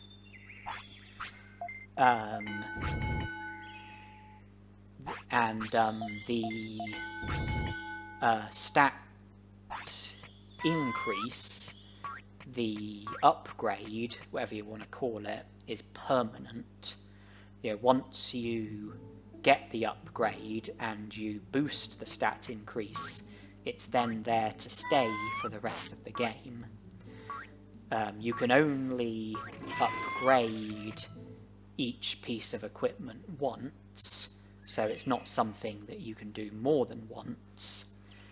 When I was training attack to begin with, my attack was going up by 8, but after training 10 times, I then upgraded the piece of equipment, and I then got a stat boost of 9.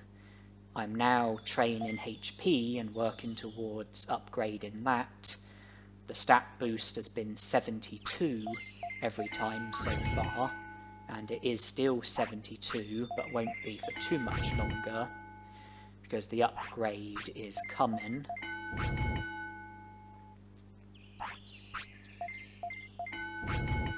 There it is, it's now 88.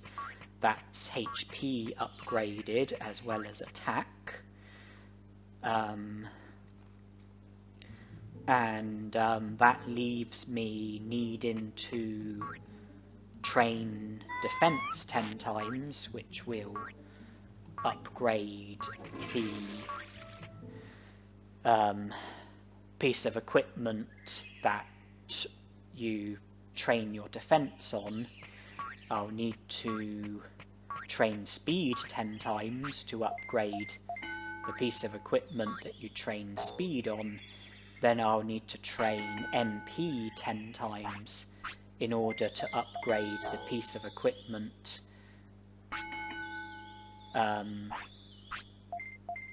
that trains MP, and also brains.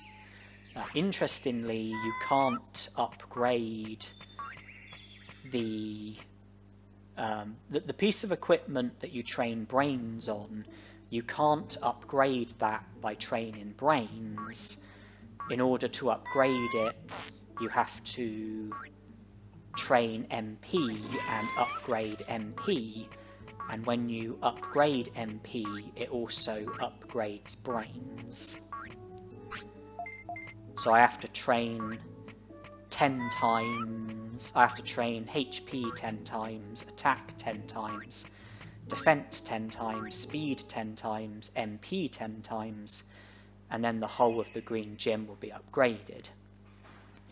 Normally, it wouldn't be possible to upgrade the whole of the green gym in one lifespan, because training 10 times on 5 pieces of equipment, that would take 50 hours. And because of that, normally you would end up digivolving to a rookie Digimon before being able to upgrade the whole of the green gym, But with Tainomon, it's different because of a bug which stops Tainomon from digivolving. In order to produce the bug, in order for Tainomon to not digivolve, you need attack to be her highest stat, and you need her weight to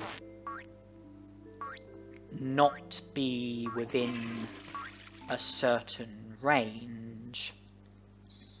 I think the range is 10 to 20.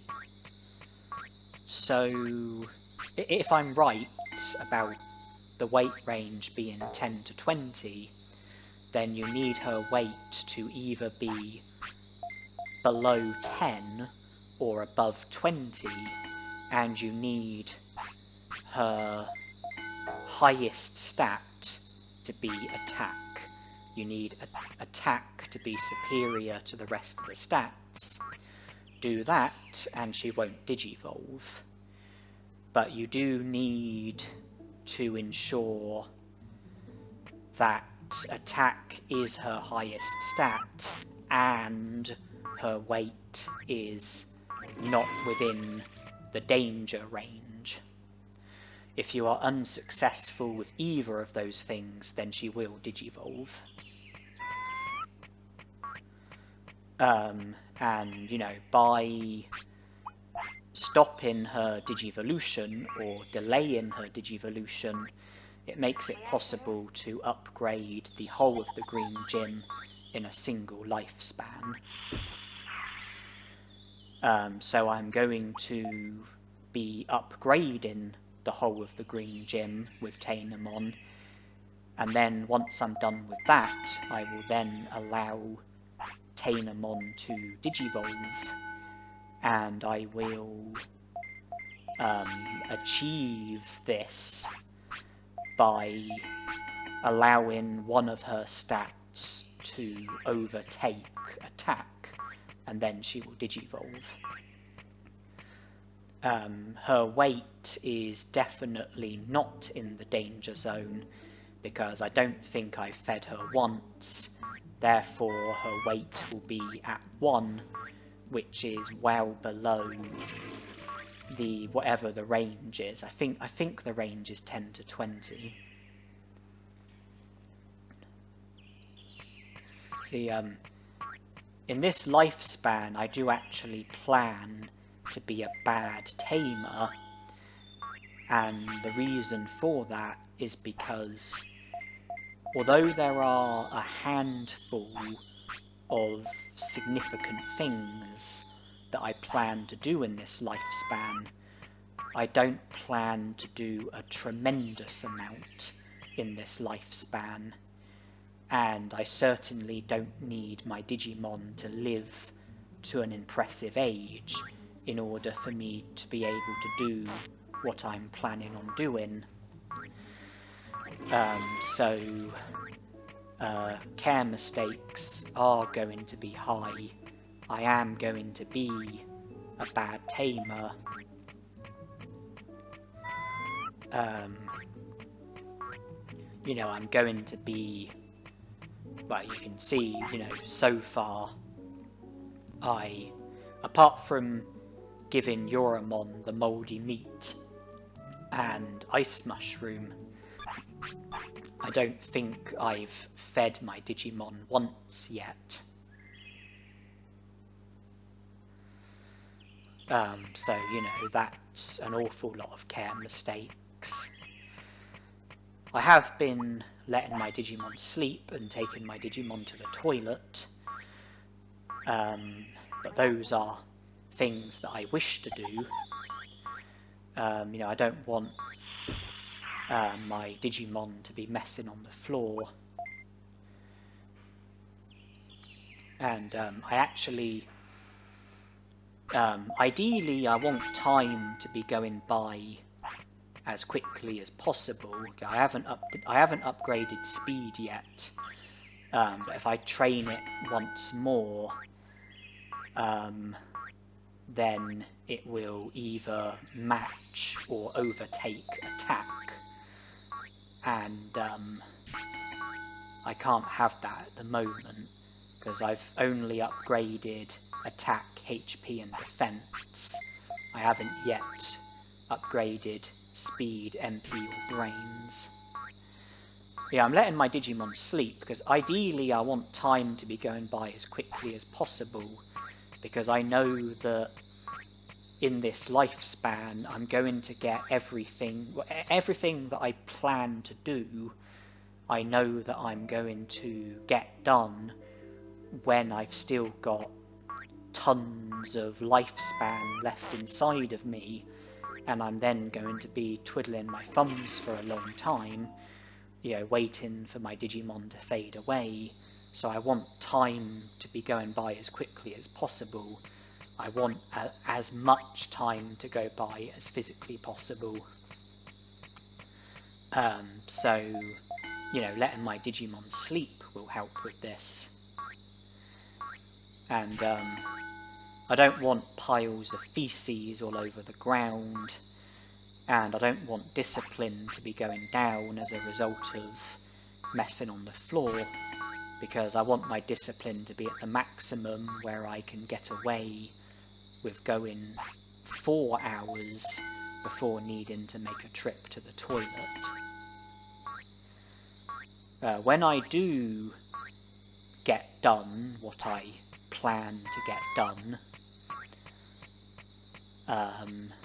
like everything in this lifespan that I plan to do, when I do get it done, and I've got, many days left on my hands, I will make those days go by quickly, because I will pretty much just spend the time training and resting and sleeping until my Digimon fades away. And by doing that, each day in the Digimon world will go by, and it will only be minutes in the real world. So before I know it, my Digimon will fade away, and then I'll be able to move on to the next lifespan, where I plan to make much further progress.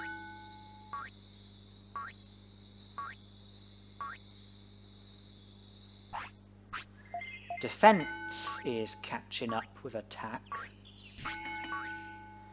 as is MP, and we know that speed is very close as well.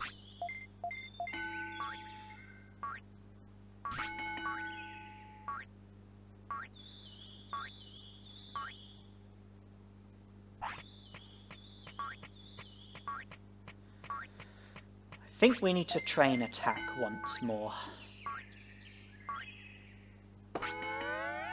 Because currently, when our attack was 100, which is what it was just before training just then, we were in a position where I wasn't able to train speed or MP anymore without either of those stats either reaching attack or becoming superior to it, and that was something that I couldn't have happen until the whole of the green gym has been upgraded. Okay, that's MP upgraded, and brains as well. We haven't yet upgraded speed.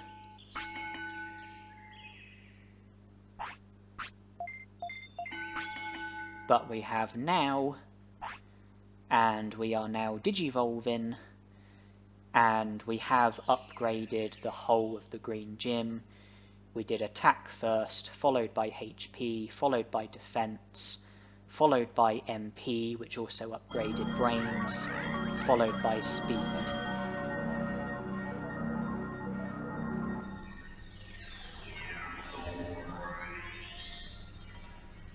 Now we have Palmon as our Digimon, and I do not want to be a... Oh, I don't really care for being a good tamer unless I have to in order to influence my Digivolution. The Digimon that I am aiming for is Numamon. I don't want Palmon to digivolve naturally. I want Palmon to digivolve to Numamon. Numamon is the champion Digimon that I am aiming for. And I think now would be a good time to get up the Digivolution guide. So Palmon can digivolve to 5 separate Digimon: Kawagamon, Vegiemon, Ninjamon, Waymon, and Colamon. And if I begin with Kawagamon, the stat requirement is 1000 HP and MP plus 100 attack and speed. And well, due to all the training that we did with Garurumon and Tainomon, we definitely have got some stats up to the required amounts for certain Digimon. But HP is under 1000 and Brains is under 100. The fact that HP is under 1000 means that we don't have the stat requirement for Kawagamon. Care mistake requirement minimum of 5, we're not currently fulfilling that. Weight requirement 25 to 35, we're not currently fulfilling that, and we're definitely not going to fulfill it either. And we're not going to fulfill the bonus condition either, because you either need a minimum of 28 techniques, or you need to have Kunamon as your Digimon. So no worries with Kawagamon. As for Vegiemon, the stat requirement we do have, the stat requirement is just 1000 MP.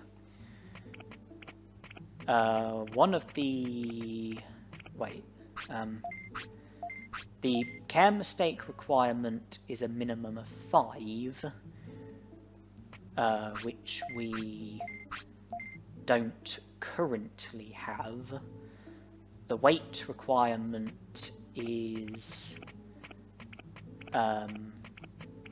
5 to 15, which we might be within range of, but our weight is something that we do have control over, and it would be possible to have our weight not within that range by the time that Palmon is ready to digivolve. The best way to go about it would probably be by having our weight under 5, because that way I don't think we would fulfill the weight requirement for any of Palmon's natural Digivolutions if we were to have our weight under 5, whereas we would be fulfilling conditions if it was to be between 5 and 15, and I think that we would also be fulfilling conditions if our weight was to be over 15, because Quaggamon was 25 to 35, and there might be a Digimon where the weight requirement is 15 to 25. We'll just have to look at the others and see. There's two possible bonus conditions. One of them's not a risk, and that is having a minimum of 21 techniques. The other is a risk, and that is having our happiness being at least 50%. If that becomes a problem, then we could just scold Palmon to put her happiness down so that we don't have the bonus condition for Vegemon. Ninjamon, stat requirement 1000 MP and 100 attack and 100 speed. I think we do have the stat requirement for him. And currently we've got the care mistake requirement as well. A maximum of 1 care mistake. And the weight requirement is the same as Vegemon's, 5 to 15, something to watch out for. Although we don't need to worry about the bonus condition. One of them is a minimum of 15 battles, the other is a minimum of 35 techniques. We're not going to be fulfilling either of those, so if we were to have more than 1 care mistake, then we wouldn't be fulfilling the requirement for Ninjamon, or if we were to not have our weight within the range of 5 to 15, then we wouldn't be fulfilling the requirements for Ninjamon, because the fact that we don't have the bonus condition means that we would need to have all 3 of the other conditions in order to be able to digivolve to him. We do definitely have the stats, definitely don't have the bonus condition. That leaves us needing to either flunk the care mistakes or the weight. And it might make more sense to flunk the weight, seeing as we also need to avoid the weight range of 5 to 15 due to Vegemon, or at least it would be helpful to. Waymon, stat requirement 1000 HP and 100 brains, we don't have that. Care mistake requirement maximum of 5, we do currently have that. Weight requirement 35 to 45, we don't have that, and we won't be having it either, and that eliminates any risk of Waymon, because that's 2 requirements that we are not fulfilling. We do have one of the bonus conditions, which is for discipline to be at a minimum of 60%, but that doesn't matter because that only brings it up to 2 of the conditions. The other bonus condition is to have a minimum of 28 techniques, which we don't.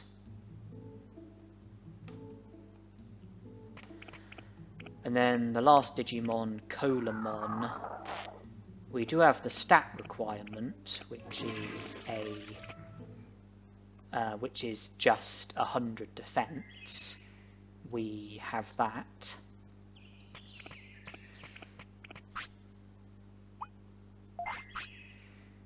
Weight is in the danger zone. It is within the range of 5 to 15. I'm about to go from 0 care mistakes to 2 care mistakes. There it is. We no longer have the care mistake requirement for Ninjamon. We don't need to worry about him anymore. But we don't want to go any further with care mistakes, because the care mistake requirement for Colamon is a minimum of 3.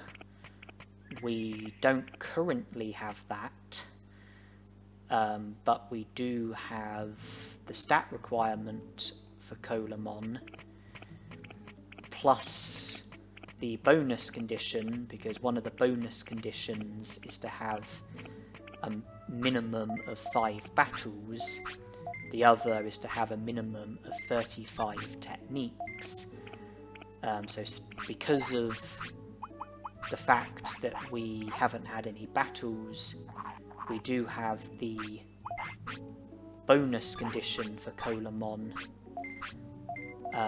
as well as the stat requirement, and if we were to have any more care mistakes, then we would have the care mistake requirement for Colamon as well, and that would be 3 requirements. The weight requirement for Colamon is 25 to 35. We don't need to worry about that. Our weight is at 1. I intentionally used super carrots to put our weight down, and that means that we don't have the weight requirement for any of Palmon's natural Digivolutions. And in order to keep things that way, I think we would either need our weight to be between 1 and 4, or between 16 and 24, or over 45. And I think it's probably easiest to keep our weight between 1 and 4. In other words, keep our weight under 5. Yeah. Crucial. I can't have any more care mistakes, otherwise we will digivolve to Colamon. And I must keep my weight under 5.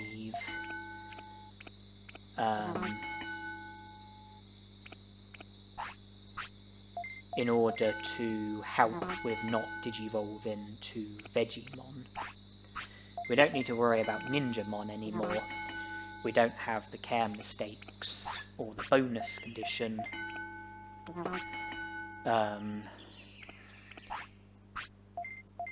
As for Vegemon, well, we have the stats.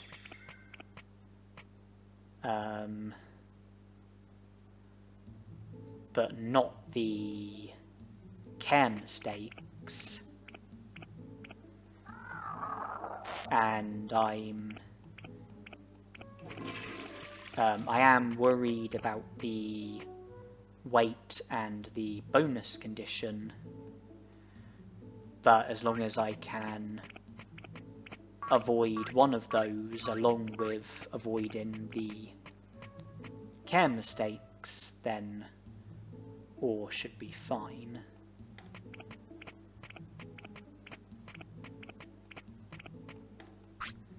But it seems simple enough. Keep weight under 5, don't have any more care mistakes. Do that, and we should digivolve to Numamon. Because if we keep our weight under 5, and we keep our care mistakes where they are, at 2, and we keep our... sorry, I'm losing track of what I'm saying. If I just continue to train attack like I'm doing, and I don't have any more care mistakes, and I keep my weight under 5, then I don't think I will fulfill any more than 2 of the requirements for any of Palmon's natural Digivolutions, which eliminates any risk of us Digivolving to any Digimon other than Numamon. Although I do have the care mistakes for Waymon, well, and I currently have the bonus condition for Waymon as well, and that means that, well, I mean, obviously I don't have the weight requirement for him, and I'm not going to, and I currently don't have the stat requirement for him, but it's vital that I continue to not have the stat requirement for Waymon, otherwise I'll end up with 3 of the requirements for Waymon. I need to keep HP under 1,000 or keep brains under 100. Because the stat requirement for Waymon was 1,000 HP and 100 brains. As long as I don't fulfill, as long as I keep my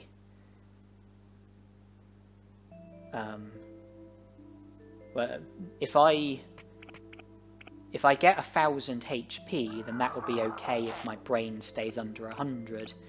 If I get 100 brains, then that will be okay if my HP stays under 1,000. As long as I don't get HP up to 1,000 and brains up to 100, then I won't need to worry about Digivolving to Waymon.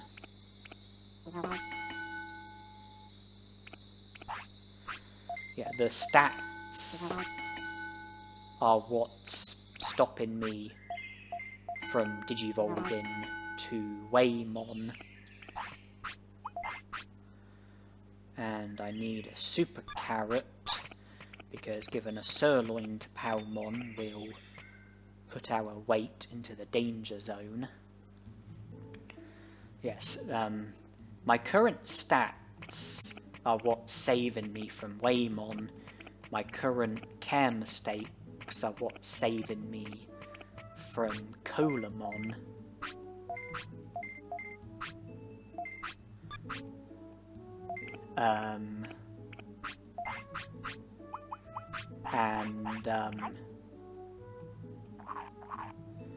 I think my weight is saving me from Vegemon.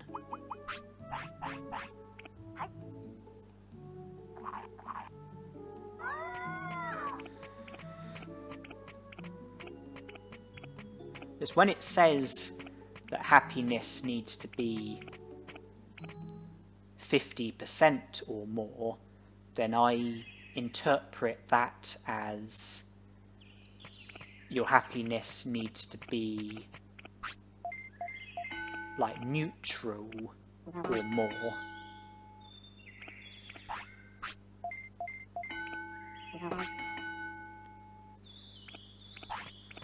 But looking at our happiness, you know, it's more than neutral.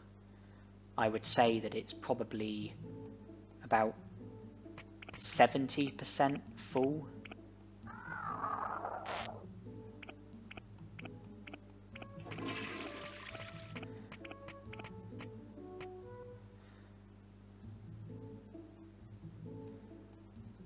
I'd say our happiness is probably about 2/3 full.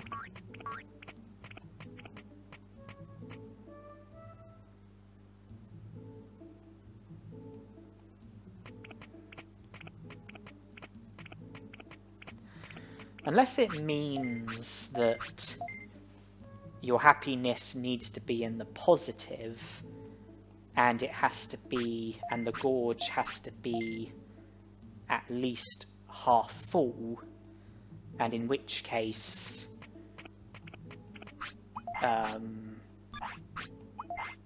our happiness is not at 50 or more. I'm not entirely sure how to interpret the bonus condition when it comes to happiness and discipline.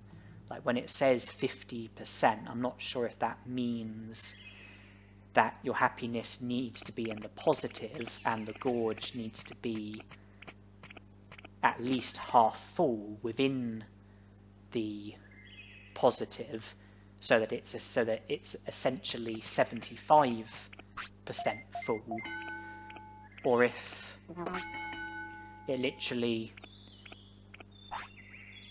just needs to be, if you think of your happiness being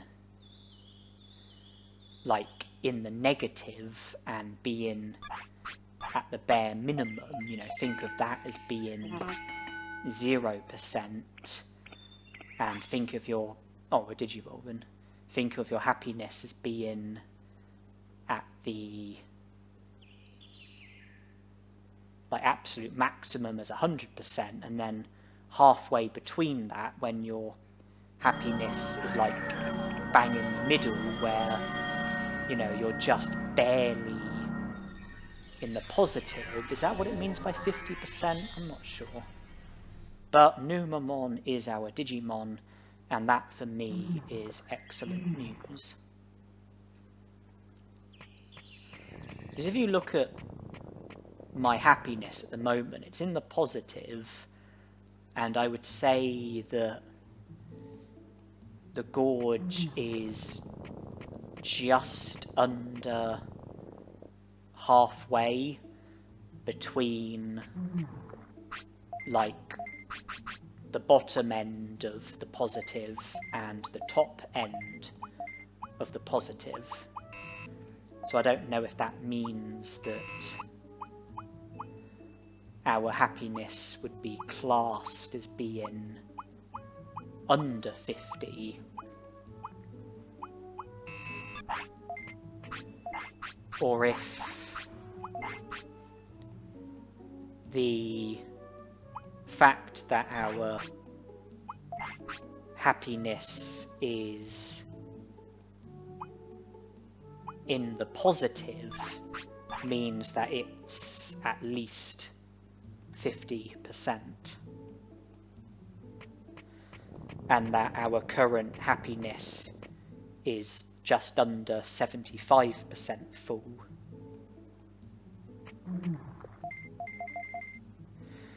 I'm not sure, and I don't know if I'm making any sense. I feel like I might be confusing you viewers.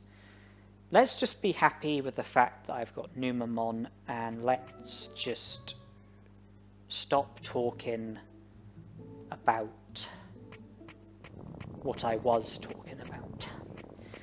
Now, I've put all of my items into the item bank to create space in my inventory, because even though I can't recruit Skullgreymon, I do plan to go to Greylord's Mansion and see to the first part of Greylord's Mansion, aka aid my Otismon and collect all of the items that are in Greylord's Mansion, because some of them will come in handy. There's 2 brain chips and an MP chip. There's also a protective floppy, which is the protective floppy that I was referring to when I said that I had one other protective floppy on my mind. You know, when I bought 97 and put it into the item bank with the other one, bringing it up to 98, and I said that I knew of another protective floppy that I would be collecting, and the protective floppy is the one that I'm going to be collecting in Greylord's Mansion, and there are some other items as well which can either which can either go into my inventory or go into the item bank or be sold.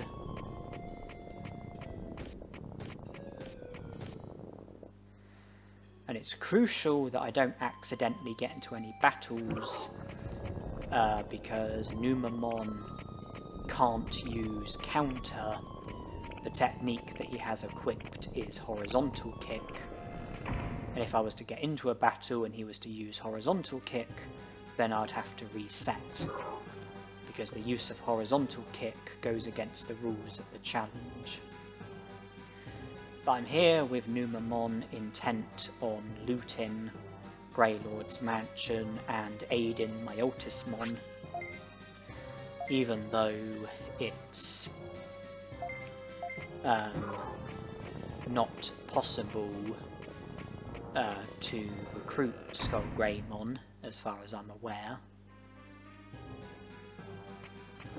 And I scolded Numamon a load of times, putting his happiness into the minimum, because I'm hoping that that will shorten my Digimon's lifespan and result in my Digimon fading away more quickly. As far as I'm concerned, the sooner my Digimon fades away, the better, providing that I'm able to be successful with the stuff that I would like to be successful with in this lifespan, and I would be astonished if I'm not successful with it. Yeah, one of my ambitions was to upgrade, well, the first ambition was to get rescued by Frigimon and recruit Moldramon. Then the next ambition was to upgrade the Green Gym.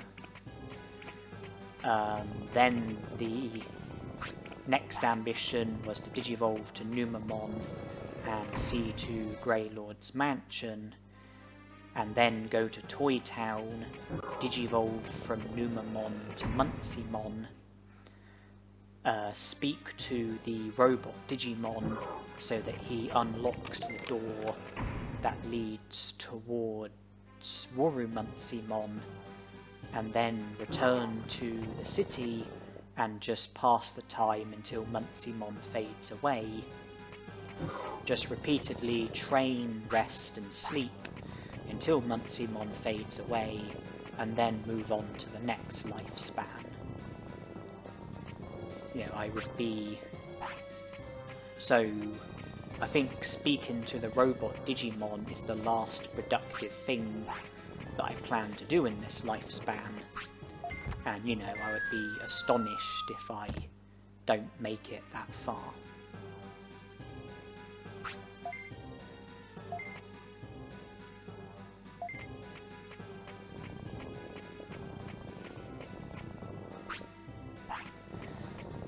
It's just, even though Muncymon can use counter, I kind of feel like some people might think of Muncymon as being a bit of a cheap option if I was to use Muncymon in this challenge in order to win battles and make progress and recruit Digimon.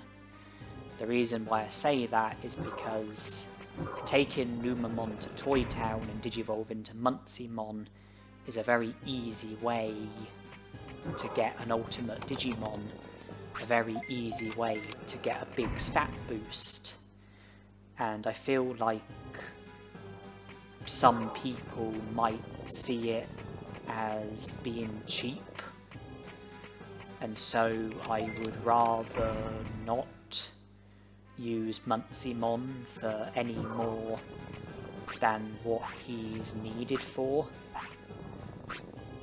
So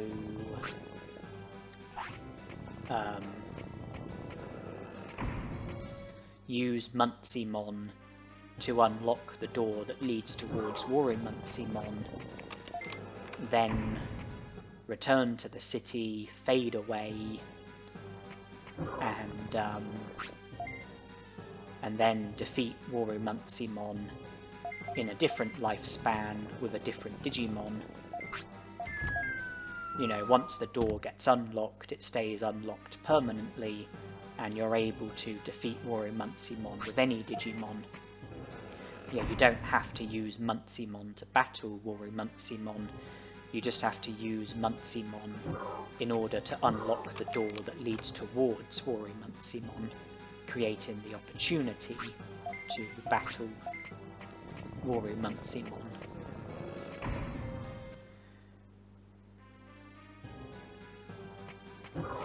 So yeah, I don't want to be cheap. I don't want to do anything that could be seen as cheap. And I can understand Muncimon being... I can understand people considering Muncimon to be cheap.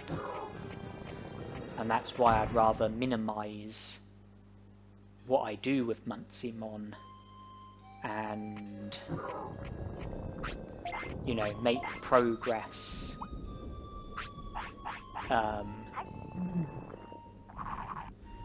with Digimon who I raise naturally. You know, try and earn my success, try and earn my Digivolutions, try and earn my stats, try and earn all the good stuff. Anyway, inventory ended up becoming full. Don't need the mansion key.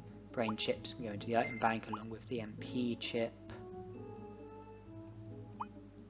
Restaurant can be sold. Medicines can be sold. Sirloin, I want that to go into the item bank. Defense disc can be sold.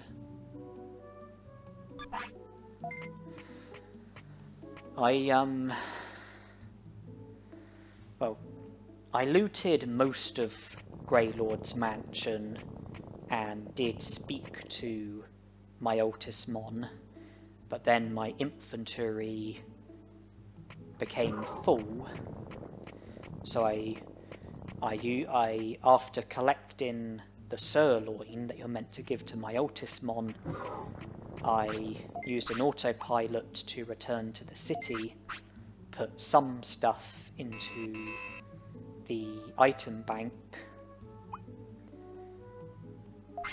Omni disc can be sold.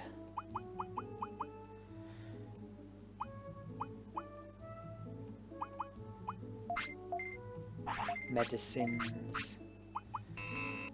Although, come to think of it, our money is actually very close to the maximum, and I think it would be wasteful to sell anything else at the moment,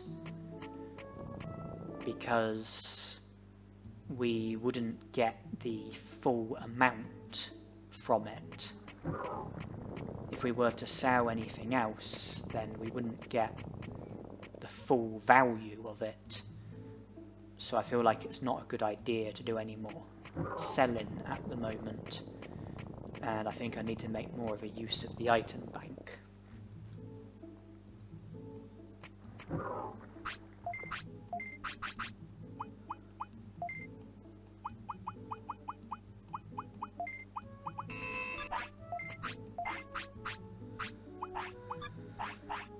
Right, okay.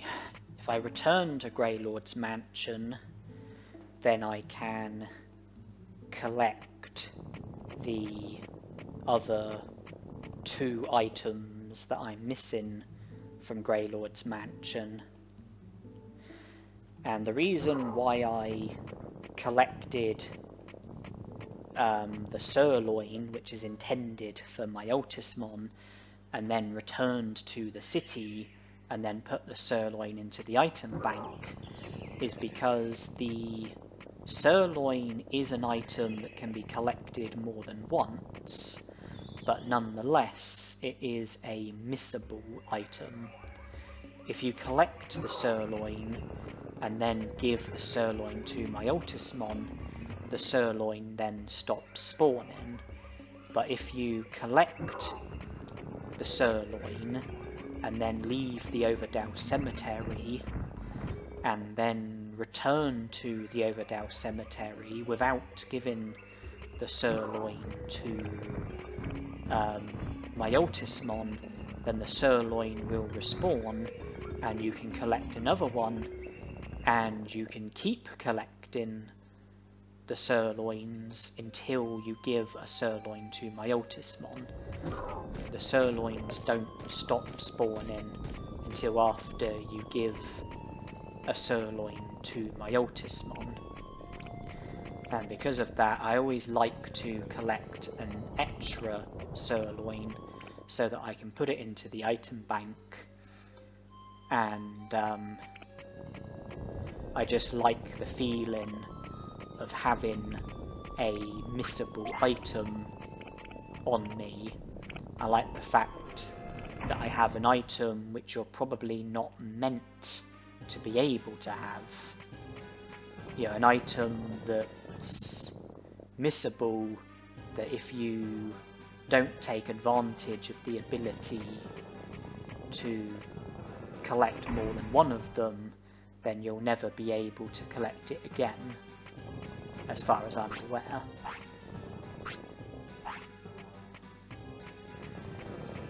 So when I returned to the city with just one sirloin, with just one of Myotismon's sirloins in my inventory, I knew that when returning, the sirloin would respawn and I'd be able to collect another one, which I could give to Myotismon, and I could also make space in my inventory to collect the other two items that I was missing. The first sirloin I collected, well, the first Myotismon sirloin that I collected was to go into the item bank, and that's when I returned to the city. The second Myotismon sirloin was to go to Myotismon, which is exactly what we're doing.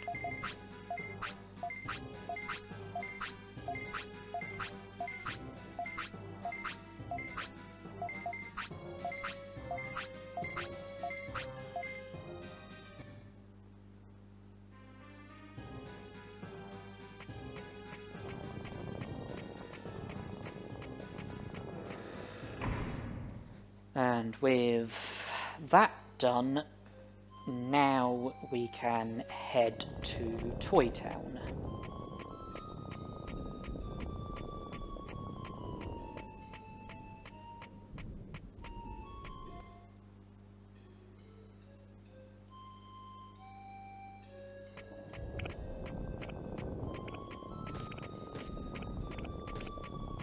Even though we're not really able to sell anything at the moment due to our money virtually being at the maximum, you know, we will end up spending money, and then we will end up being able to sell those unwanted items that are in the item bank.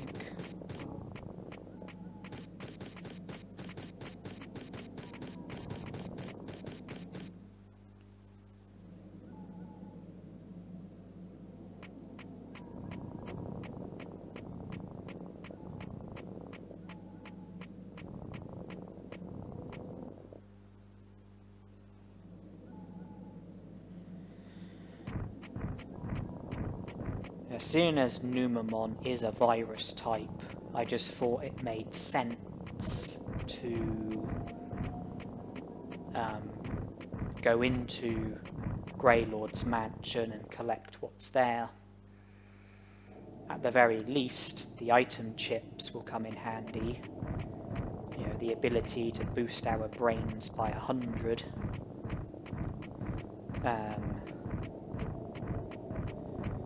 Boost our MP by 500.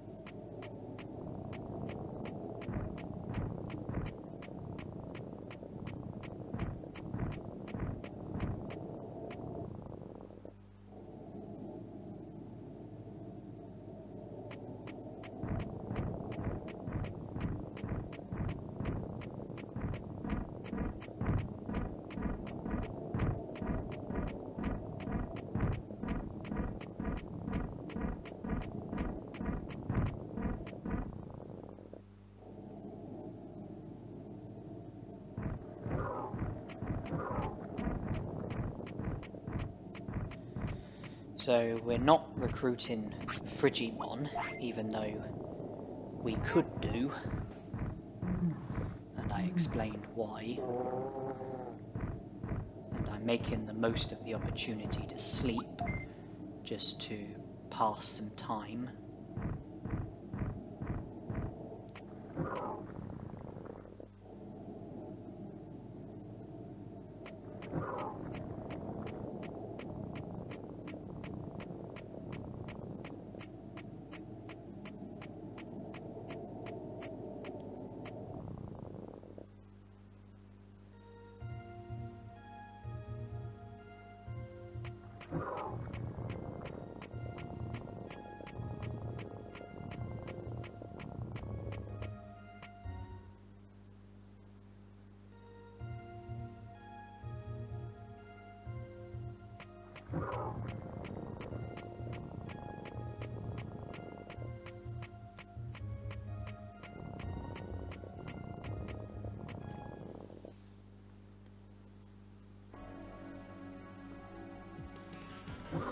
Right, simple enough.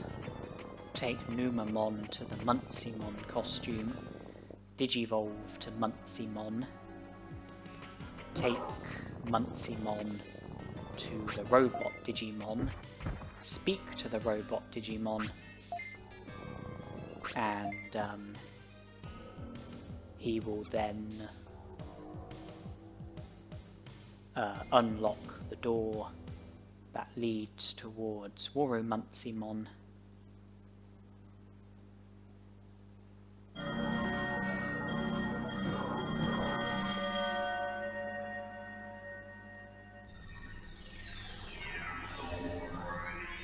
And then we can return to the city.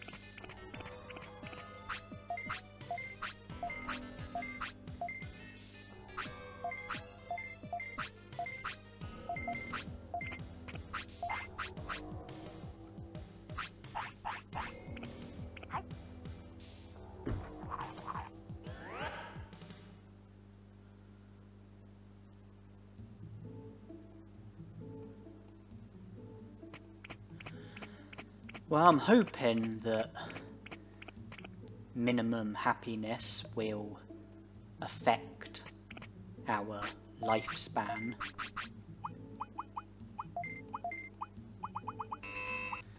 Because I would like to be done with this lifespan and move on to the next lifespan.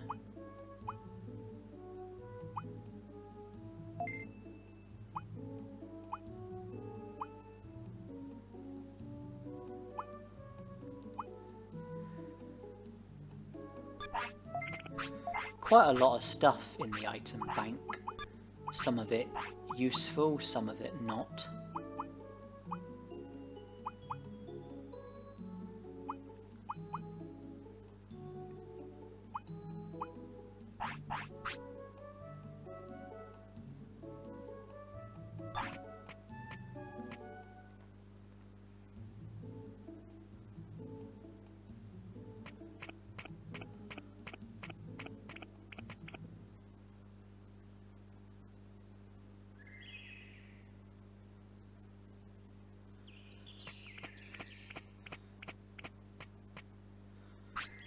This is where I train, and this is in the interest of passing as much time as possible, as quickly as possible, in pursuit of the death of Muncymon. I want Muncymon to fade away ASAP so that I can be done with this lifespan and move on to the next lifespan.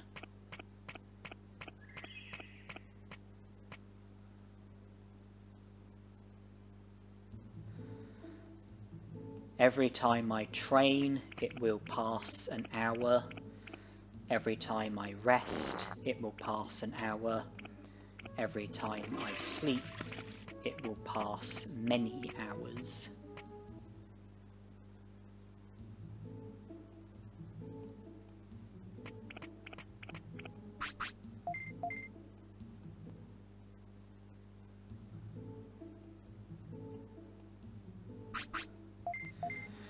Muncymon should need the toilet every 6 hours, but with the discipline that we've got, we can get away with going to the toilet every 7 hours.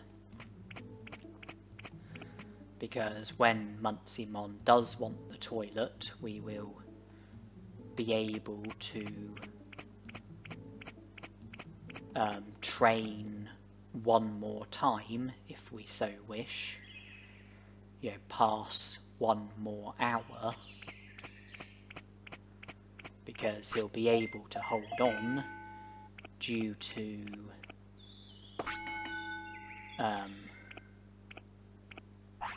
his discipline being so high.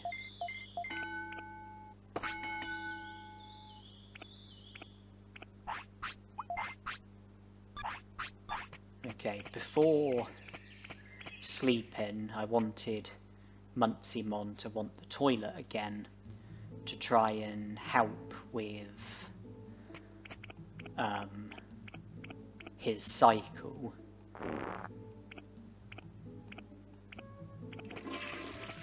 And I'm going to go to Digimon, collect sirloins, and then sleep, wake up tomorrow, which is a different day, and then collect more sirloins.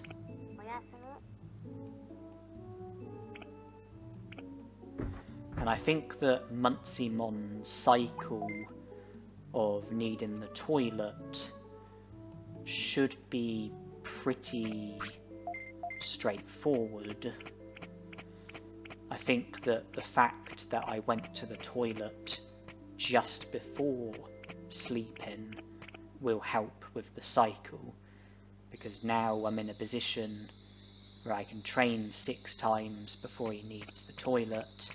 I can train 7 times before taking him to the toilet. I can then rest a few times, train a few more times, and then hopefully he'll want the toilet again at the time that he wants to sleep.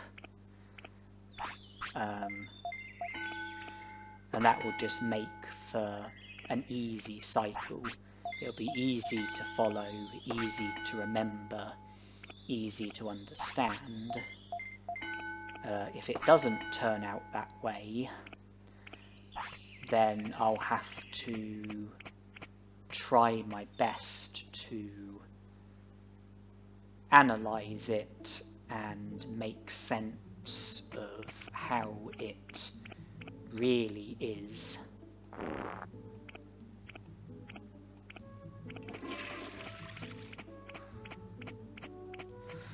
But hopefully, even in the worst case scenario, hopefully it won't be too complicated.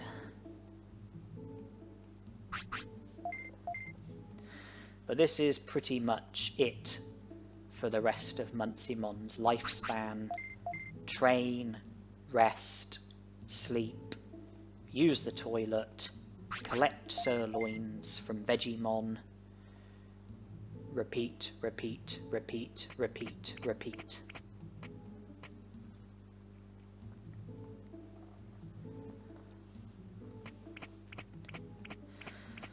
I'm doing this to pass the time. I want Muntzymon to fade away.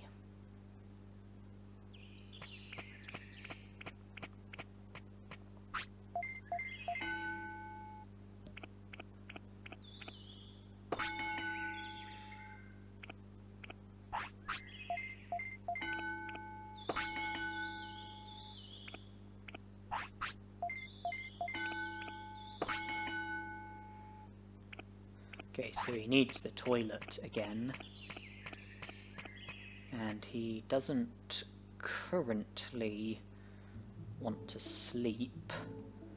I was hoping he would want to sleep on this hour.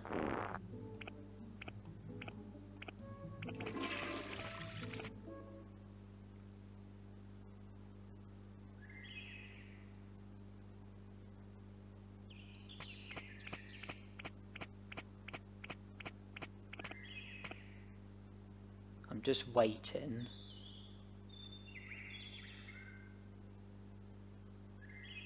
Okay, he does want to sleep. That's what I was hoping for. I didn't want to train one more time because I didn't want to muck up the cycle.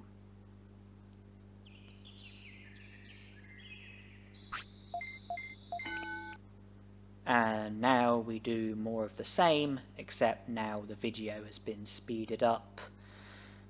You saw like 1 or 2 cycles, which was probably enough for you to realise the gist of what I was doing. And now I'm just going to keep doing the same stuff, but with the video speeded up because it's not very exciting, and you know, you've already seen, you know, what I'm going to be doing.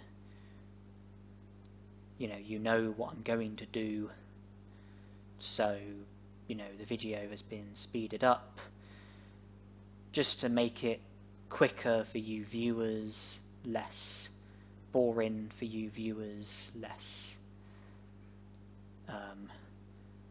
tedious for you viewers, less repetitive for you viewers.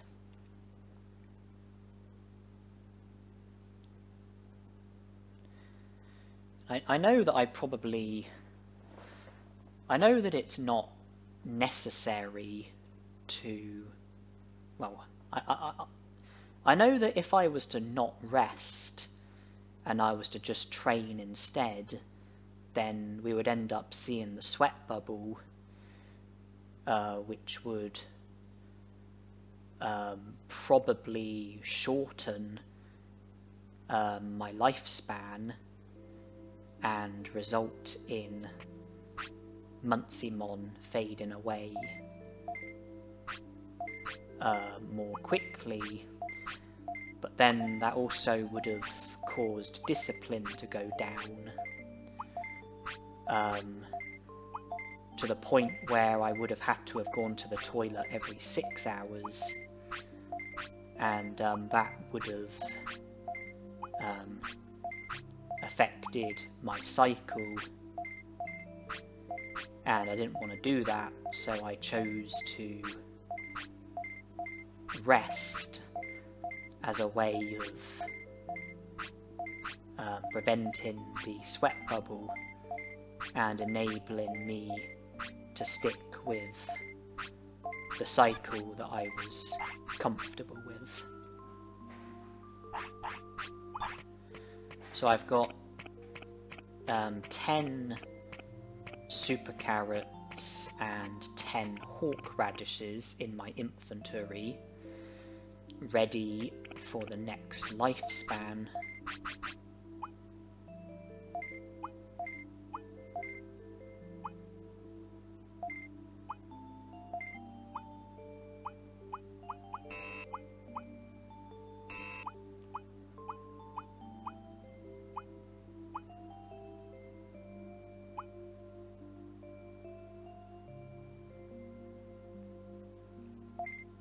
Attack chips, defense chip, brain chips, quick chip, HP chips, MP chips, ice mushroom, blue apples,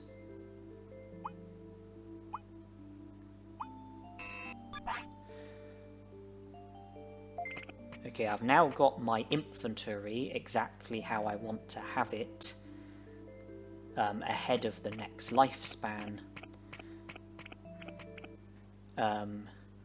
Blue apples and ice mushrooms to give myself the best possible happiness and discipline, and super carrots and hawk radishes to help with training, and also item chips that are to be used when the timing is right.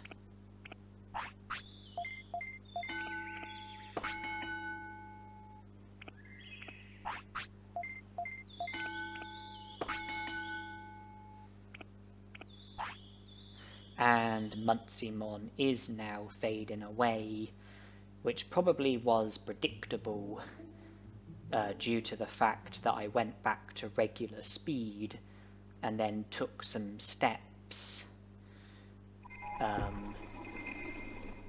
to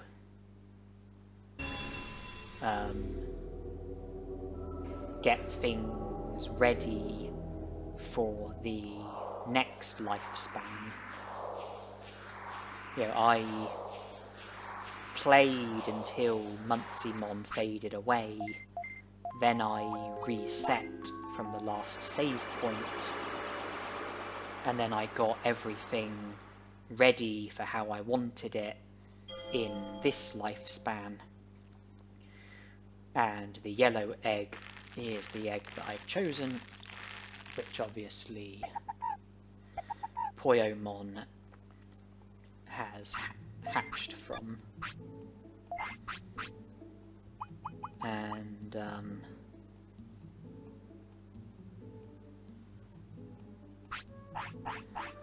blue apple, boost happiness. Ice mushroom, boost discipline. That puts both of them virtually at the maximum.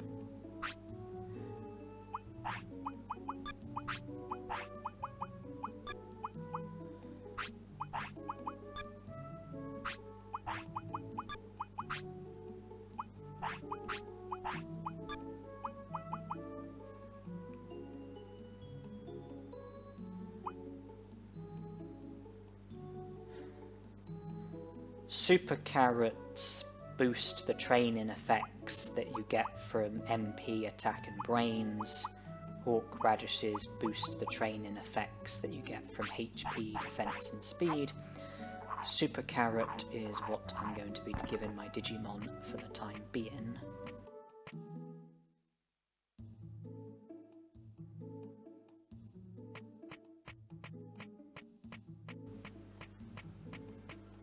I am hoping to see to the remainder of this challenge in this lifespan. That does mean there is a fair bit of work to do in regards to battles and recruitments. And before that, there's work to be done with training and digivolving. I do aim to do a lot of training and digivolving. In fact, I plan to digivolve all the way through to an ultimate Digimon. That means digivolving from my current Digimon, Poyomon, a baby Digimon, obviously to Tokamon, an in-training Digimon, because Tokamon is the only Digimon that Poyomon can digivolve to, unless you digivolve to Sukamon, which we are not going to be doing, and then from Tokamon, digivolve to a rookie, then a champion, then an ultimate. And I used a blue apple to boost my happiness in the hope that that would help with maximizing lifespan, and I also used an ice mushroom and maximize discipline because I'm hoping that that will, like with before, I'm hoping it will result in me being able to get away with not needing to have as many toilet breaks, not needing to go to the toilet as frequently, and it will just mean that toilet breaks will be less of an inconvenience, less time consuming. And you've probably noticed that when my Digimon has wanted to eat, I've been using the restaurant instead of giving it food from my inventory. The reason for that is because when you give a super carrot or a hawk radish to your Digimon, it does boost training effects. Super carrot boosts the training effects of attack, MP, and brains. Hawk radish boosts the training effect of the other three, HP, speed, and defense. And the effect, you lose the effects if you eat something else. You'll remember I gave Poyomon a super carrot, and if I had then fed him something else, something different to a super carrot, then the effects of the super carrot would have worn off. I would have lost the effects. However, if you feed your Digimon at the restaurant, then you don't lose the effects of super carrots or hawk radishes. Therefore, I have been feeding my Digimon at the restaurant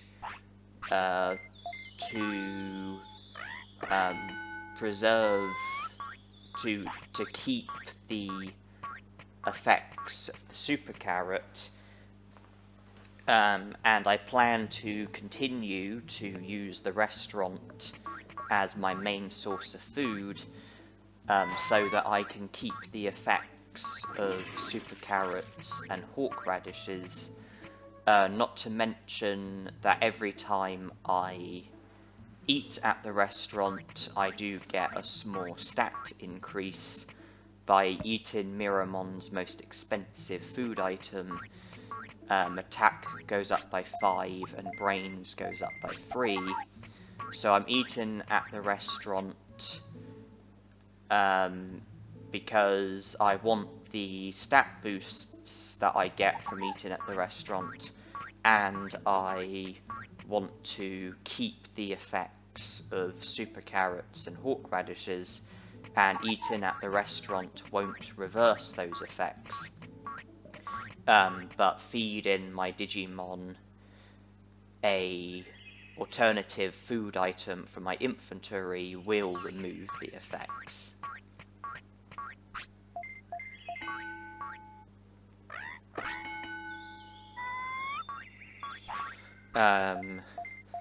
The effects of the super carrots and hawk radishes are not permanent. Even if you completely avoid feeding your Digimon an item that would reverse the effects, eventually the effects of super carrots and hawk radishes will still wear off. I don't know the exact time frame. We could be talking a day, we could be talking more than that. but you know, the effects that I have gained from giving a super carrot to my Digimon, those effects are not going to last forever.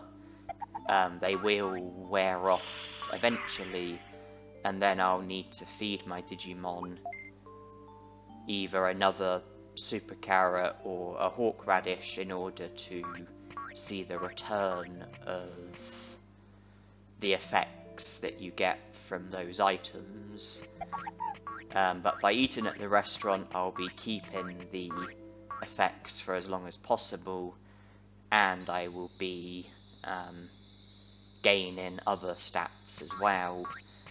Since it's Mirrormon at the restaurant, it will be attack and brains, which I'm very happy with. And to repeat myself, you know, I delayed the recruitment of Tyrannomon and Frigimon because I don't want them working at the restaurant at the moment. I want it to be just Frigimon, where attack and brains are the stats that are going to be impacted from eating at the restaurant. Inevitably, Poyomon did digivolve to Tokamon, and there are, well, when it comes to natural digivolutions, there are two separate rookie Digimon that Tokamon can digivolve to. One of them is Patamon, one of them is Biomon. What will influence the digivolution is stats. In order to digivolve to Patamon, from the looks of things, you need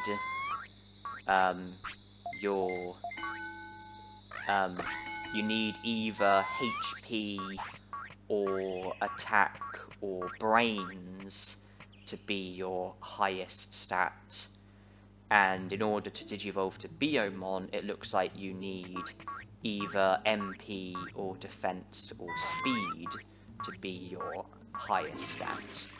So from the looks of things, having HP as your highest stat would result in you digivolve into Patamon. Having attack as your highest stat would result in you digivolve into Patamon. Having brains as your highest stat would result in you digivolve into Patamon. And then having MP as your highest stat would result in you digivolve into Biomon. Having defense as your highest stat would result in you digivolve into Biomon. Having speed as your highest stat would result in you digivolving to Biomon. That's how it appears to be if I'm reading the information correctly, if I'm understanding the information correctly. And at the moment, attack is by far my superior stat, and that's probably given away the fact that Patamon is the rookie Digimon that I am aiming for.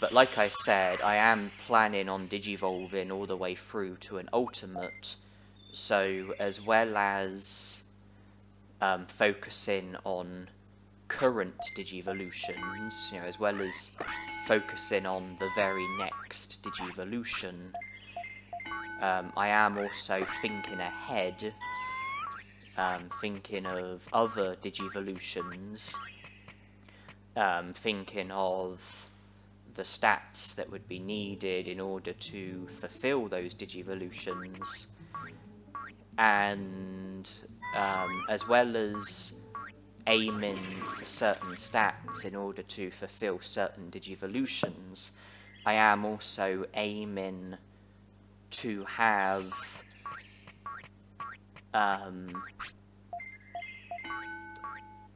the stats that I think would be most helpful in a challenge like this. In a counter solo challenge, I am aiming to try and have, you know, what I think would be the best possible stats for a challenge like this. The stats that I think would be most helpful, those are the stats that I want to be the highest. So it's about, you know, trying to get the stats that I think would be most helpful in this challenge, as well as trying to get the stats that I need in order to be successful with the Digivolutions that I'm hoping to be successful with. Bearing in mind, though, that once you get to a rookie Digimon, there onwards, Digivolutions are not just about stats. They are also about weight and care mistakes and bonus conditions.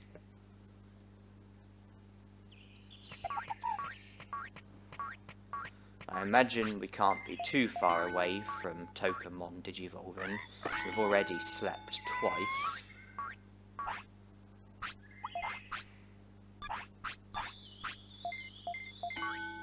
I think we've slept twice.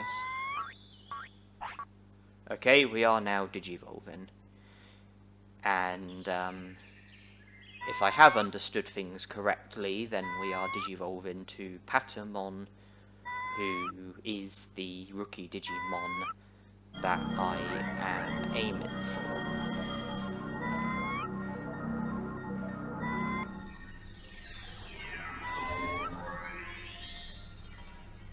Patamon it is.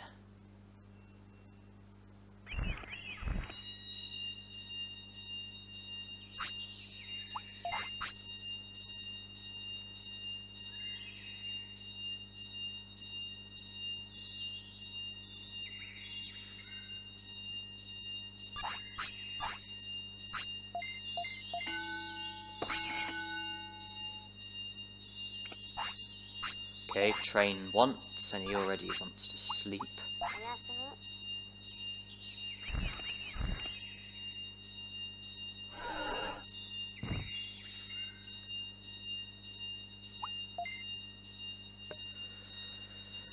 Okay, so like with when we had Poyomon and Tokamon, we're going to be training, we're going to be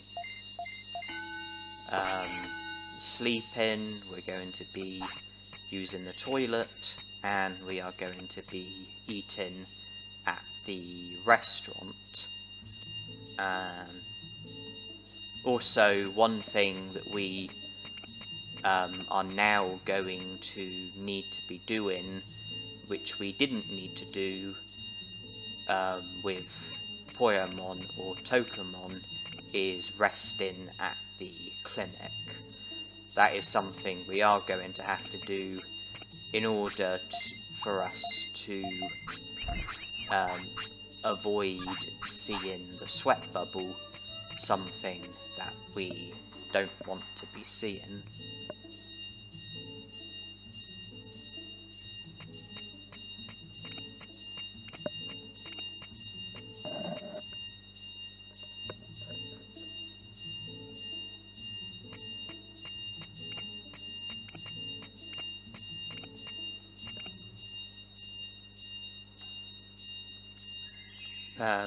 So there are 6 Digimon that Patamon can Digivolve to.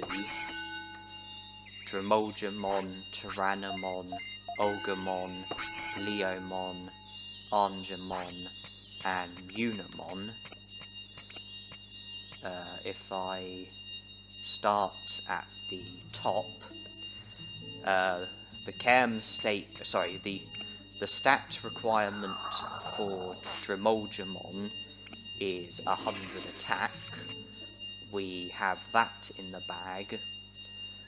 The care mistake requirement for Dremolgemon is a minimum of 3. We don't currently have that. The weight requirement is 35 to 45. We don't currently have that.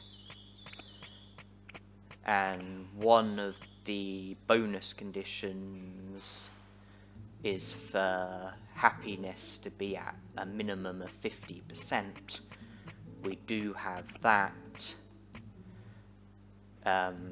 currently. We do currently have that. The other bonus condition we definitely won't be fulfilling. It is a minimum of 28 techniques mastered. That's Dremolgemon. Tyrannomon, stat requirement 1000 HP and 100 defense. We don't currently have that. Care mistake requirement maximum of 5. We do currently have that. Weight requirement 25 to 35. I don't think we have that at the moment. I think our weight is below that range. And then one of the bonus conditions is to have a maximum of 5 battles. We do have that currently. The other bonus condition we definitely won't have. Minimum of 28 techniques mastered. Olgamon, stat requirement 1000 HP and 100 attack. We do have the attack, but we don't have the HP, so currently we don't have the stat requirement for Olgamon. Care mistake requirement minimum of 5, don't currently have that. Weight requirement 25 to 35, same as Tyrannomon. I don't think that our weight is within that range, not at the moment anyway. And from the looks of things, we don't currently have the bonus condition. One of them is to have a minimum of 15 battles, the other is to have a minimum of 35 techniques. Okay, our weight is 21, so it's within the range of 15 to 25, not within the range of 25 to 35.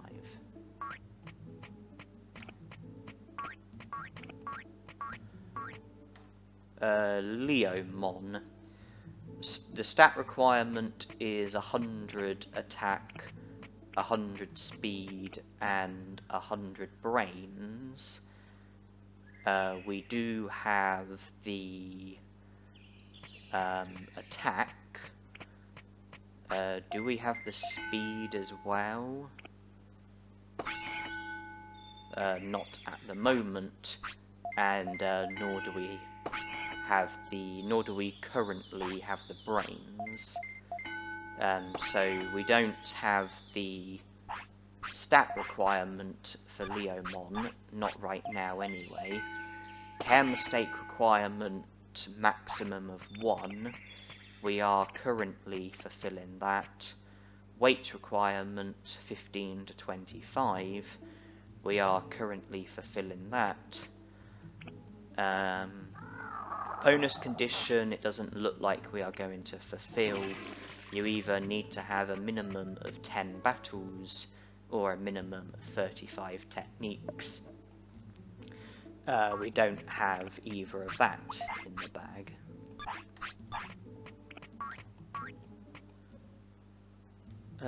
Angemon. The stat requirement is 1000 MP and 100 brains. We don't currently have that. Care mistake requirement, maximum of 0. We do currently have that. Weight requirement 15 to 25. When I checked a couple of minutes ago, or a few minutes ago, whenever it was, our weight was 21, which is within the range of 15 to 25. So when I last checked a few minutes ago, or whenever it was, I was fulfilling the weight requirement for Digimon. And then one of the bonus conditions is to... Okay, our weight's 21, so we do have the weight requirement for Digimon. We do currently have the weight requirement for Digimon, as well as the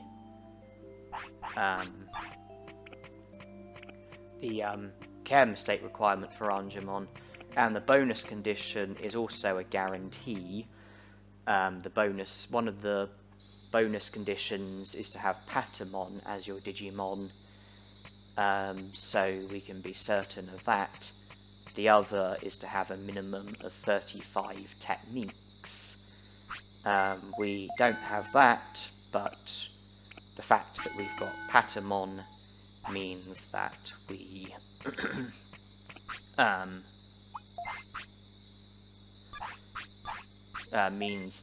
do have the bonus condition for Digimon. And then the final Digimon, Unimon. The stat requirement is 1000 HP and 100 speed. We don't have that. The care mistake requirement is a maximum of 3. We do have that. The weight requirement is 25 to 35. Don't currently have that. And the bonus condition, either a minimum of 10 battles or a minimum of 35 techniques. We don't have either of that. And I think I will now inform you that Digimon is the Digimon that I am aiming for. Digimon is the champion Digimon that I am hoping to Digivolve to. And when I was going through the possible Digimon and the conditions, at the time I did have 3 of the requirements for Digimon, but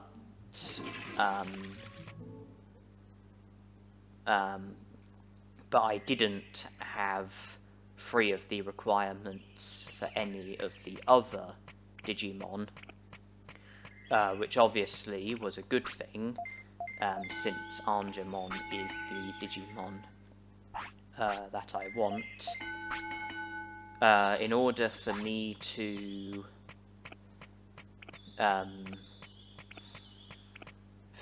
continue to have 3 of the... Well, I mean, the 3 requirements that I was fulfilling for Digimon were care mistakes, weight, and bonus condition. I didn't have the stat requirement. And in order for me to continue to be successful with Digivolving to Digimon, I would have to either keep my care mistakes at 0 and keep my weight within the range of 15 to 25. That way we would have 3 of the requirements for Angemon because of the fact that the bonus condition is unavoidable in this case. If I was to lose the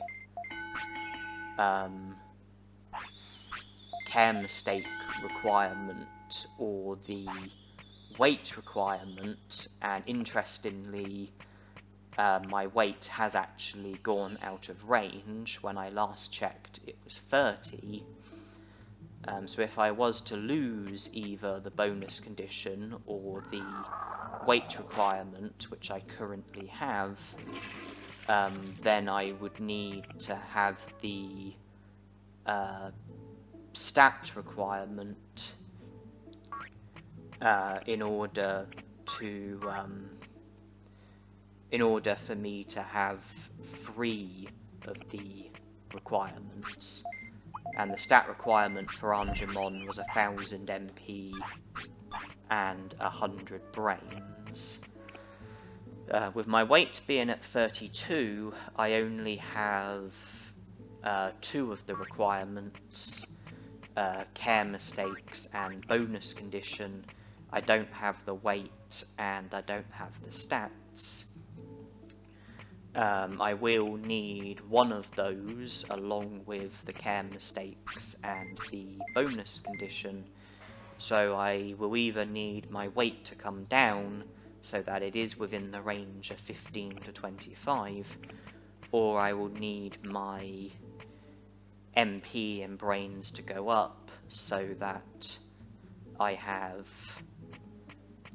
a minimum of 1000 MP and 100 brains.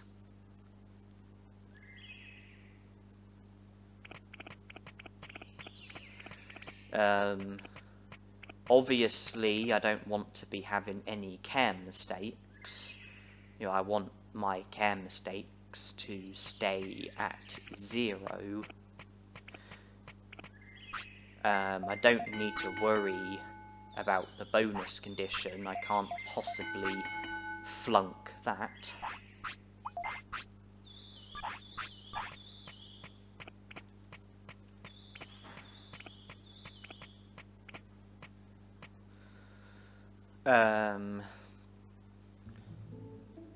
It wouldn't be hard for me to train MP and brains and get it within the range for Angemon. It also wouldn't be hard for me to get my weight down so that it is within range for Angemon. Weight is 36. You have to remember I do have super carrots on me, and super carrots cause your Digimon's weight to go down. So it wouldn't be difficult for me to feed a few super carrots to Patamon, thus resulting in his weight going down and then being within the range of 15 to 25, which is where it needs to be in order for me to have the weight requirement for Angemon, and therefore have 3 of the conditions met for Angemon if I'm not going to be fulfilling the stat requirement, but if I am going to be keeping the care mistake requirement and the bonus condition. Where normally when your Digimon wants to eat, you would feed it a food item which would make its weight go up, but there are a few exceptions where food items actually cause your Digimon's weight to go down. Super carrots are an example. Given a super carrot to your Digimon, I think causes its weight to go down by 2. I think you have the same effects from black trouts. Yeah, I think black trouts cause your Digimon's weight to go down by 2. And also there's prickly pears, which I think cause your Digimon's weight to go down by 5. But prickly pears are harder to get hold of. You would just have to, in order to get them, you would have to grind various spots within the Great Canyon in the hope of a prickly pear showing up. Black trouts would normally be easy enough to catch, but not in this instance because we only have the old rod and not the amazing rod. As for super carrots, well, they are easily available to us. All we have to do is speak to Vegemon and buy super carrots from him, and that is job done.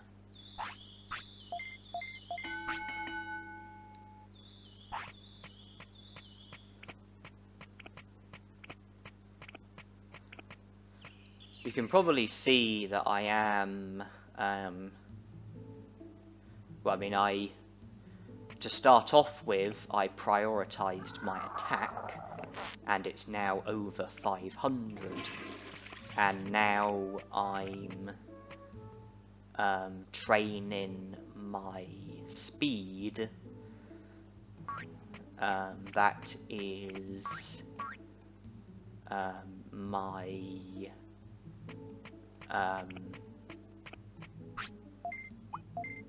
that is the stat that I am now working on.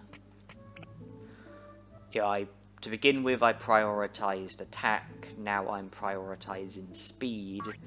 I think that those stats are both going to be very useful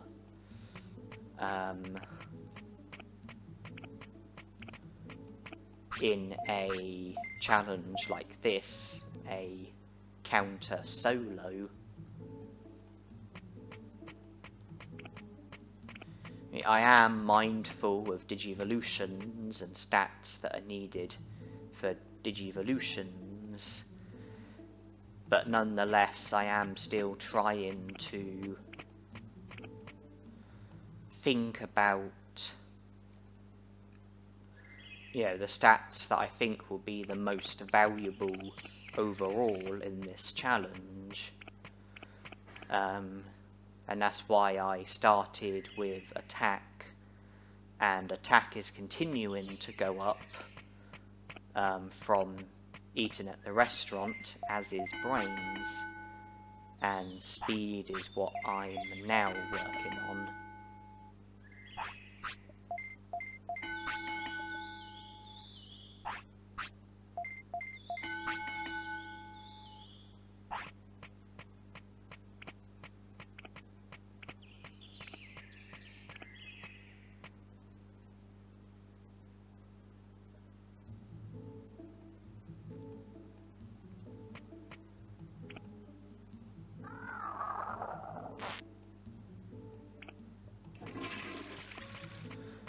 Well, at the moment, I am continuing to eat at the restaurant, and I'm continuing to put my weight further and further away from the range that is needed for Angemon, and although my brains has reached 100, my MP is still under 1,000, so I'm continuing to only have 2 of the requirements for Angemon, which isn't good enough.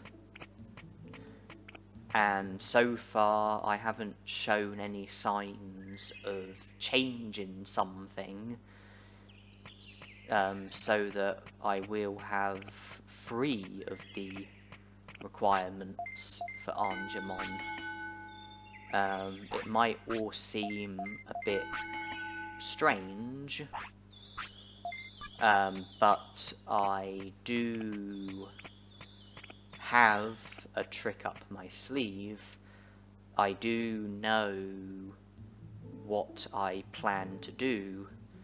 I do know how I intend on going about digivolving to Angemon.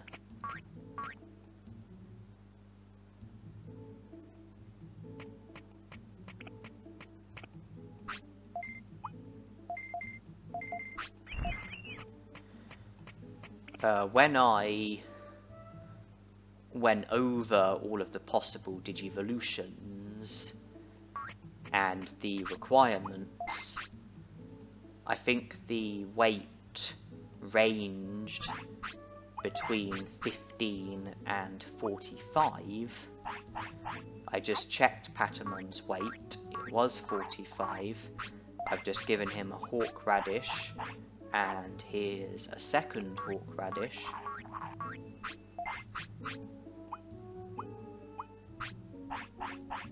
That's put his weight up to, I think, 51.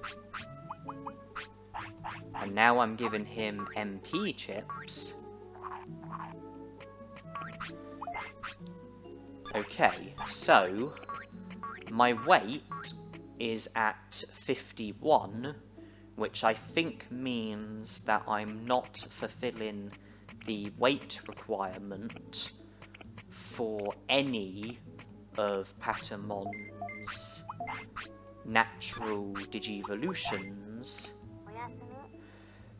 And I used a couple of MP chips to put my MP up to be in over 1,000. My brains has reached and exceeded 100, and a lot of that is down to the restaurant. And I believe I do now have 3 of the requirements for Angemon, and don't have 3 of the requirements for any of the other Digimon. And we are now digivolving.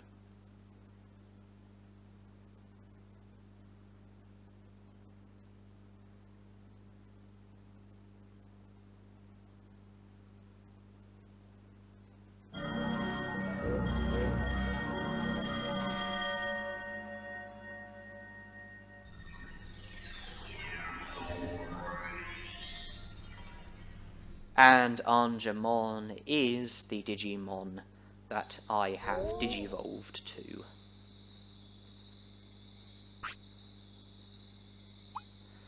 It's just as I was playing the game and I was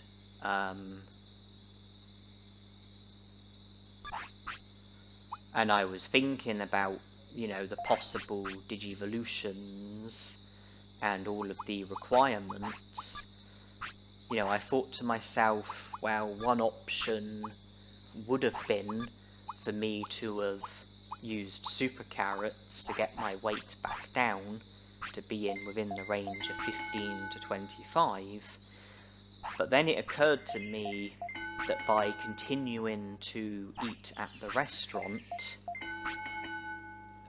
which caused pretty substantial weight gain, and by doing a tiny bit of force feeding, I was able to get my weight so high that it wasn't within the range for any of Patamon's digivolutions, my weight was too high in order for it to be within the necessary range in order to fulfill the weight requirement for any of Patamon's Digimon,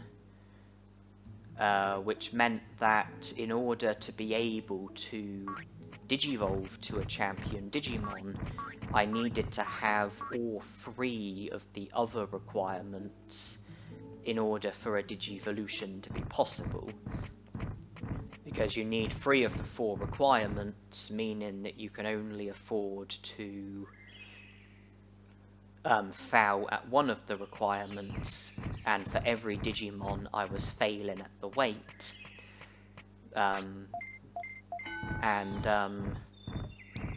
By getting my brains up to 100 and getting my MP up to 1000 and not having any care mistakes and having Patamon as my Digimon, I had the stat requirement for Angemon, the care mistake requirement for Angemon, and the bonus condition for Angemon, totaling to 3 of the requirements, and I was successful with digivolving to Angemon.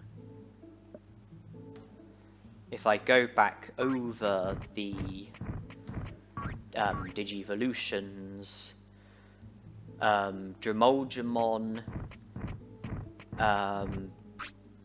the care mistake requirement was a minimum of 3, the weight requirement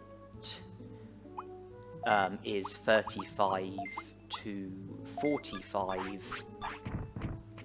I didn't have either of those, and that alone was enough to rule out Dromolgemon, because it meant that the most that I could have had would have been 2 of the requirements.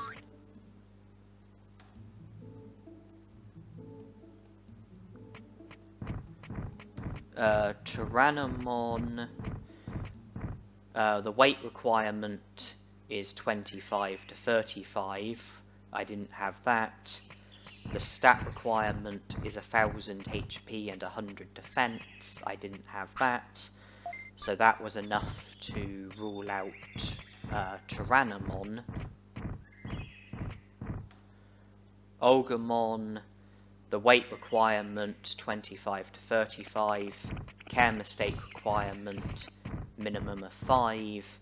Didn't have either of those. That ruled out Olgamon.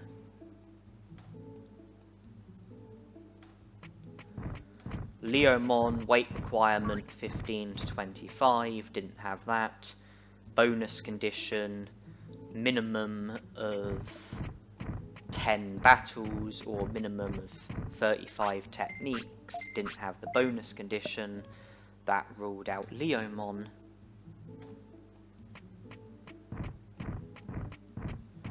And then lastly, Unimon, weight requirement 25 to 35, didn't have that, and the bonus condition looks to be the same as Leomon's, minimum of 10 battles or minimum of 35 techniques. Didn't have the bonus condition, so that was enough to rule out Unimon. So in the end, Angemon was the only Digimon who I could have digivolved to under those circumstances, because I had 3 requirements for Angemon and didn't have 3 requirements for any other Digimon. I wasn't entirely sure what approach to take regarding stats and weight, but you know, I liked eating at the restaurant and gaining the stat boosts, and I knew that eating at the restaurant, you know, did cause weight to go up quite a bit, but I, liked the stat boosts, I liked keeping the effects of the hawk radishes and super carrots, which I was able to do by eating at the restaurant. And then it just occurred to me, rather than try and get Patamon's weight to go down by using super carrots, if I just keep using the restaurant until my weight is really high and do a bit of force feeding with the hawk radishes, I could miss the weight requirement for every Digimon, and then from that I could ensure that I only have three of the requirements for Angemon only, and no more than 2 of the requirements for any of the other Digimon. And the training is continuing,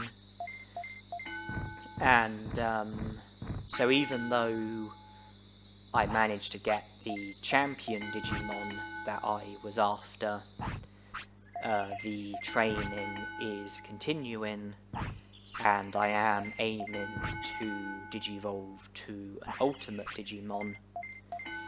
And there are 2 ultimate Digimon that Angemon can Digivolve to. One of them is Andromon, and the other is Phoenixmon. With Andromon, the stat requirement is 2000 HP, 4000 MP, 200 attack, 400 defense, 200 speed, 400 brains. I don't currently have that. The chem state requirement is a maximum of 5. I do currently have that. The weight requirement is 35 to 45. I don't currently have that. And I do currently have one of the bonus conditions, which is for discipline to be at a minimum of 95%.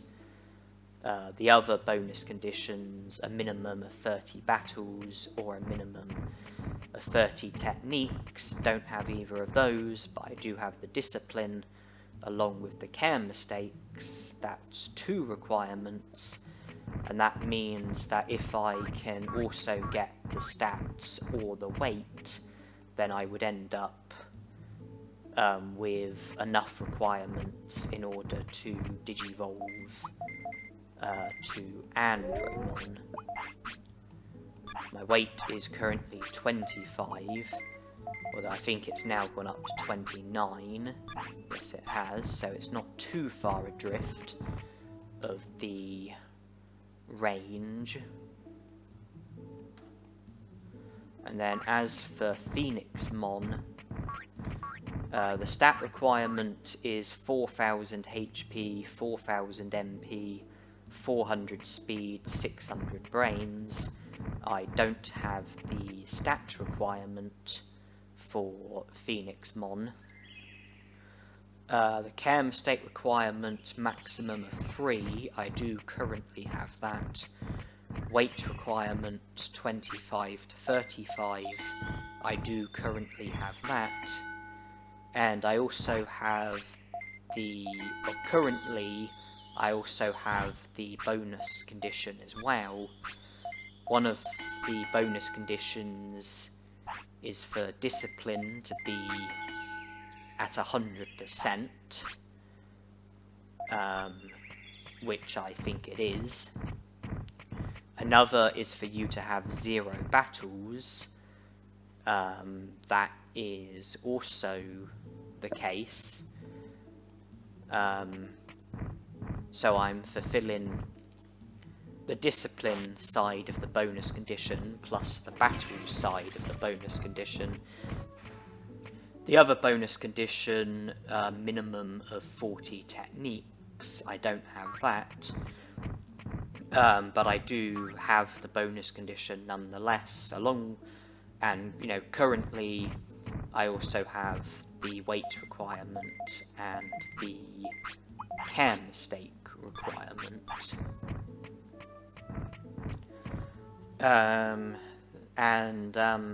The Digimon that I'm aiming for is Andromon, and I'm pretty confident that I should be able to digivolve to Andromon without any major difficulties. If I keep my care mistakes down, then I'll have the care mistake requirement for Andromon. If I keep my discipline high, then I'll have the bonus condition for Andromon.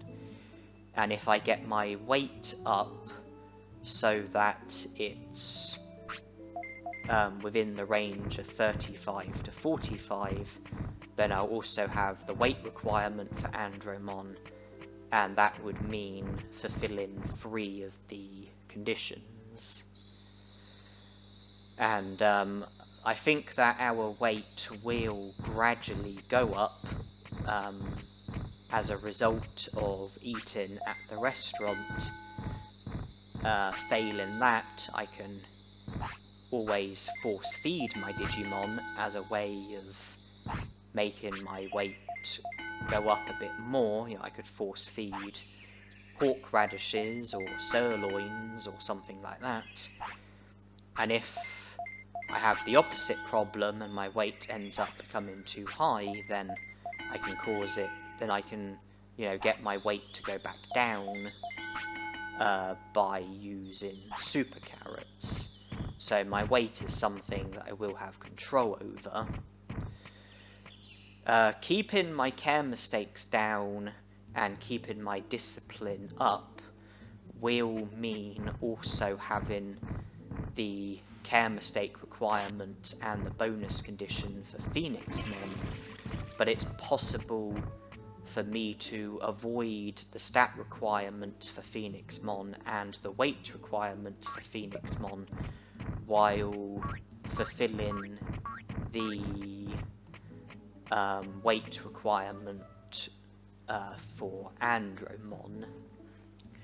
The weight requirement for Phoenixmon was 25 to 35.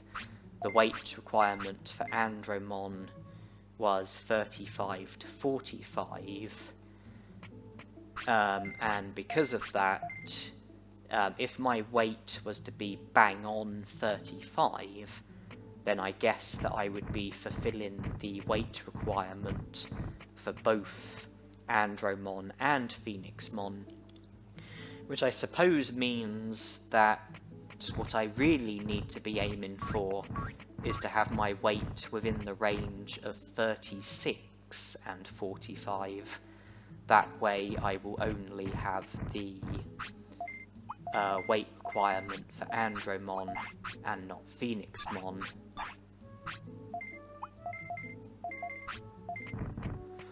I think my weight has just gone up to 32, so it's not far adrift of the weight that's needed for Andromon.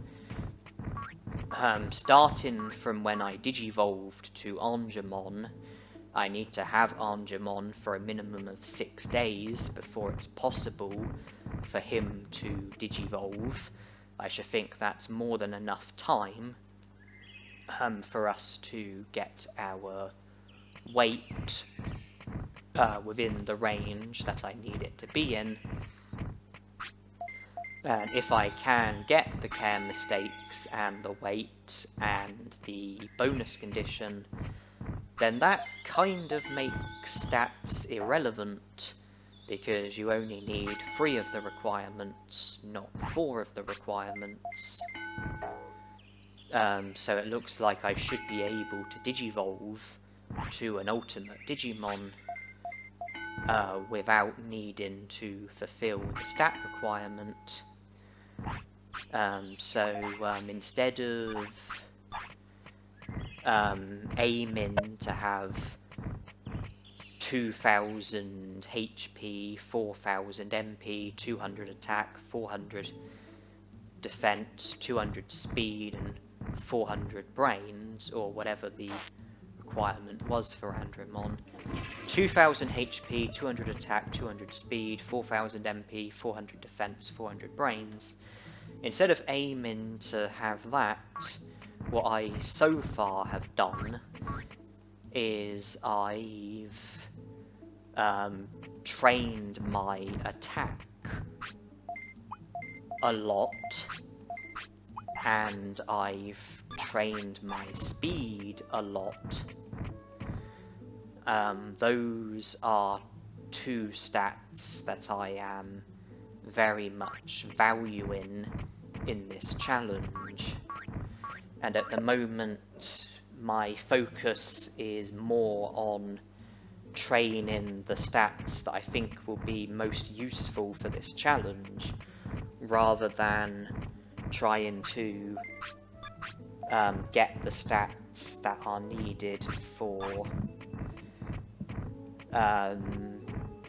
the ultimate Digimon that I'm trying to digivolve to, because of the fact that it looks like I should be able to digivolve to an ultimate without needing the stat requirement. And when you do digivolve to a Digimon, you know, if it's a natural digivolution, usually if you have usually the lower your stats are when you digivolve, the bigger stat gain that you get when you do digivolve. Having higher stats will always mean having higher stats. You know, the higher your stats are when you digivolve, the higher they will be after you digivolve. But you do gain, you do generally gain a bigger stat boost from digivolving if your stats are low. So by focusing on attack and speed so much and getting them really high, if I digivolve to an ultimate, then attack and speed won't go up by much. But if my other stats are a lot lower, then I should get a much bigger boost for those stats than what I would get from than what I would get for attack and speed, and hopefully I would then end up with those stats becoming reasonable, even if I haven't trained them much.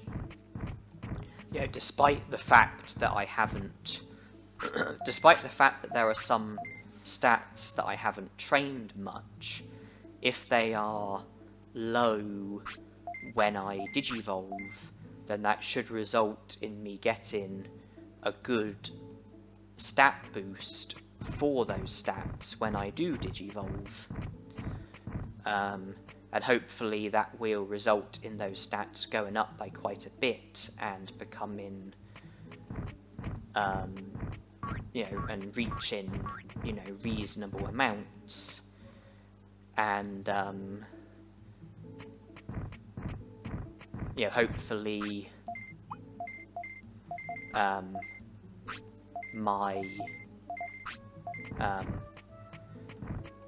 even though my attack and speed will probably go up by less, you know, hopefully the training that I've already done will prove to be enough in order for those stats to be very good after I digivolve. Yeah, I would say that my attack and speed already is very good. It will go up by more when I digivolve. my attack is continuing to go up from eating at the restaurant. And I also have item chips in my inventory, which I plan to use after digivolving to an ultimate. It's just, if I have lower stats and digivolve to an ultimate, get a bigger stat gain, and then use the item chips, I think that overall I will end up with better stats, higher stats, than if I was to give the item chips to my Digimon now, and then have higher stats when digivolving, and then gaining a smaller stat boost from digivolving. So I'm holding on to the item chips for now. I've, trained my attack and speed an awful lot, and I know that they are going to go up more from using item chips after digivolving. They will go up simply from digivolving, and my attack is continuing to go up from eating at the restaurant, along with my brains as well.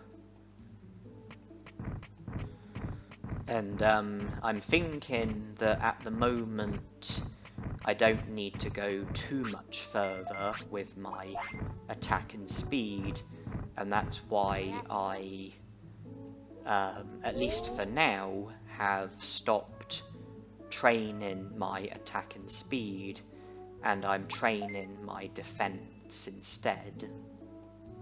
I've got time between now and when Angemon will digivolve, and I might as well spend that time productively.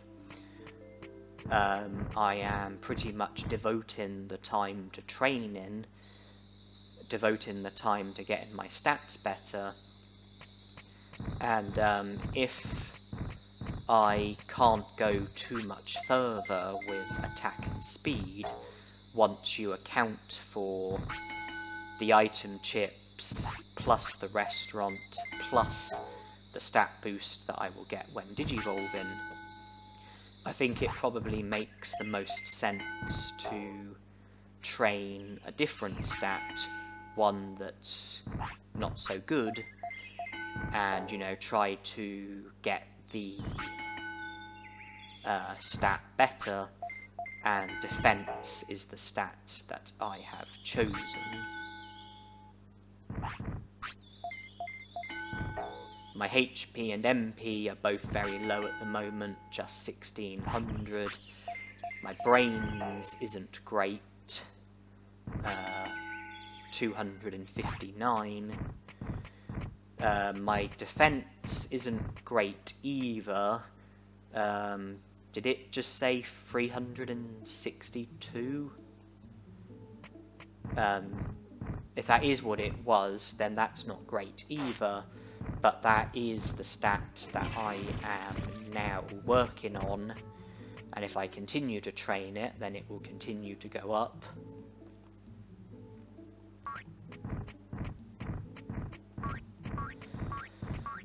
And you have to remember that, all of my stats will go up when I digivolve. That includes defense, and I am going to be, as well as having item chips in my inventory at the moment, I will also be encountering other item chips throughout the rest of this challenge as I proceed through the rest of the challenge.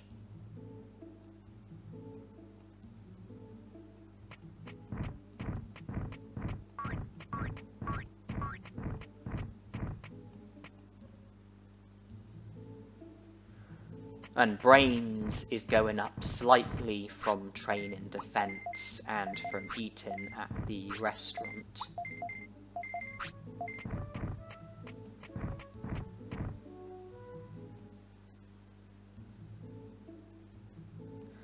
It seems that when Angemon wants to eat, sometimes eating just once at the restaurant is good enough, which will increase attack by 5 and brains by 3, but sometimes he'll eat twice in one visit, which will increase attack by 10 and brains by 6, which is a lot more welcome.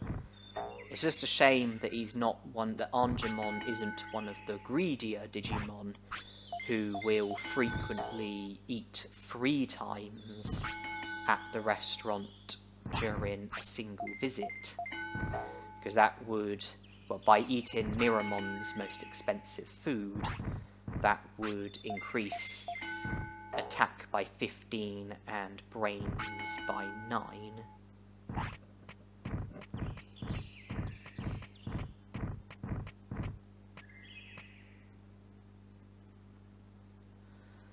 Every time I eat Miramon's most expensive food, it is boosting my weight by 4, which is quite a large amount.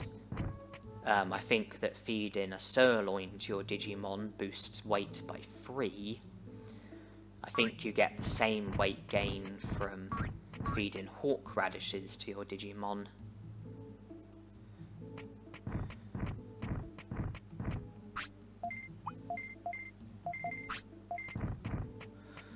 A weight gain of 4 from eating one single food item, that is a lot. Miramon's cheaper foods, I think, boost your weight by less.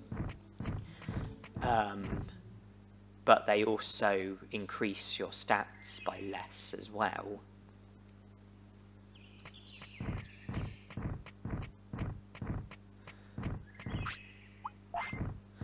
And I guess you have to decide, depending on your individual circumstances, whether you want your weight to be going up by a lot, or whether you want your weight to be going up by a bit, or if you want your weight to be staying about the same, or if you want your weight to be going downwards instead.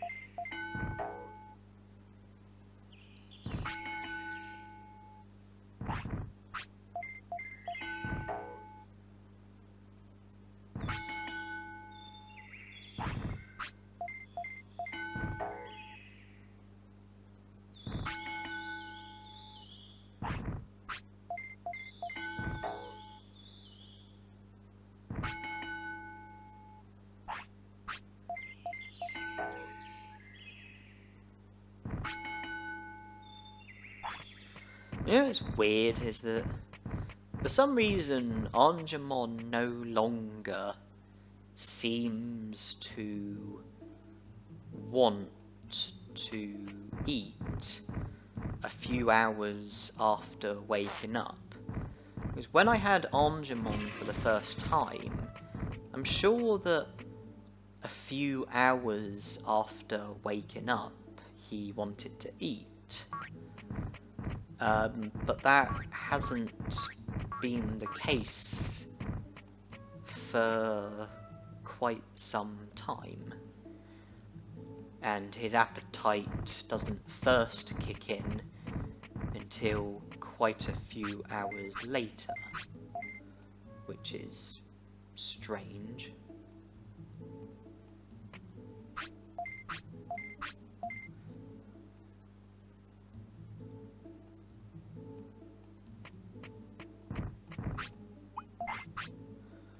Okay, our weight is 39.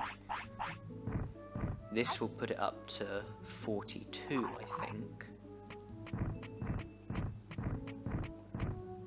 And he still wants to eat. And eating at the restaurant will put his weight up to 46. which is actually too high in order for us to be able to digivolve to Andromon. Okay, weight is now above the range for Andromon. Weight is 46, which is above the range of 35 to 45. I'm glad that our weight is no longer within range for Phoenixmon, but it is a problem that our weight is above the range for Andromon. If we are not going to have the weight requirement for Andromon, then we are going to need the stat requirement instead. I gave a Horseradish to Angemon because it occurred to me that the effects had worn off, because after my defense going up by 13 each time I trained, it then went down to 11, and I gave him a Horseradish, and now it's back at 13.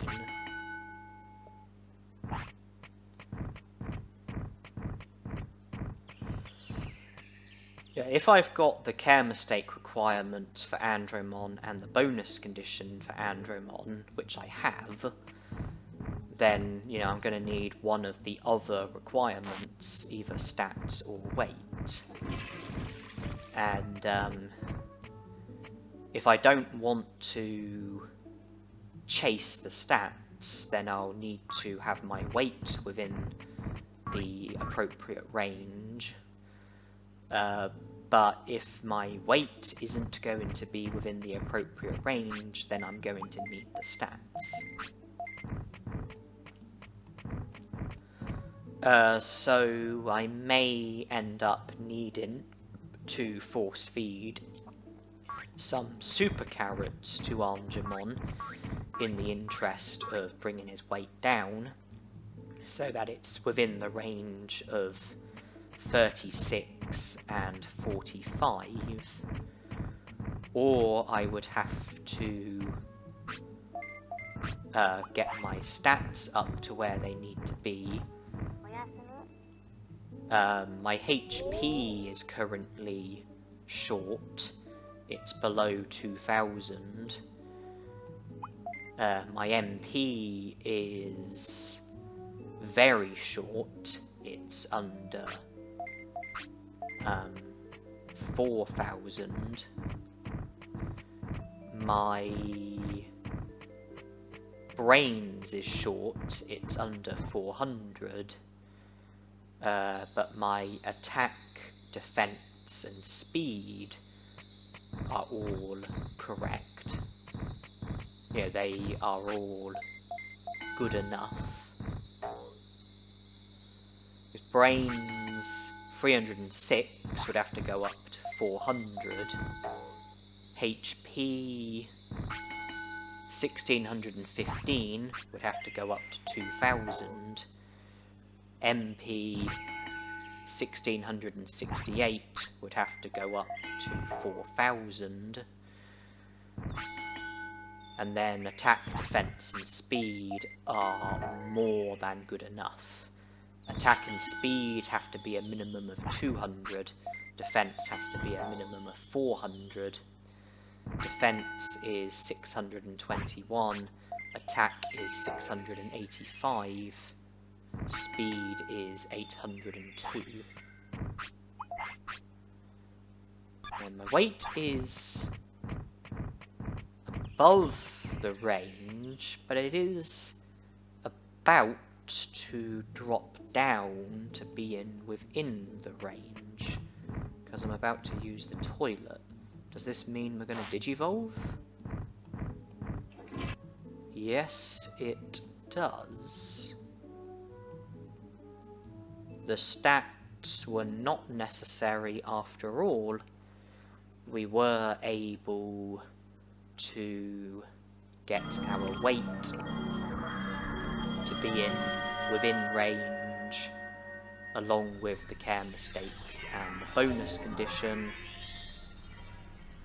Andromon is our Digimon. We had 3 of the requirements for him, and only 2 of the requirements for Phoenixmon.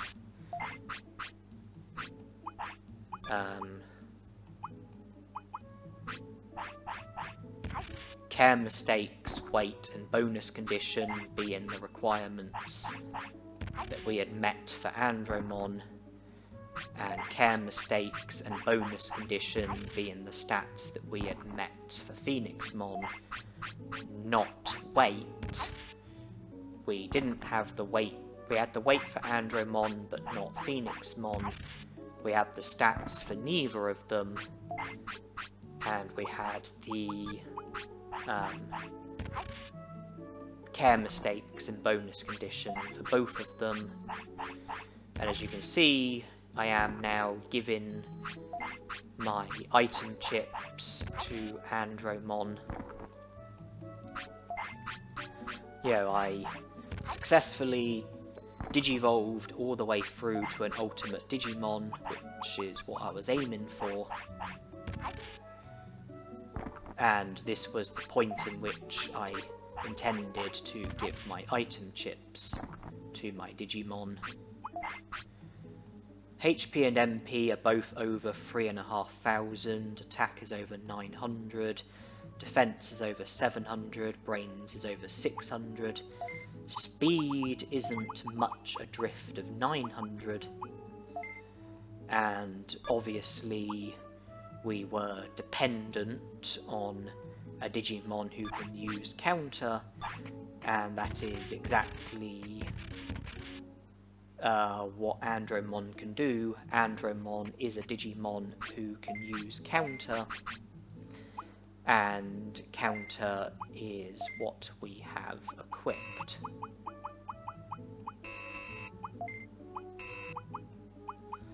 And it is the only technique that we've got equipped because it's the only technique that we are allowed to use.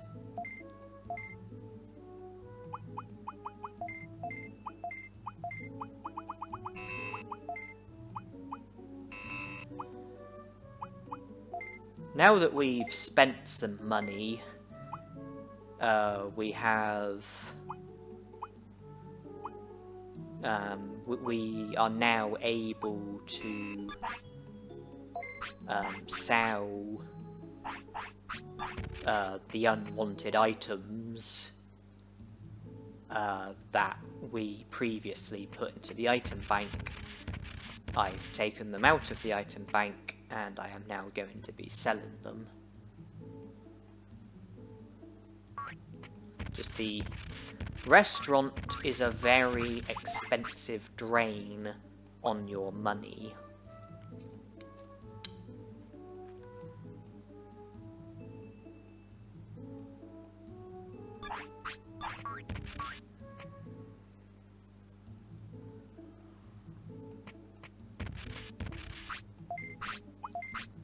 Because our money went down to 863,000, despite being at 999,000. So we spent, what was that, like 136,000?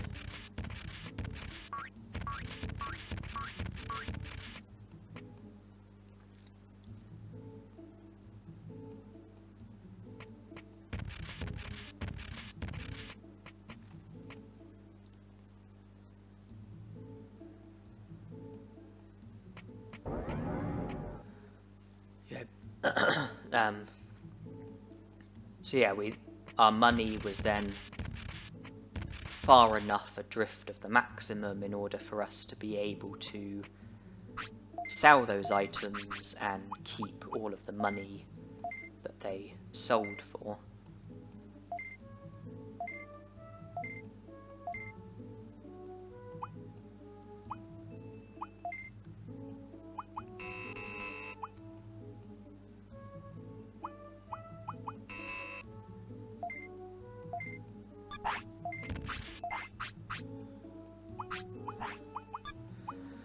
Well, we've got the hair grower in our inventory, should we need to produce animations.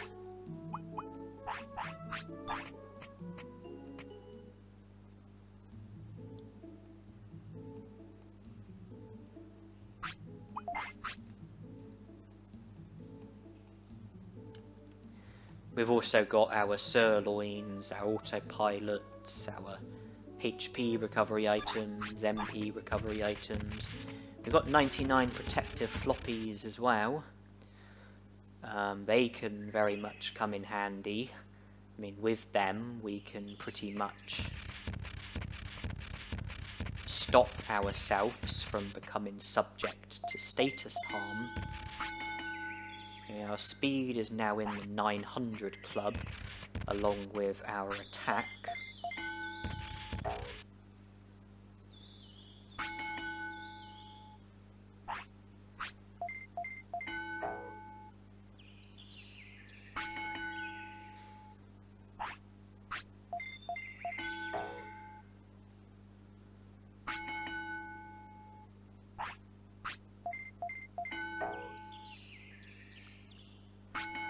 Our defense is now in the 800 club.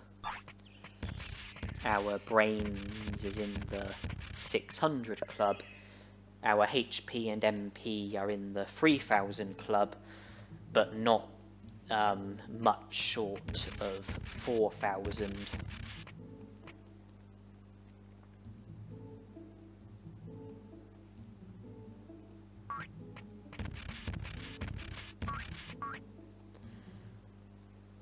And once again, I'm choosing to eat at the restaurant.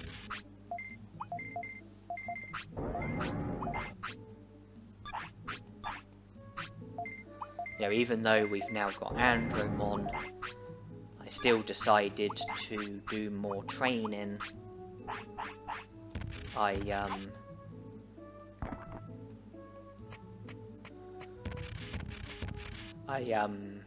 And I still decided to eat at the restaurant.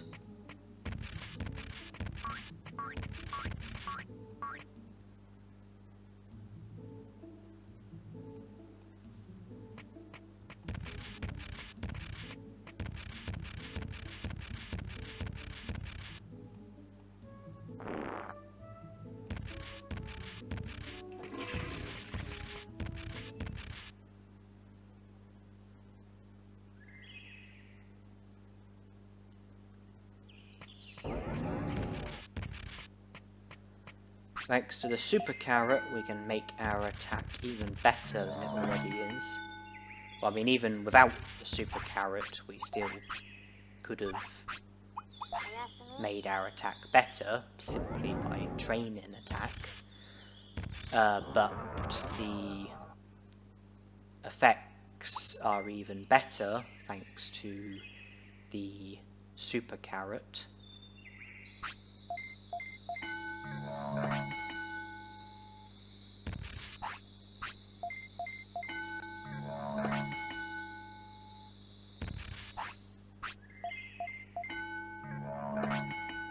And that is our attack at the maximum. Which I suppose means that eating at the restaurant while it's Mirrormon working there is only going to have a benefit on our brains.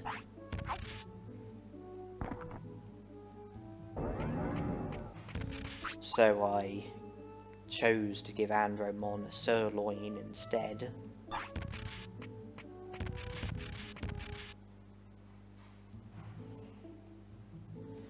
Because our attack is at the maximum, it can't go up anymore. And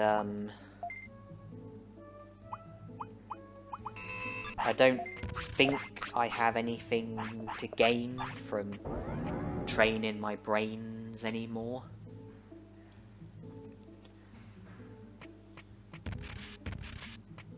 Even though my brains is nowhere near the maximum, it's at 600 and something. You know, we've got all of the commands, including the enabled technique, I don't really think there's anything extra to gain from training our brains further and getting it superior to what it already is.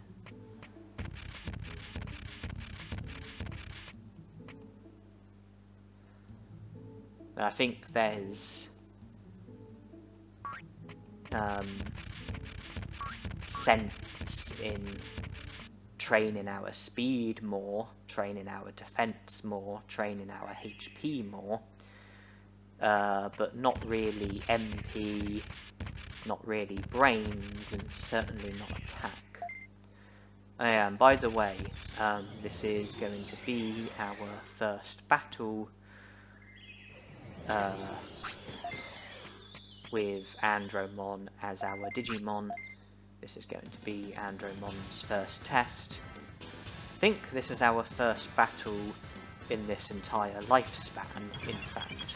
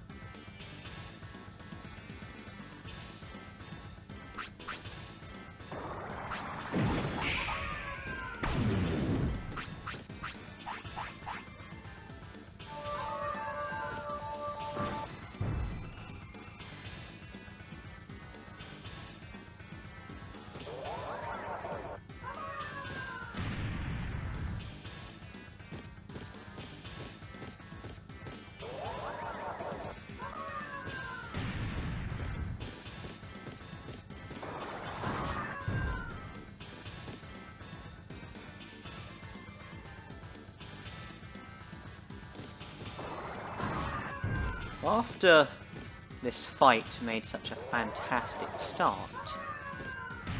it's really gone downhill since then.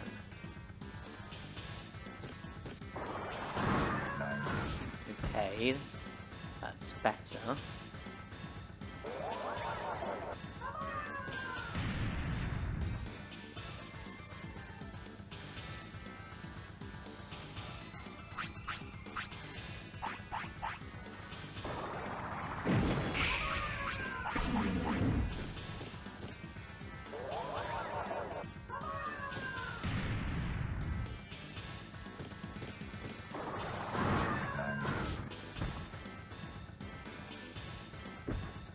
Now, to begin with, I thought it was looking like it was going to be a total annihilation, because he used Dynamite Kick a handful of times and we stopped every single one of them.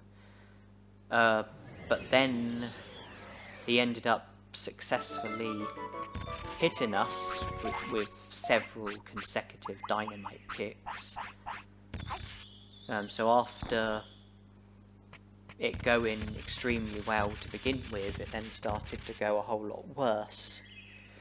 But then it picked up a bit, where we then managed to use counter twice more and win against Ninjamon.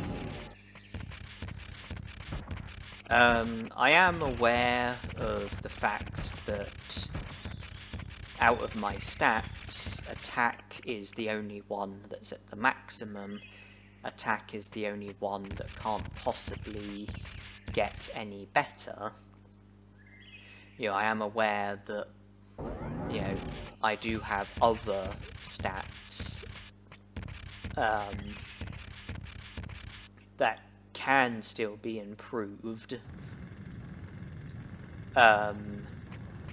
And I know that I could improve those stats by training, but I am accounting for item chips that I am going to be collecting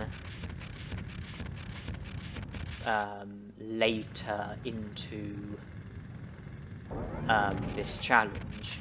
For example, I defeated Ninjamon and was presented by a quick chip. That put my speed up by 50, and there are plenty more item chips to come. And so it is possible that I might have at least one other stat which will end up reaching the maximum, despite no more training, or even if I was to have no more training at the gym. You know, item chips might be enough for one of my other stats, or some of my other stats, to end up reaching the maximum.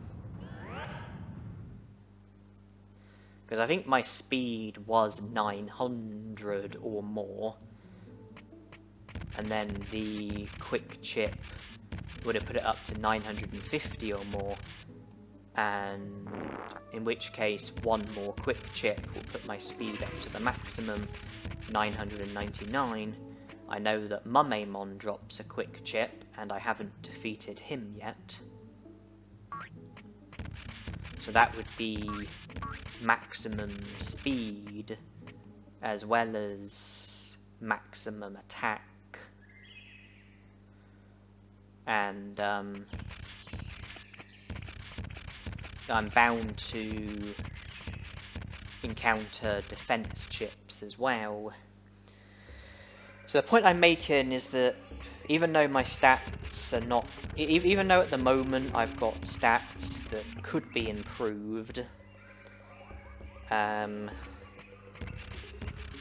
it might not be necessary to train at the gym, because of the fact that I'm going to be getting item chips as I progress further, and some of my stats are already very good as they are. Anyway, since I plan for this to be my final lifespan in this challenge, you know, I plan to see to the remainder of the challenge in this lifespan, I feel like I no longer need Miramon to be the only Digimon working at the restaurant. His foods boost attack and brains. One of those stats is already at the maximum, and the other, I feel that I have nothing extra to gain from training it further. My attack is at the maximum, and my brains, I don't think that I will gain any more by getting my brain stat higher. So we might as well recruit the other restaurant Digimon, starting with Tyrannomon.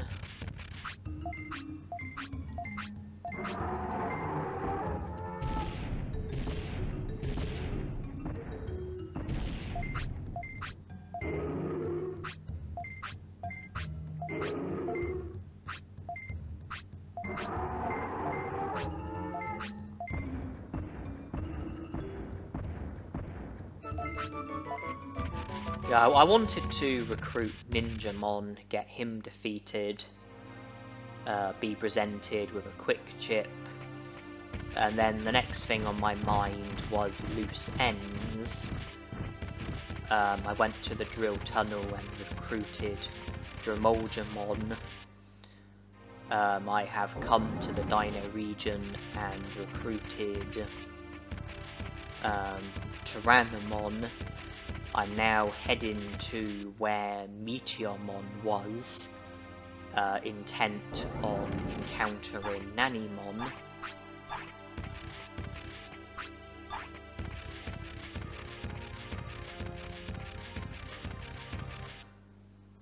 Regarding the restaurant Digimon, we do still need to recruit Frigimon as well. I haven't forgotten about him.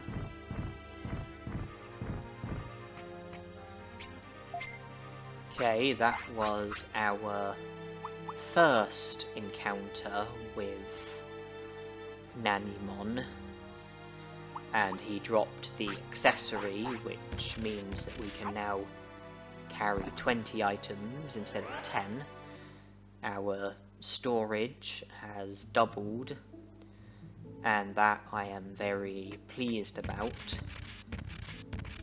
because there were numerous occasions where infantry space was a problem, but now we should have less concerns regarding infantry space. It's not going to be possible to recruit Nannymon because of the fact that Factorial Town is going to be off limits, and even if it wasn't off limits, it still wouldn't be possible to... I don't think it would be possible to defeat or recruit any of the Digimon in Factorial Town. And therefore, I don't think it would be possible to encounter Nannymon at the sewer within the Factorial Town. I think that you have to recruit Andromon in order for that to be possible. So I don't think it's going to be possible to recruit Nannymon, because I don't think it'll be possible to speak to him at all 5 of his locations. But if I want to, I can still speak to Nannymon at as many of his locations as possible, even though I don't have anything extra to gain from it. It doesn't matter if I speak to him once or speak to him 4 times. Either way, you know, I'm not going to be gaining anything extra.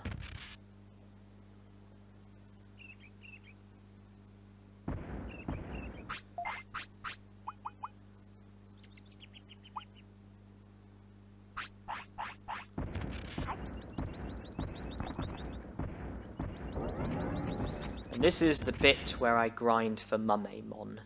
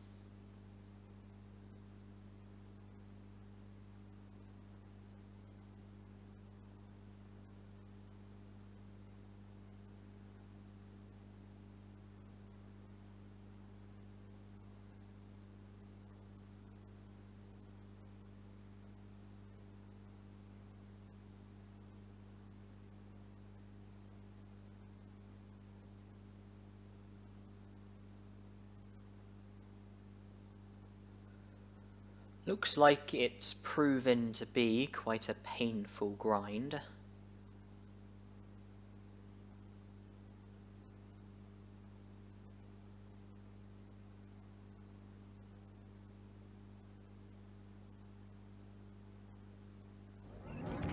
But the pain has now come to an end. I feel like we were pretty unlucky with getting Mumemon to show up. I'm hoping that might mean that we are due some good luck with trying to get Pixiemon to show up. Something that we will need to do later on.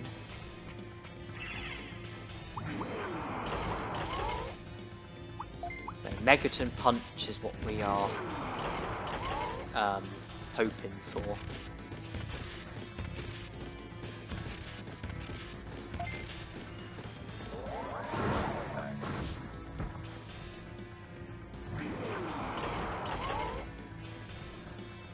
And if stats do influence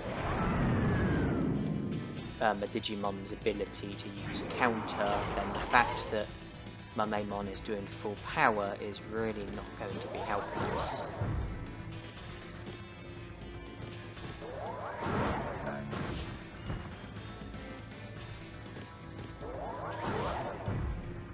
Not to mention, in general, you know, the better your opponent's stats are, the harder they will be to win against.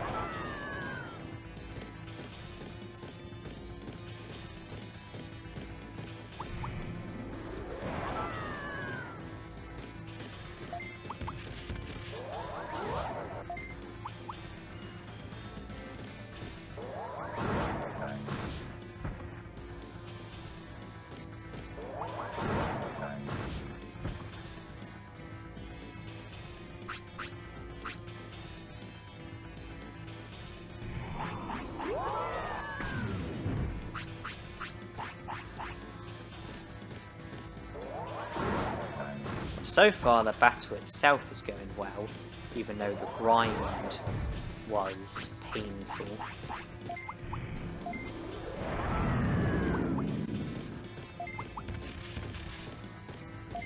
I'm trying to position things so that when Mumemon gets defeated, he will be as close to me as possible, so that the quick chip that he drops will be as close to me as possible, which will mean that I won't have to run too far in order to collect the quick chip.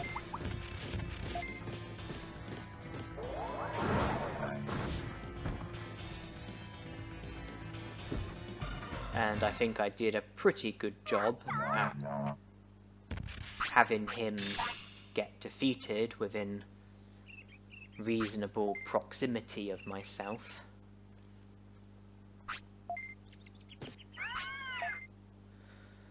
If I'm not mistaken, that quick chip will put our speed up to the maximum, and therefore our speed will join our attack. Our speed will match our attack. Our attack and speed will both be at the maximum. Now, regarding Nanimon, you speak to him for the first time and something significant happens. He drops the key item that he drops the accessory that enables you to carry 20 items instead of 10. And then nothing significant happens when you speak to him the second time, or the third time, or the fourth time. But when you speak to him for the fifth and final time, it is significant because firstly he drops another accessory which enables you to carry 30 items instead of 20, and also he joins the city, which results in you getting a prosperity point. We won't be able to encounter Nanimon at the sewer due to Factorial Town being off limits.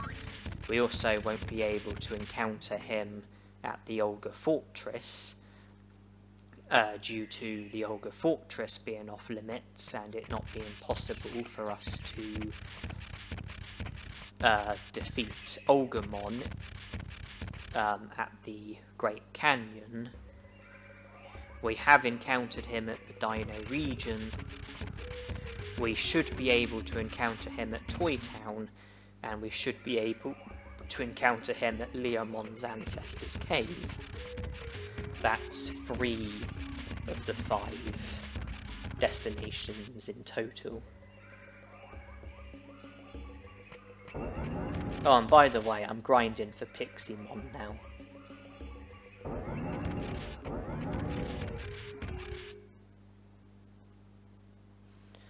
Our luck with Mumemon was bad. Possibly even very bad. And I'm hoping that that will mean that we'll have better luck with Piximon. I'm thinking that we are due to have better luck with Piximon since we had such bad luck with Mumemon. Okay, that was nowhere near as bad as Mumemon was. And Danger Sting is the technique that needs to be used against us.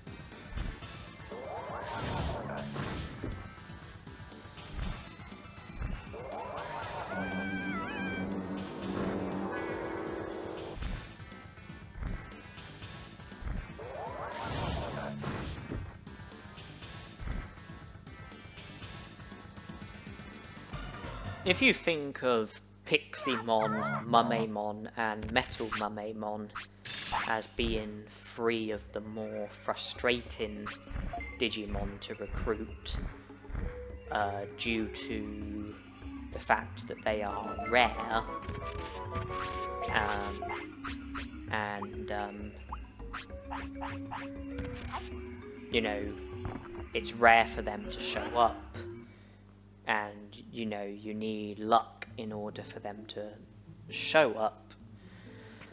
Then out of those three Digimon, we have got Mumemon and Piximon out of the way, and that actually does it for those three Digimon, because Metal Mumemon is not going to be encounterable in this challenge due to Factorial Town being off limits. So Mumemon's done, Piximon's done, Metal Mumemon is out of the question.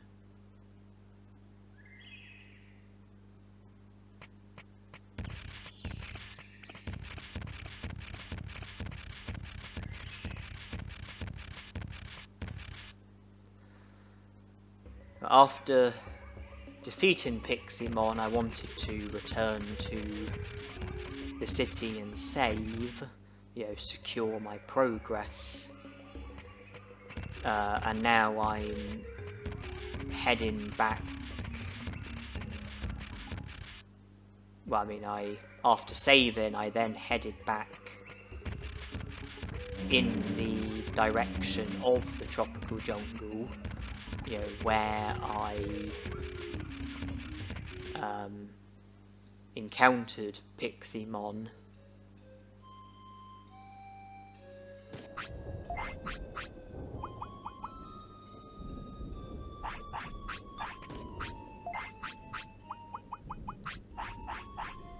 Need to produce an animation and keep myself safe from an unwanted battle, which I was not successful with, and I don't think counter can work against this guy. Ice Needle, Red Inferno, Magma Bomb, Heat Laser, I believe, are the techniques. So we had to run.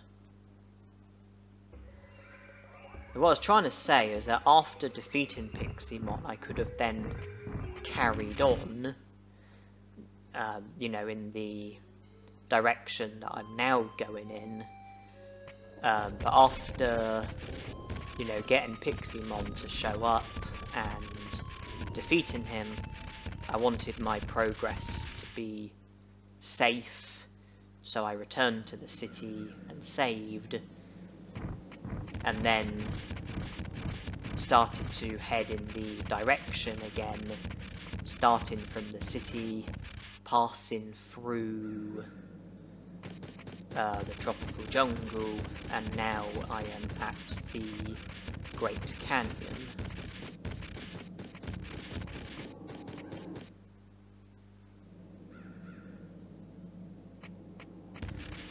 And it's vital that I don't ever speak to Garurumon about the bandits at the Great Canyon, because for as long as there's no mention of it, I'm able to go through the Great Canyon unharmed.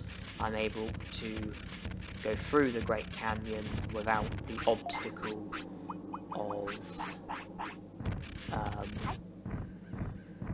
Olgamon.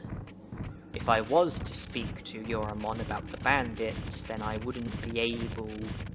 Well, there's one part of the Great Canyon that I wouldn't be able to go through without encountering Olgamon, and it wouldn't be possible to defeat Olgamon under these restrictions,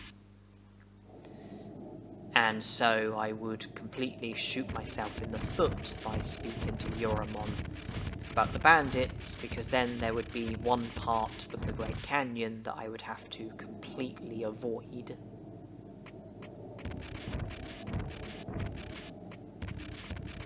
there would be one part of the Great Canyon that I would have to completely avoid in order to spare myself from getting into a battle with Olgamon that I wouldn't be able to win.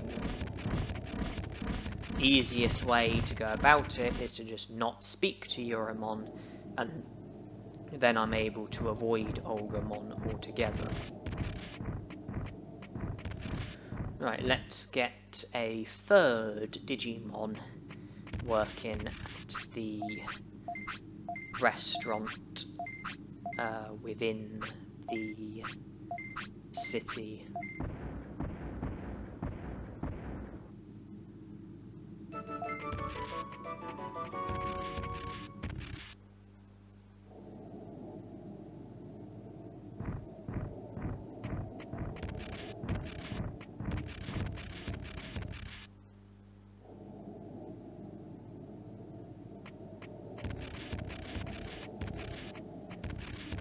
Garurumon is a Digimon who unfortunately is not going to be recruitable.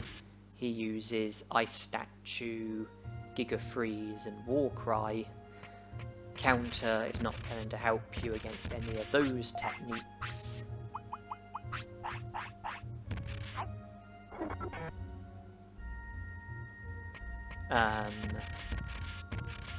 So out of the 4 main restaurant Digimon, we have now recruited the only ones that we are going to be able to recruit.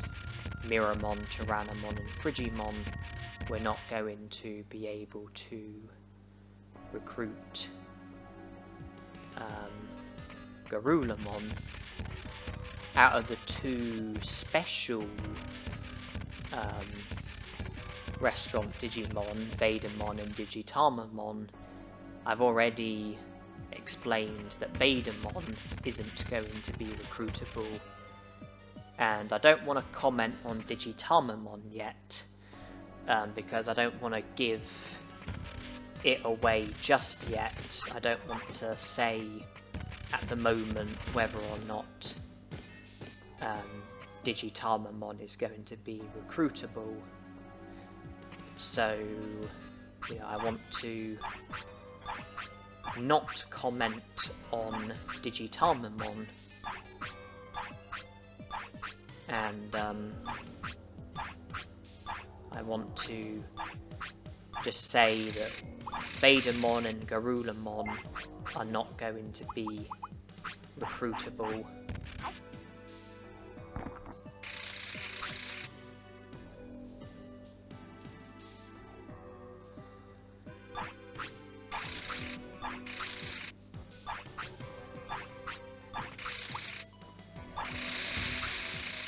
And I was hoping to make it past the tank mons, but I was unsuccessful. Yeah, Vadermon and Garurumon won't be recruitable. Miramon, Tyrannomon, and Frigimon have already been recruited. You can probably tell that the reason why I've come here is because I am hoping to battle and defeat Garurumon, and as a result of that, recruit Muncymon. And a bit of an issue is trying to make it past these tankmon.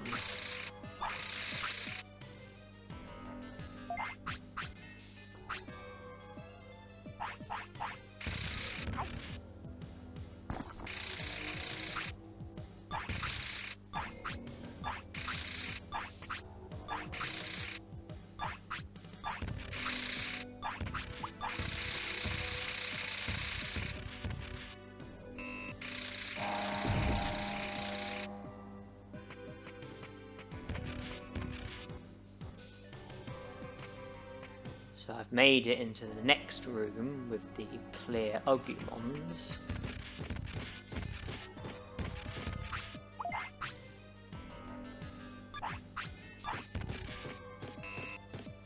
Wrong door.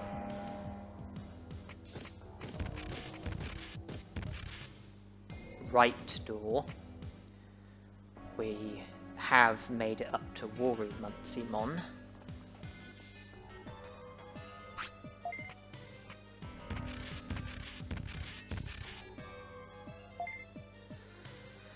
I'm quite aware that Andromon does want to sleep, but at the moment I don't want to let him sleep.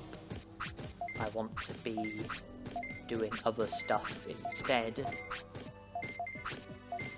I want to be making progress during his inactive period as well as his active period. That's been the case a lot throughout this challenge. And in this battle, we are dependent on Megaton Punch being used against us.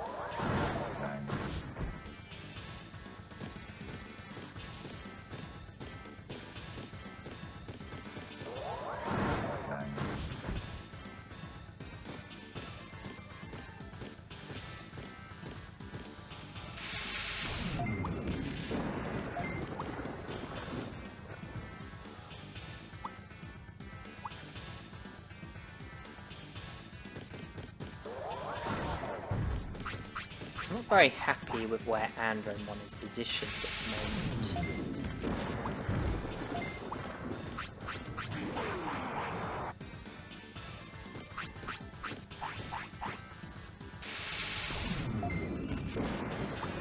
I really don't want to be getting stuck behind these boxes.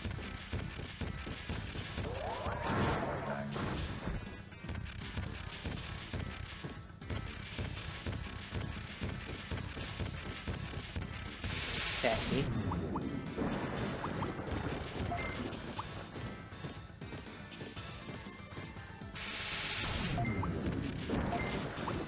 My position is better now.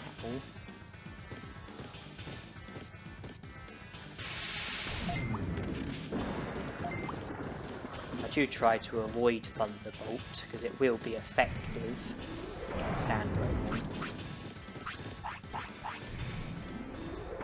Especially now that Garurumon has put his strength up to the maximum with Muscle Charge.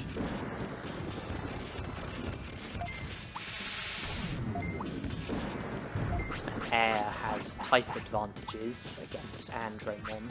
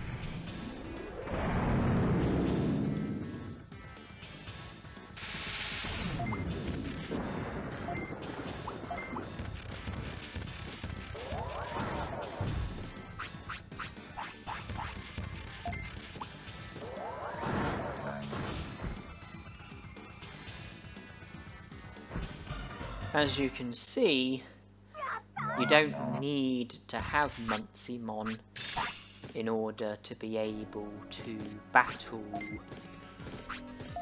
Garurumon. You just need Muncymon in order to get the door unlocked, which leads towards Garurumon. But the actual battle against Garurumon can be done with any Digimon, providing the door has been unlocked, which does require Muncymon.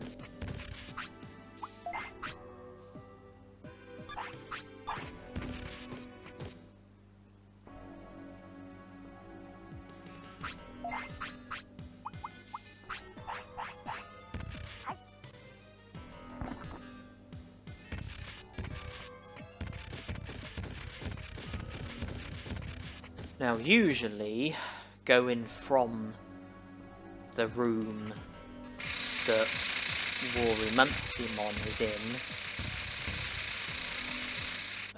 to the main part of Toy Town is easier than the reverse journey.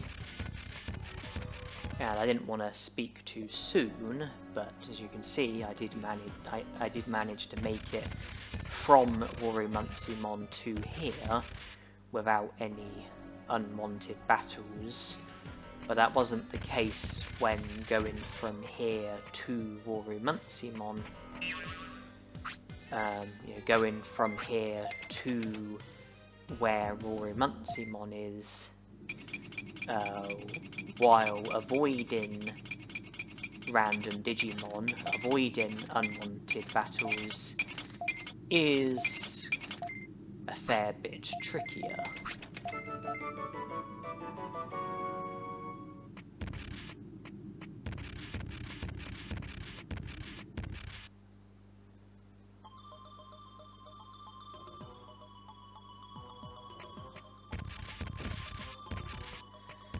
And even though it's not necessary to encounter Nannymon here at Toy Town, I would still like to, so I'm making the unnecessary journey back to the room that Garurumon was in.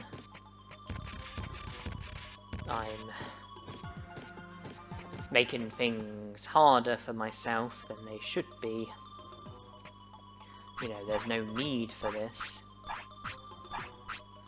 I just want to encounter Nannymon at as many locations as possible, even if it's not possible to recruit him. I want to settle, if 3 encounters is another unwanted battle. If 3 encounters is the best that I can hope for, then 3 encounters is what I'd like to aim for.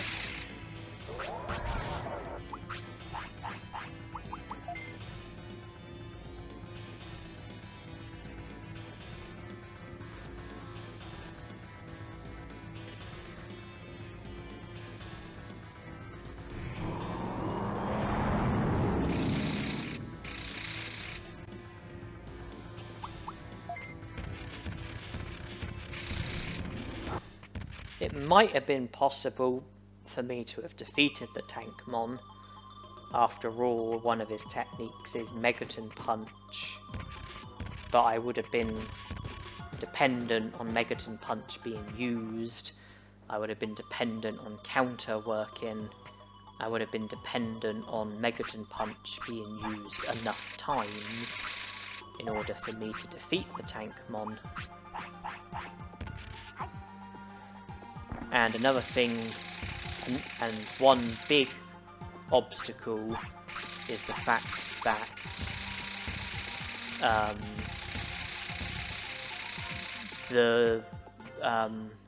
if I was to battle the Tankmon, then it would be classed as a random battle, not a mandatory battle, and because of that, the Tankmon would have had a limited amount of MP, and if the Tankmon was to run out of MP and was to still be alive, then I would end up being unable to defeat the Tankmon.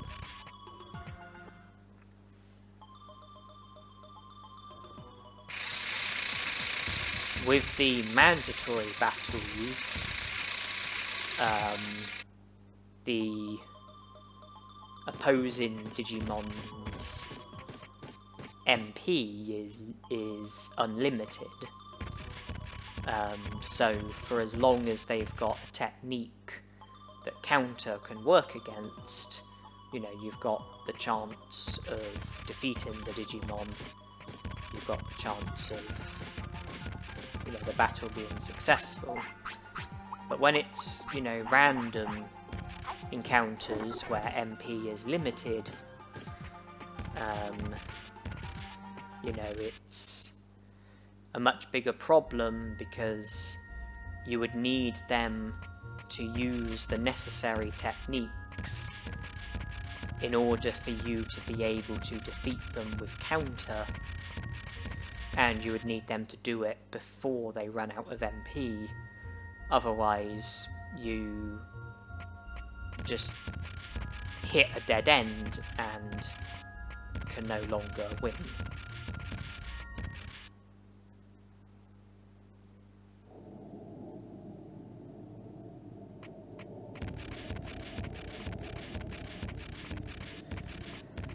And all of this running about,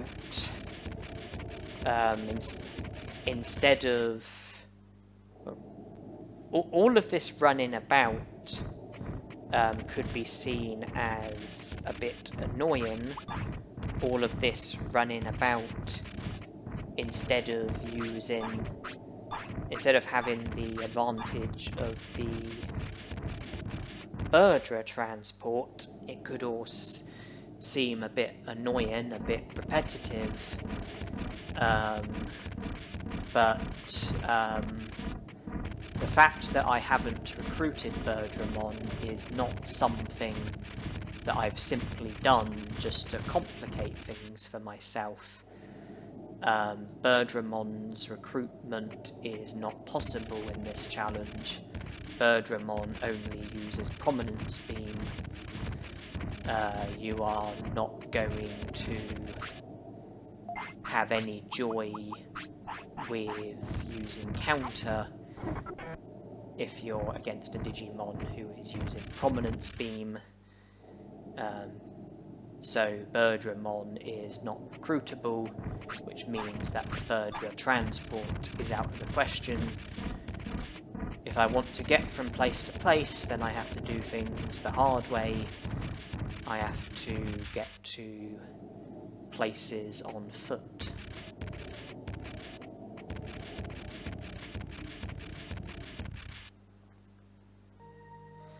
I've come to the Ice Sanctuary hoping to recruit Angemon, and Angemon is actually one of the harder recruits in this challenge, because of the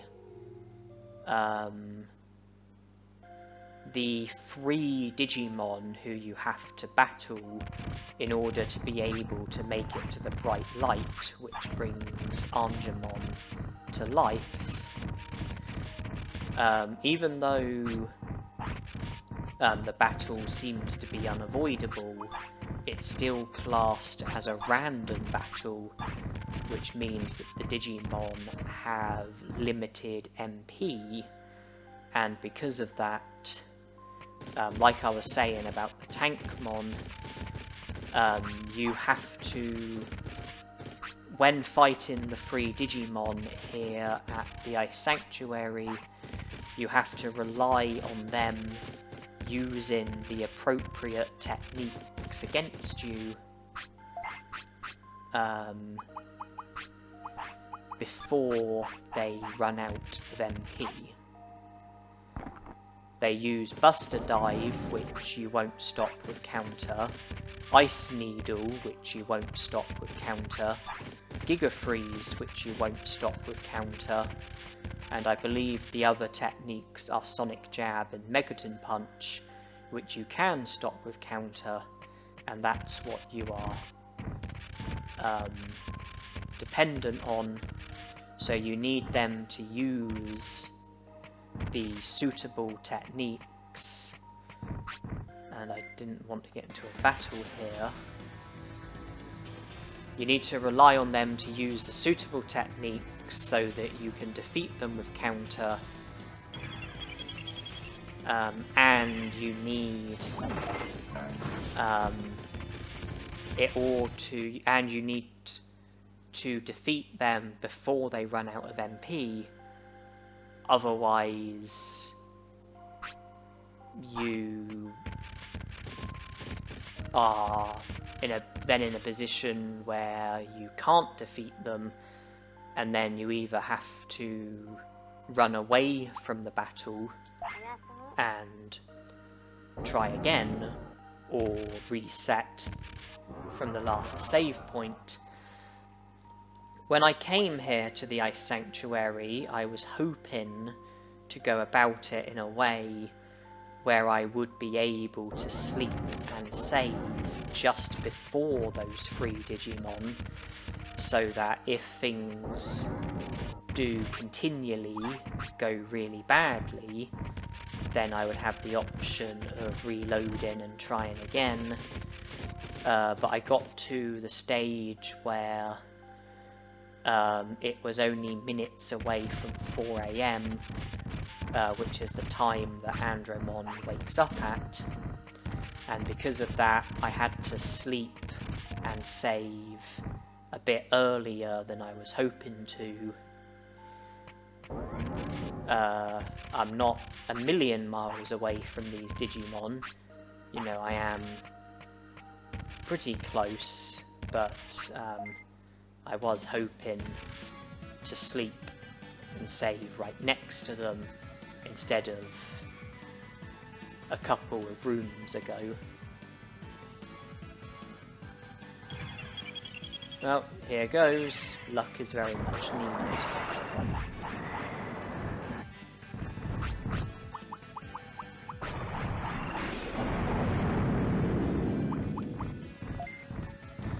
Oh yeah, another thing that can go in my...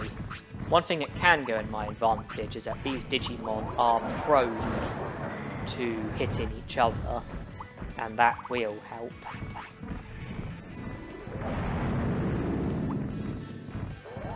Nonetheless, if I can't defeat them before they run out of MP, then there's nothing I can do, apart from either run or reset.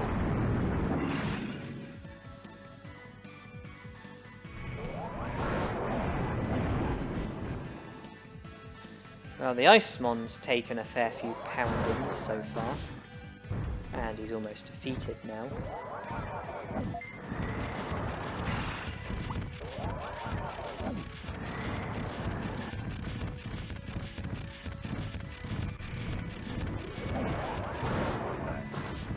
Well, that's the Icemon defeated.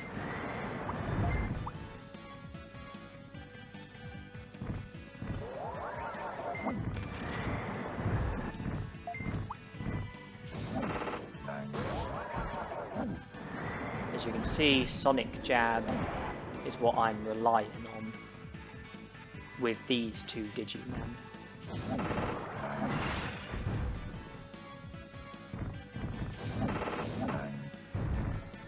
It's annoying that when you're in the process of doing counter, if you take a knock from a different Digimon, then it will stop you from doing counter.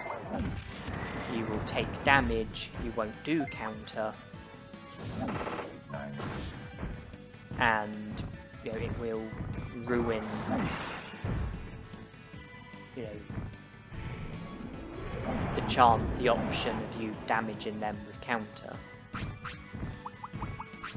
It has happened during this battle. One of these guys is close to death, but the other is far from death. Here we are now down to just one more. But we need him to use Sonic Jab a handful of times, and for counter to work in order for us to be able to defeat him.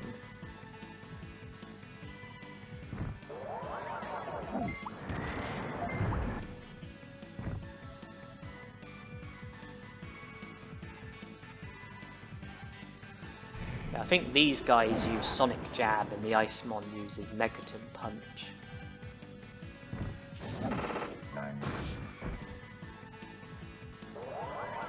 Either way, you know, they are beatable with counter.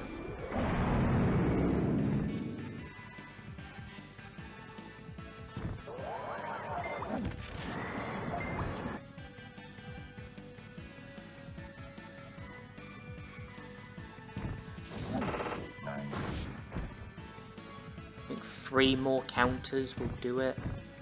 He started to run around. I hope that doesn't mean that he's out of MP. Otherwise, we have reached the end of any hope of this battle ending successfully.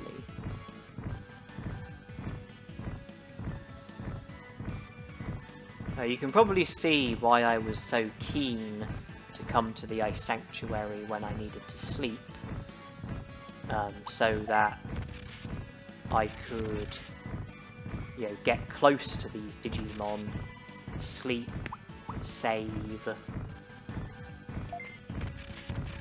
and if I have nothing but rotten luck from trying to defeat them, then I can just reload and try again.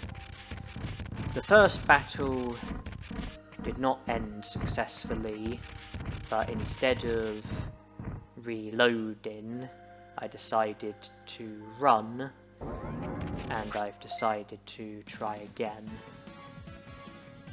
But if it keeps ending in failure, then, you know, I will reload.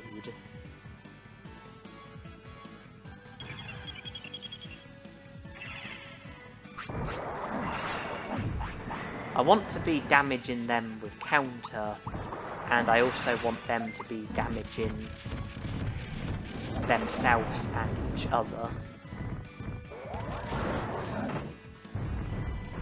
And twice I've attempted to use counter, but it's been stopped as a result of me being struck by a different Digimon's attack. But one of them did get hit by Buster Dive, which is good.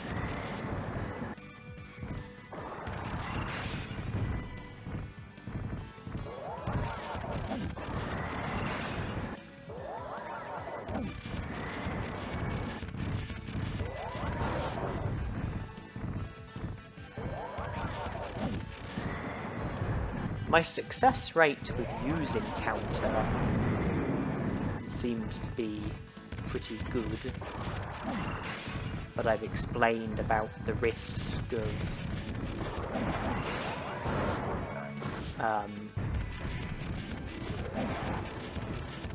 my counter getting interrupted as a result of me being attacked by one of the other Digimon. I also need to rely on the right techniques being used against me.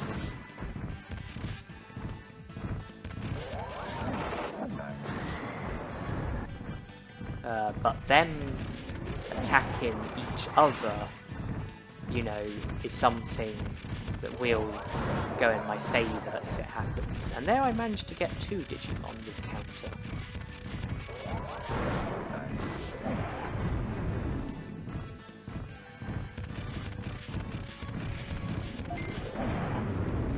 Okay, there's another example of friendly fire.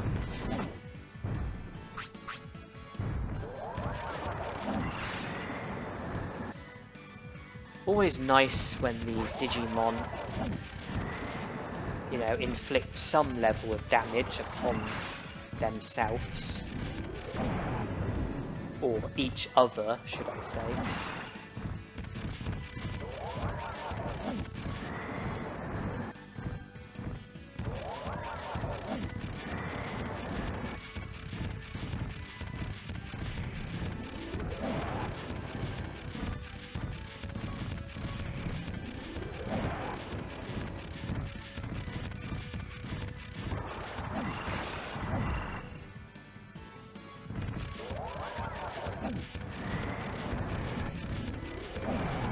That'll do nicely.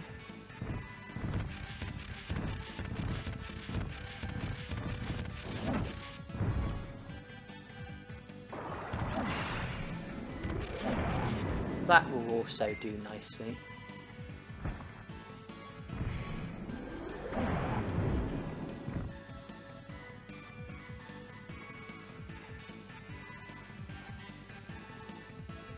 Come on, Sonic Jab.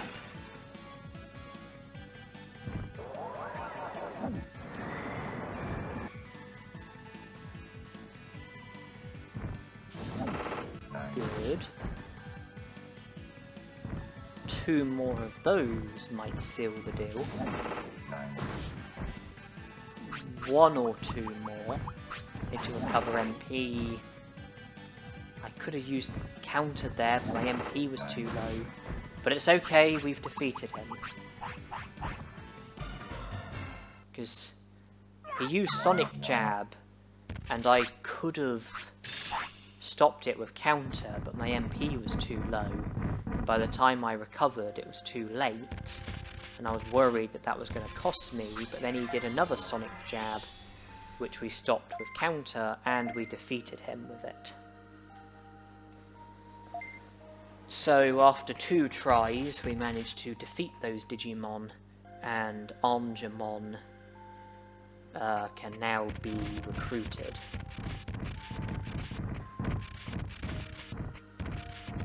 I've explained already that we're not going to have any joy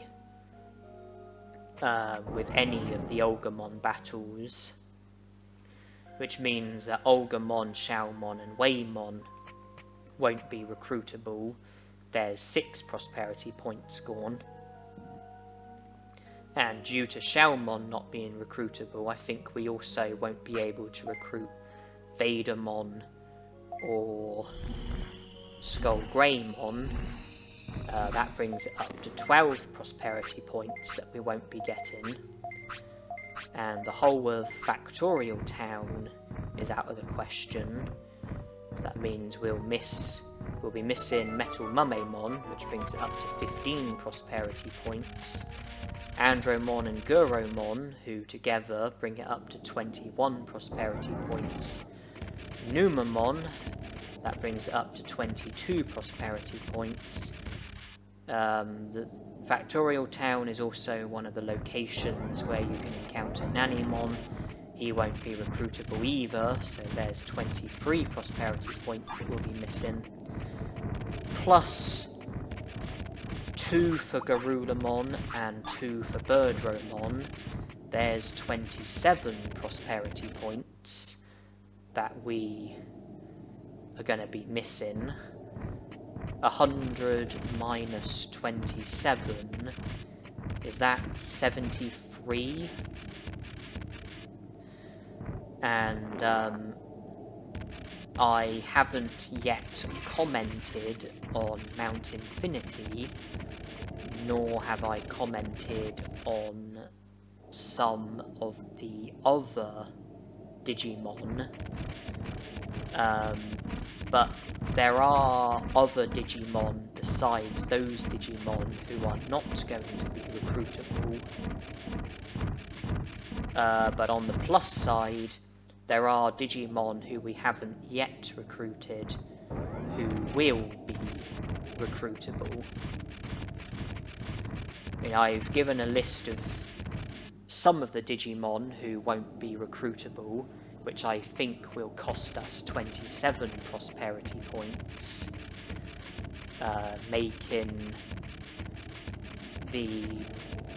bringing the maximum target from 100 down to 73, I think. But the maximum target is going to be even lower than that, unfortunately. But I have managed to recruit quite a lot of Digimon so far, and there are more to come. Next on the list is Kokotorimon.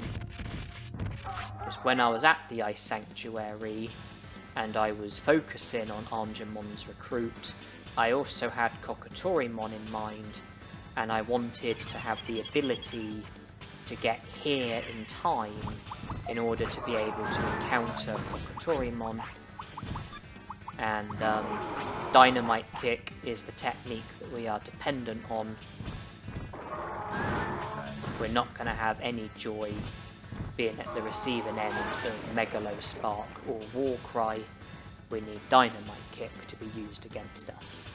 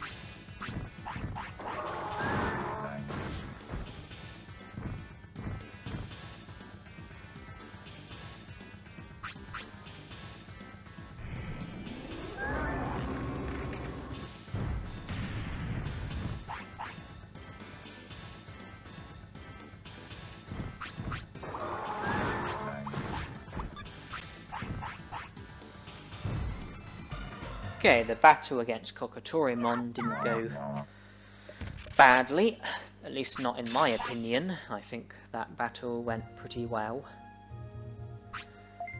And yeah, I knew that Andromon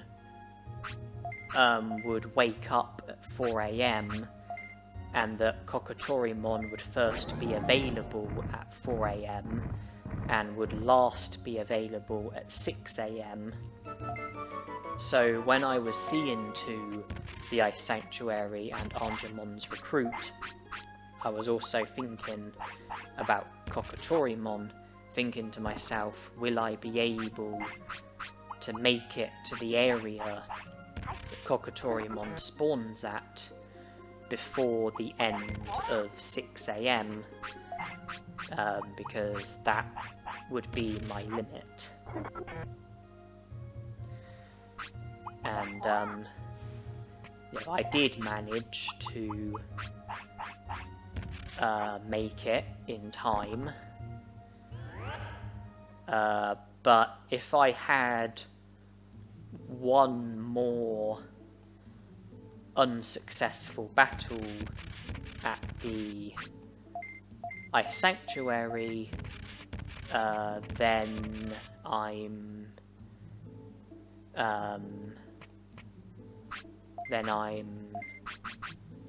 fearing that I probably wouldn't have made it to Kokotorimon in time, and then I either would have had to have reset and tried again, or left Kokotorimon for a different day.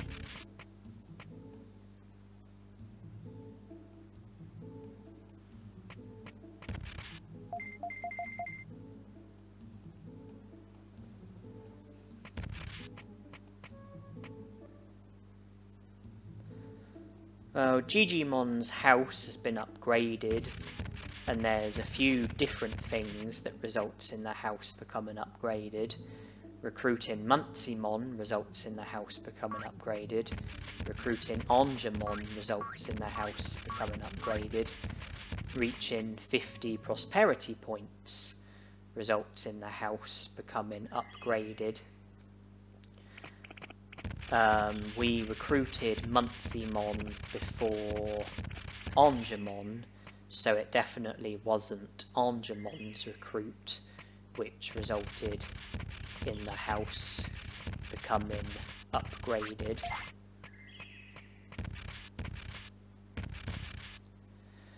And even though I've recruited Miramon and Dremolgemon, and even though Olgamon is not recruitable and certainly won't be featuring in the drill tunnel, I am returning to the drill tunnel because I'm hoping that the Leomon's Ancestors Cave is going to be available. Because in order for it to be available, I think you need to have a minimum of 45 prosperity points, and you need to have Miramon recruited. Okay, we have fulfilled the criteria. Leomon's Ancestors Cave is available to us. So I was right that we do have a minimum of 45 prosperity points, and we have also recruited Miramon. That's if I'm right about those being the requirements in order for Leomon's Ancestors Cave to be open to us. I have collected the Leomon stone. If I go to Gear Savannah and present the stone to Leomon, then he will join the city afterwards, and then Nanimon will spawn at the Leomon's Ancestors Cave. We can speak to him. That will be our third time of encountering him, and I believe it will also be our final time of encountering him. I think that 3 encounters with Nanimon is the best that we can hope for.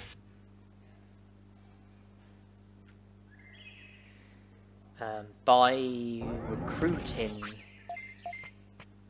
Leomon, obviously we will get another 2 prosperity points. You'll remember when I defeated Meteormon, there was a bit of text that I had to pause on in order to prevent my game from freezing, and I have the same issue when speaking to Leomon at Gear Savannah, as well as Devimon when speaking to him at the Grey Lord's Mansion and Mount Infinity. Putting Devimon aside and focusing on Leomon, when I'm speaking to Leomon, there's a bit of text that I have to pause on. It's the bit where he says about you being able to count on him. I'll pause on it, go through it slowly. But like with Meteormon, the video will be speeded up, so it will be brief for you viewers.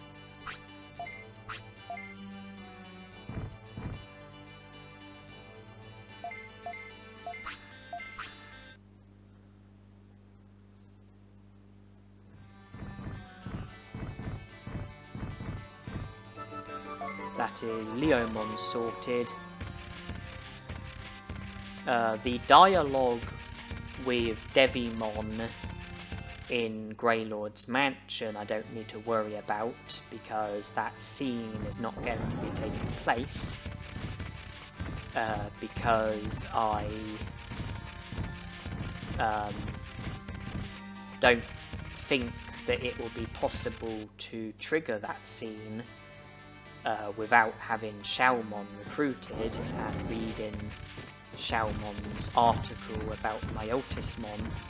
I don't think it will be possible to get that scene with Devimon, and ultimately I don't think it will be possible to recruit Skull Greymon. As for Mount Infinity, I don't currently want to give away whether or not I will be having the scene with Devimon. I mean, the bit where I have to pause on a bit of text, it's after the Devimon battle, which would require defeating Devimon and also require reaching Devimon. In other words, having access to Mount Infinity and making it up to Devimon and defeating Devimon. I don't want to say at the moment whether or not that's going to happen, so I don't want to say whether or not that scene is going to be happening, but if it does happen, then, you know, there's a bit of text that I have to pause on in order to prevent my game from freezing, but I will, you know, edit the video and speed it up so that it will be brief for you viewers. Same with Meteormon, same with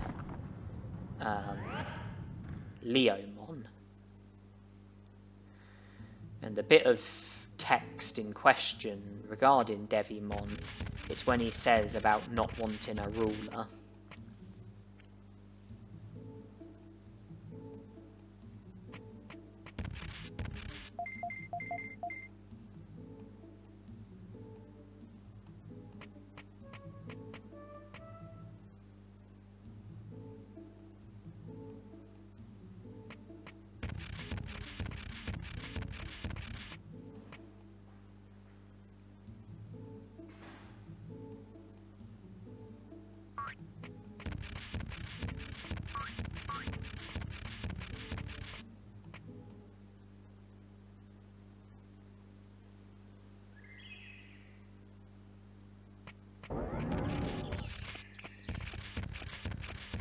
Anyways, guess what?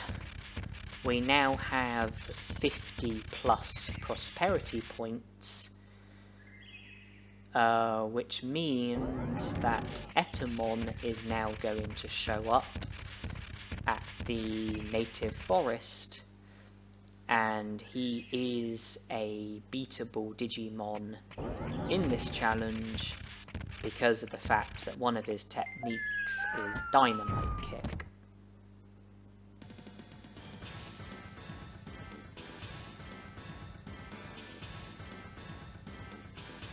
He also uses Warcry and Buster Dive, but that's not going to help us. What we need is for him to use Dynamite Kick.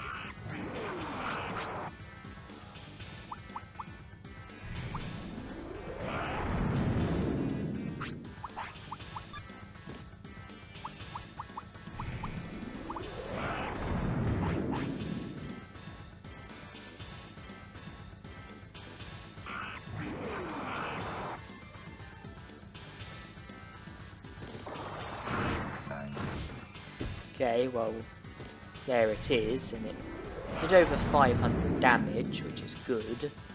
But if he's going to do more war cries, then you know, his defense will improve, and our counter will do less damage against him. Since he started with 5,600 HP, it could take quite a few counters in order to defeat him, especially if his defense is going to be getting better.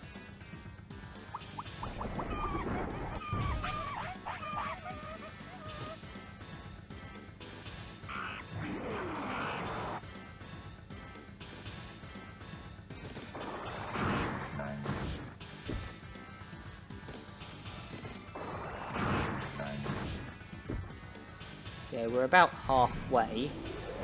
No complaints so far.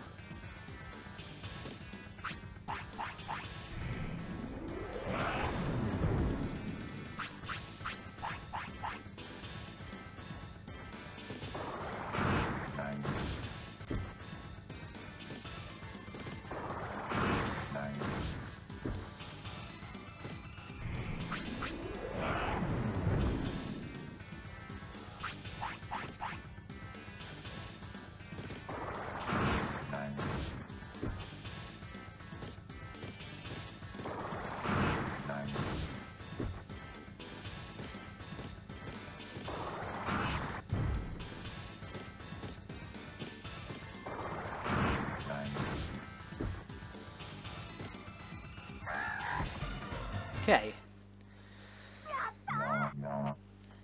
Now, since we had enough prosperity points in order for Etamon to show up, we also have enough prosperity points in order for Digimon to mention to us about Mount Infinity,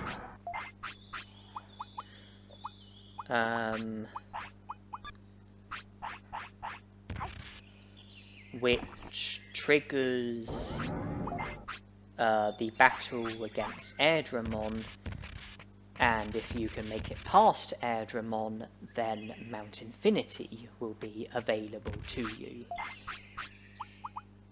All we have to do is speak to Digimon, and it will trigger what I was telling you about regarding Airdramon and Mount Infinity. There is a big problem. The big problem being the fact that Airdramon doesn't use any techniques that Counter can work against. He uses Megalospark, Confusion Storm, and Hurricane, and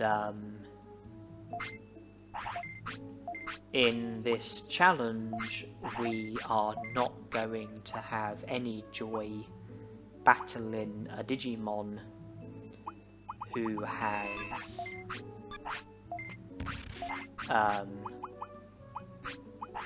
those techniques equipped. And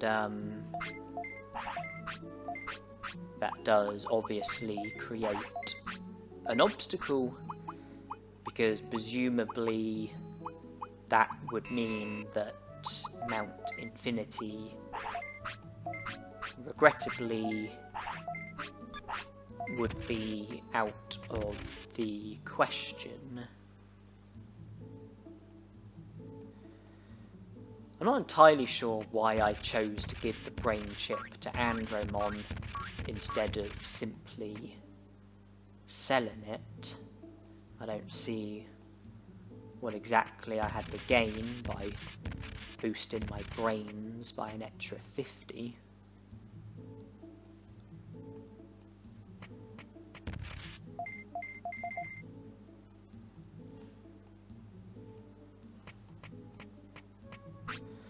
So Angemon, any hints? Garurumon not recruitable, Birdramon not recruitable, Xiaomon not recruitable. Digimon mentioning about Mount Infinity.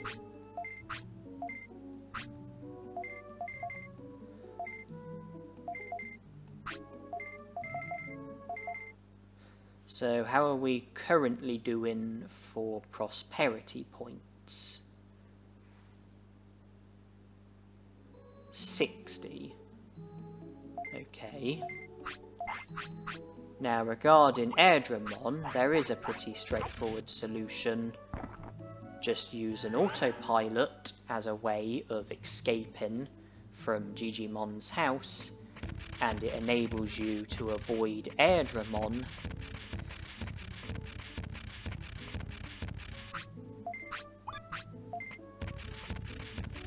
and Mount Infinity is available to you. So by speaking to Digimon about Mount Infinity and leaving Digimon's house by using an autopilot, instead of simply walking out of his house, you are able to avoid Garurumon, which in this instance is crucial.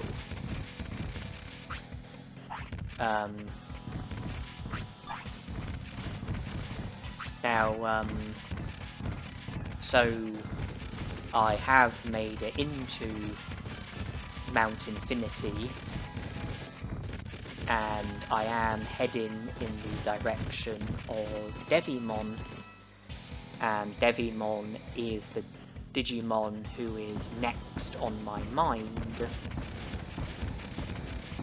And he uses Megalospark, which counter won't work against, Warcry, which counter won't work against, and Muscle Charge, which counter won't work against.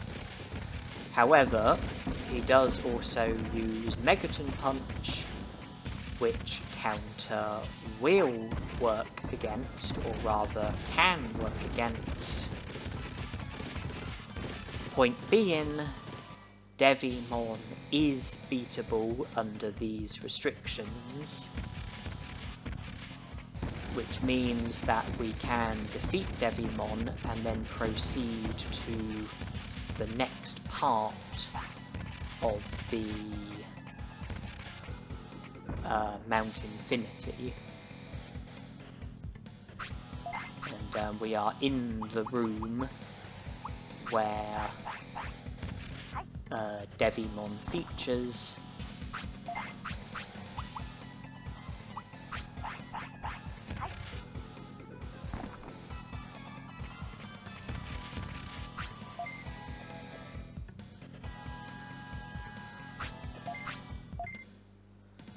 This is where we battle him, and we are pretty much solely relying on him using Megaton Punch. Otherwise we won't be able to make any progress in this battle. Okay, Megaton Punch was the first technique to get used, and counter worked, and we can make that 2 out of 2.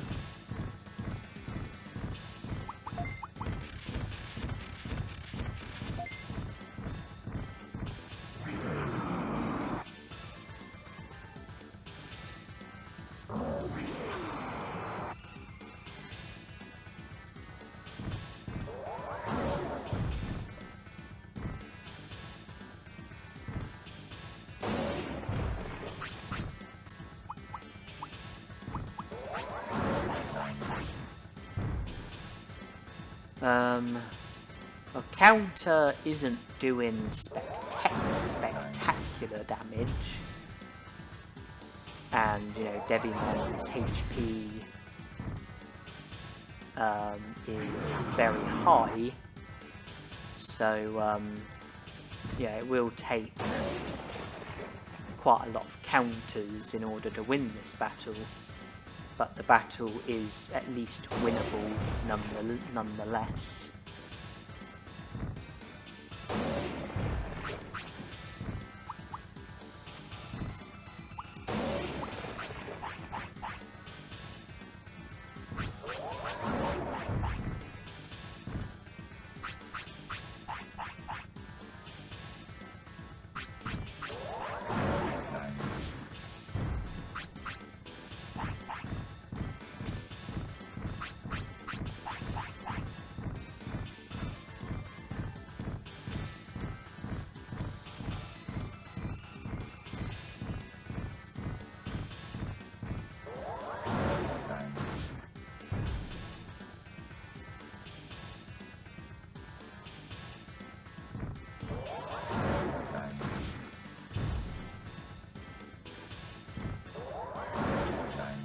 Counter seems to be working very well. In the damage might vary, but, you know, the technique actually being used seems to be going well. Very well, in fact.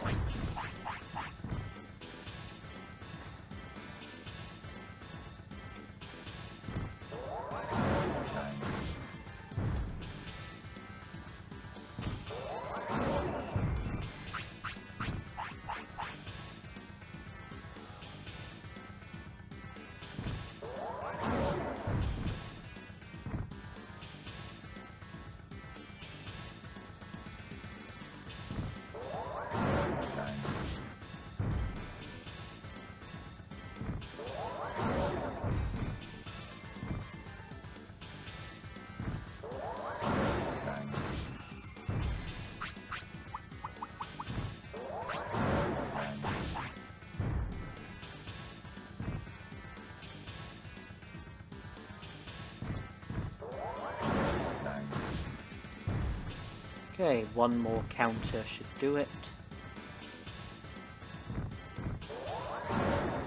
There it is. Digimon defeated. And like I said, there's one bit of text that I have to pause on in order to prevent my game from freezing. There it is. And from here, I am going to proceed deeper into Mount Infinity, but I do have some bad news. Metal Greymon is not defeatable under these restrictions. He uses Infinity Burn, Meltdown and Buster Dive. All three of those techniques are techniques that counter can't work against, and that means that we won't be able to reach we won't be able to reach Machine Dramon, and because of that we won't be able to score any prosperity points for Devimon or Airdramon or Metal Greymon, because regardless of whether you defeat those Digimon, you have to defeat Machine Dramon in order for those 3 Digimon to officially join the city. So that's 7 prosperity points that we are going to be losing. 2 for Airdramon, 2 for Devimon, 3 for Metal Greymon. It also means that Digitamamon's not going to be recruitable, because you have to defeat Machine Dramon in order to be able to encounter Digitamamon. So when you include Digitamamon as well, there's 10 prosperity points that you are going to be missing.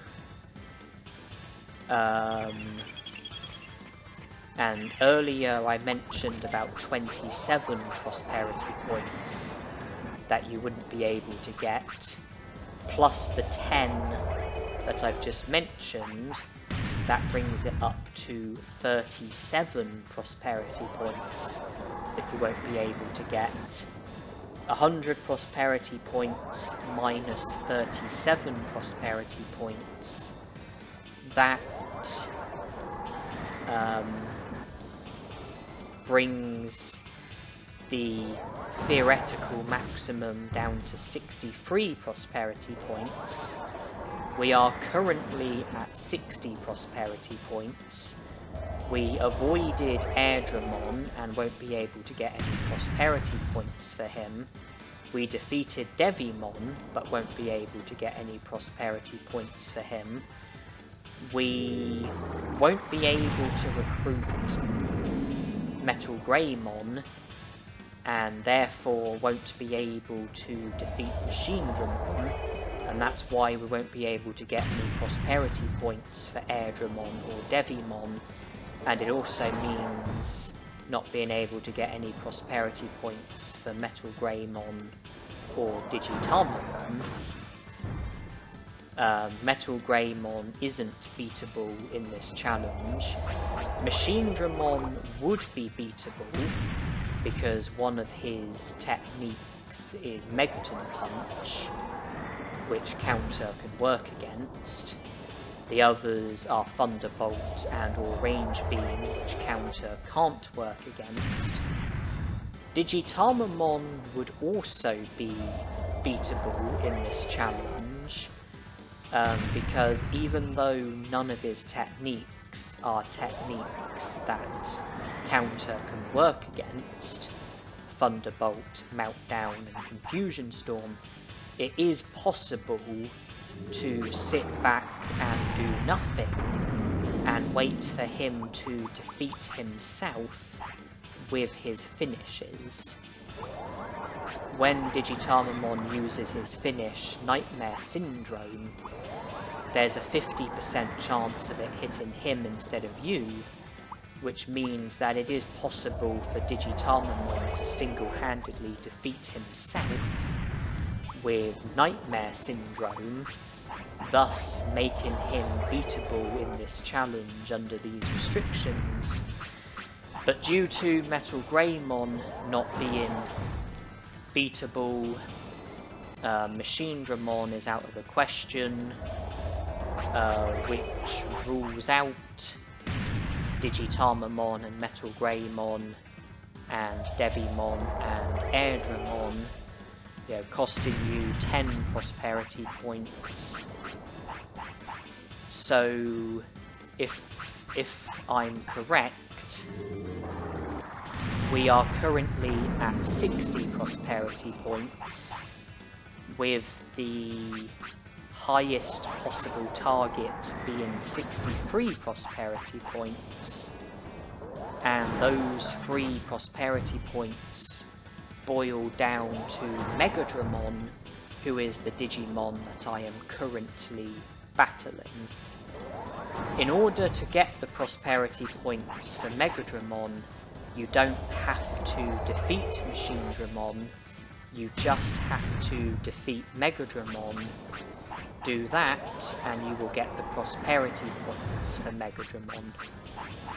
There won't be a pop-up saying Megadramon joins the city, and I don't think Digimon mentions about Megadramon joining the city, but nonetheless, as long as you defeat Megadramon, you do get the prosperity points for him, and that means that if we can defeat Megadramon, then our number of prosperity points will go from 60 to 63, which I think is the most that can be achieved in this challenge, going by the restrictions that we are going by.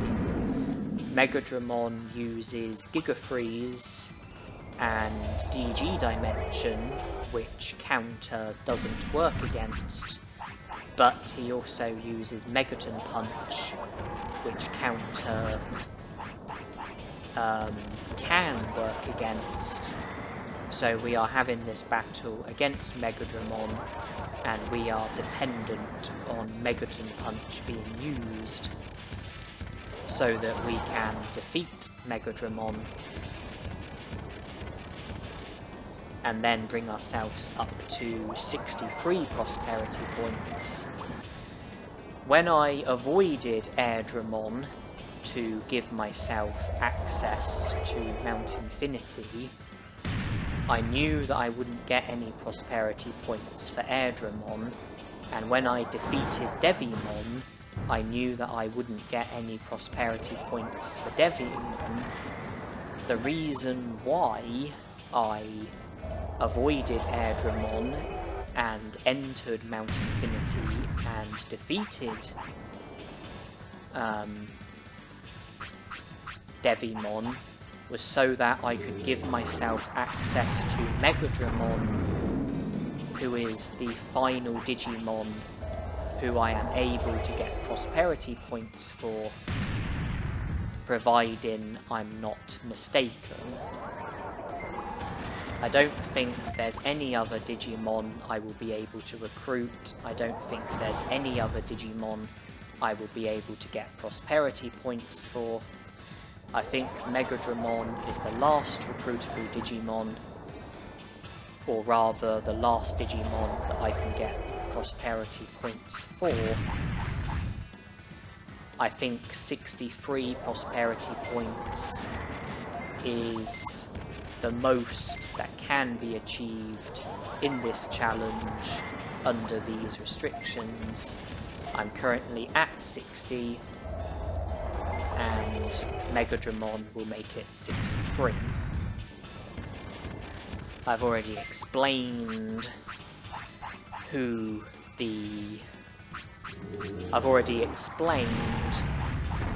which Digimon I am missing, and the fact that I don't think that they are going to be recruitable in this challenge, unfortunately.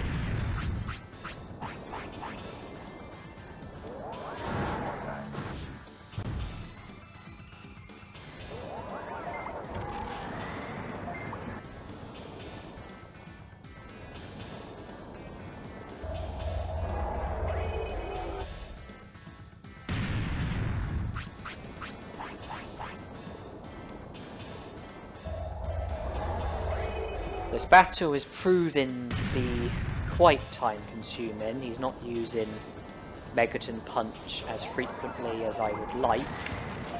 He seems to be more prone to using DG Dimension and Giga Freeze. And when he does use Megaton Punch, I'm not always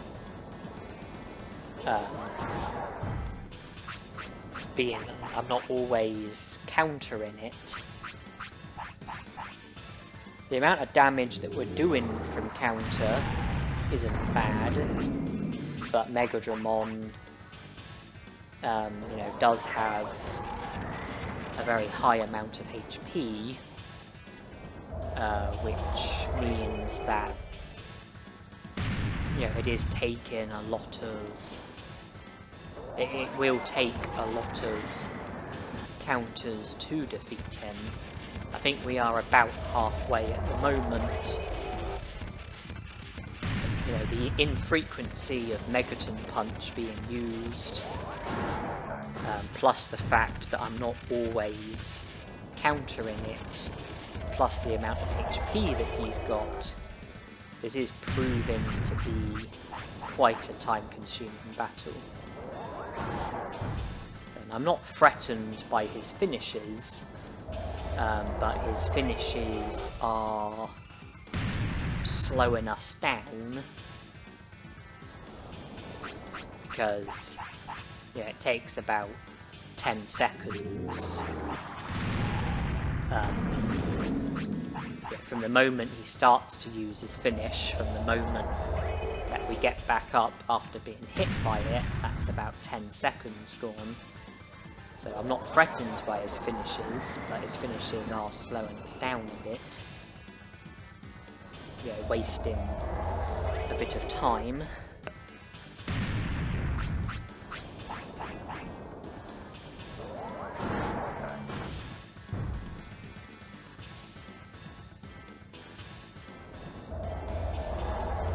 We are slowly making progress though. Now we've got plenty of items in our inventory. His HP is now down to under 3,000.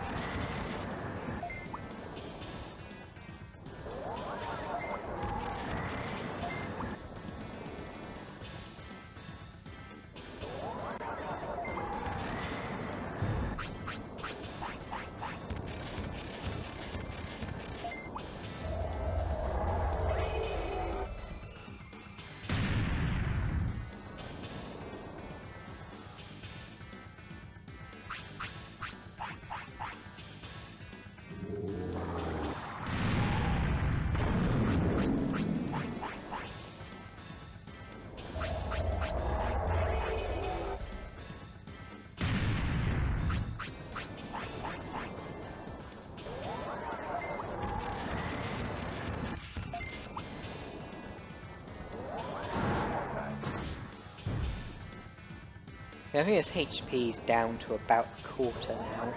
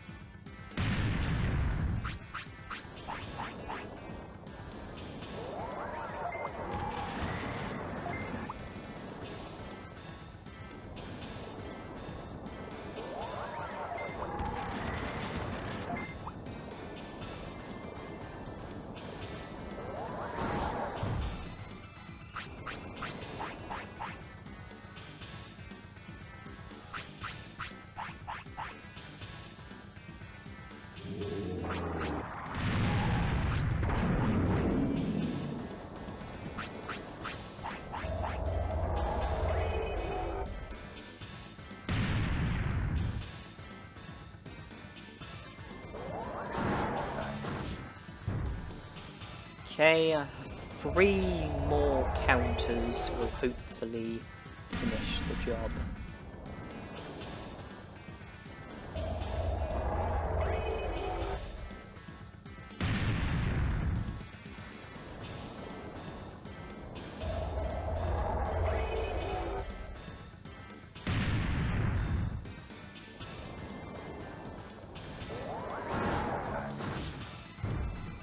Okay, I'm confident 2 more counters, and that will be the end of the battle.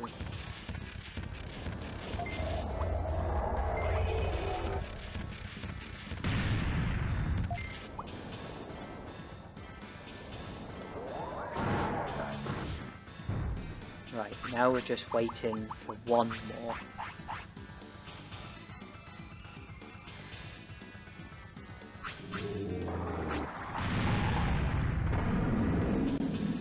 Might take just 1 Megaton Punch, might take more than 1 Megaton Punch, but it's only going to take 1 counter.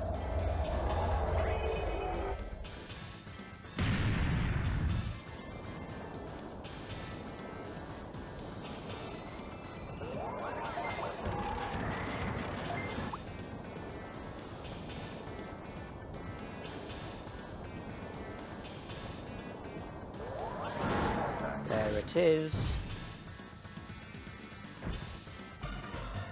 Garurumon defeated, and if we return to Digimon and speak to him, then he should say that we have 63 prosperity points, which I think is the most that can be achieved in this challenge. There is a slight problem with returning to Digimon's house, and that is the fact that if we attempt to enter Digimon's house, then we will end up being challenged by Airdramon.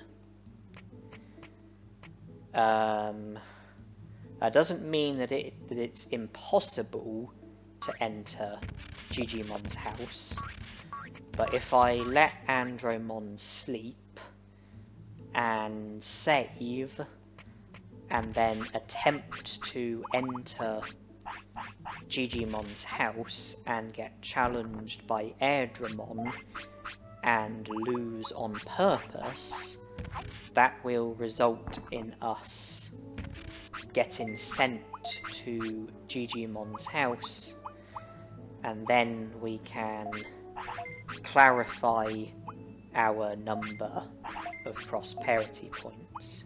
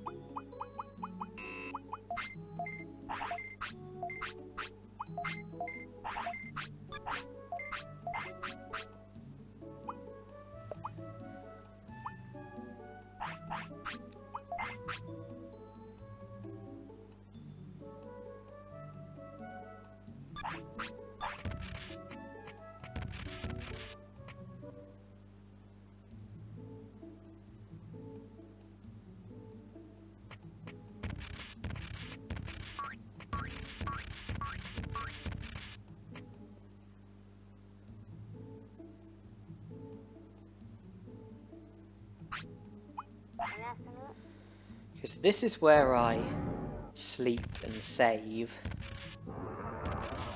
And really, this is where the challenge ends. But just so that I can show you the number of prosperity points that I've got,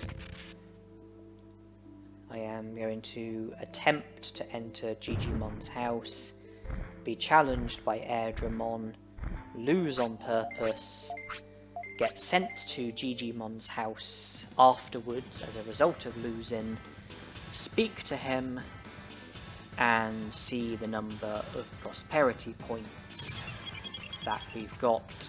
Should be 63.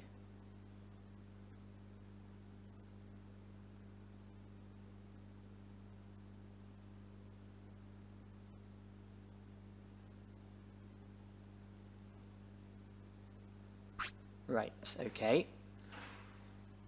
We lost the battle, which is what we needed to do.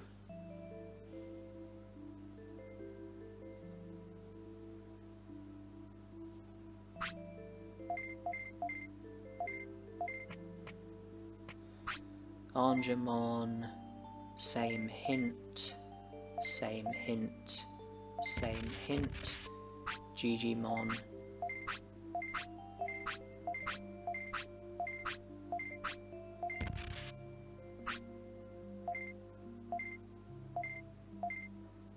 $63 prosperity points, and I think that is the best that can be achieved.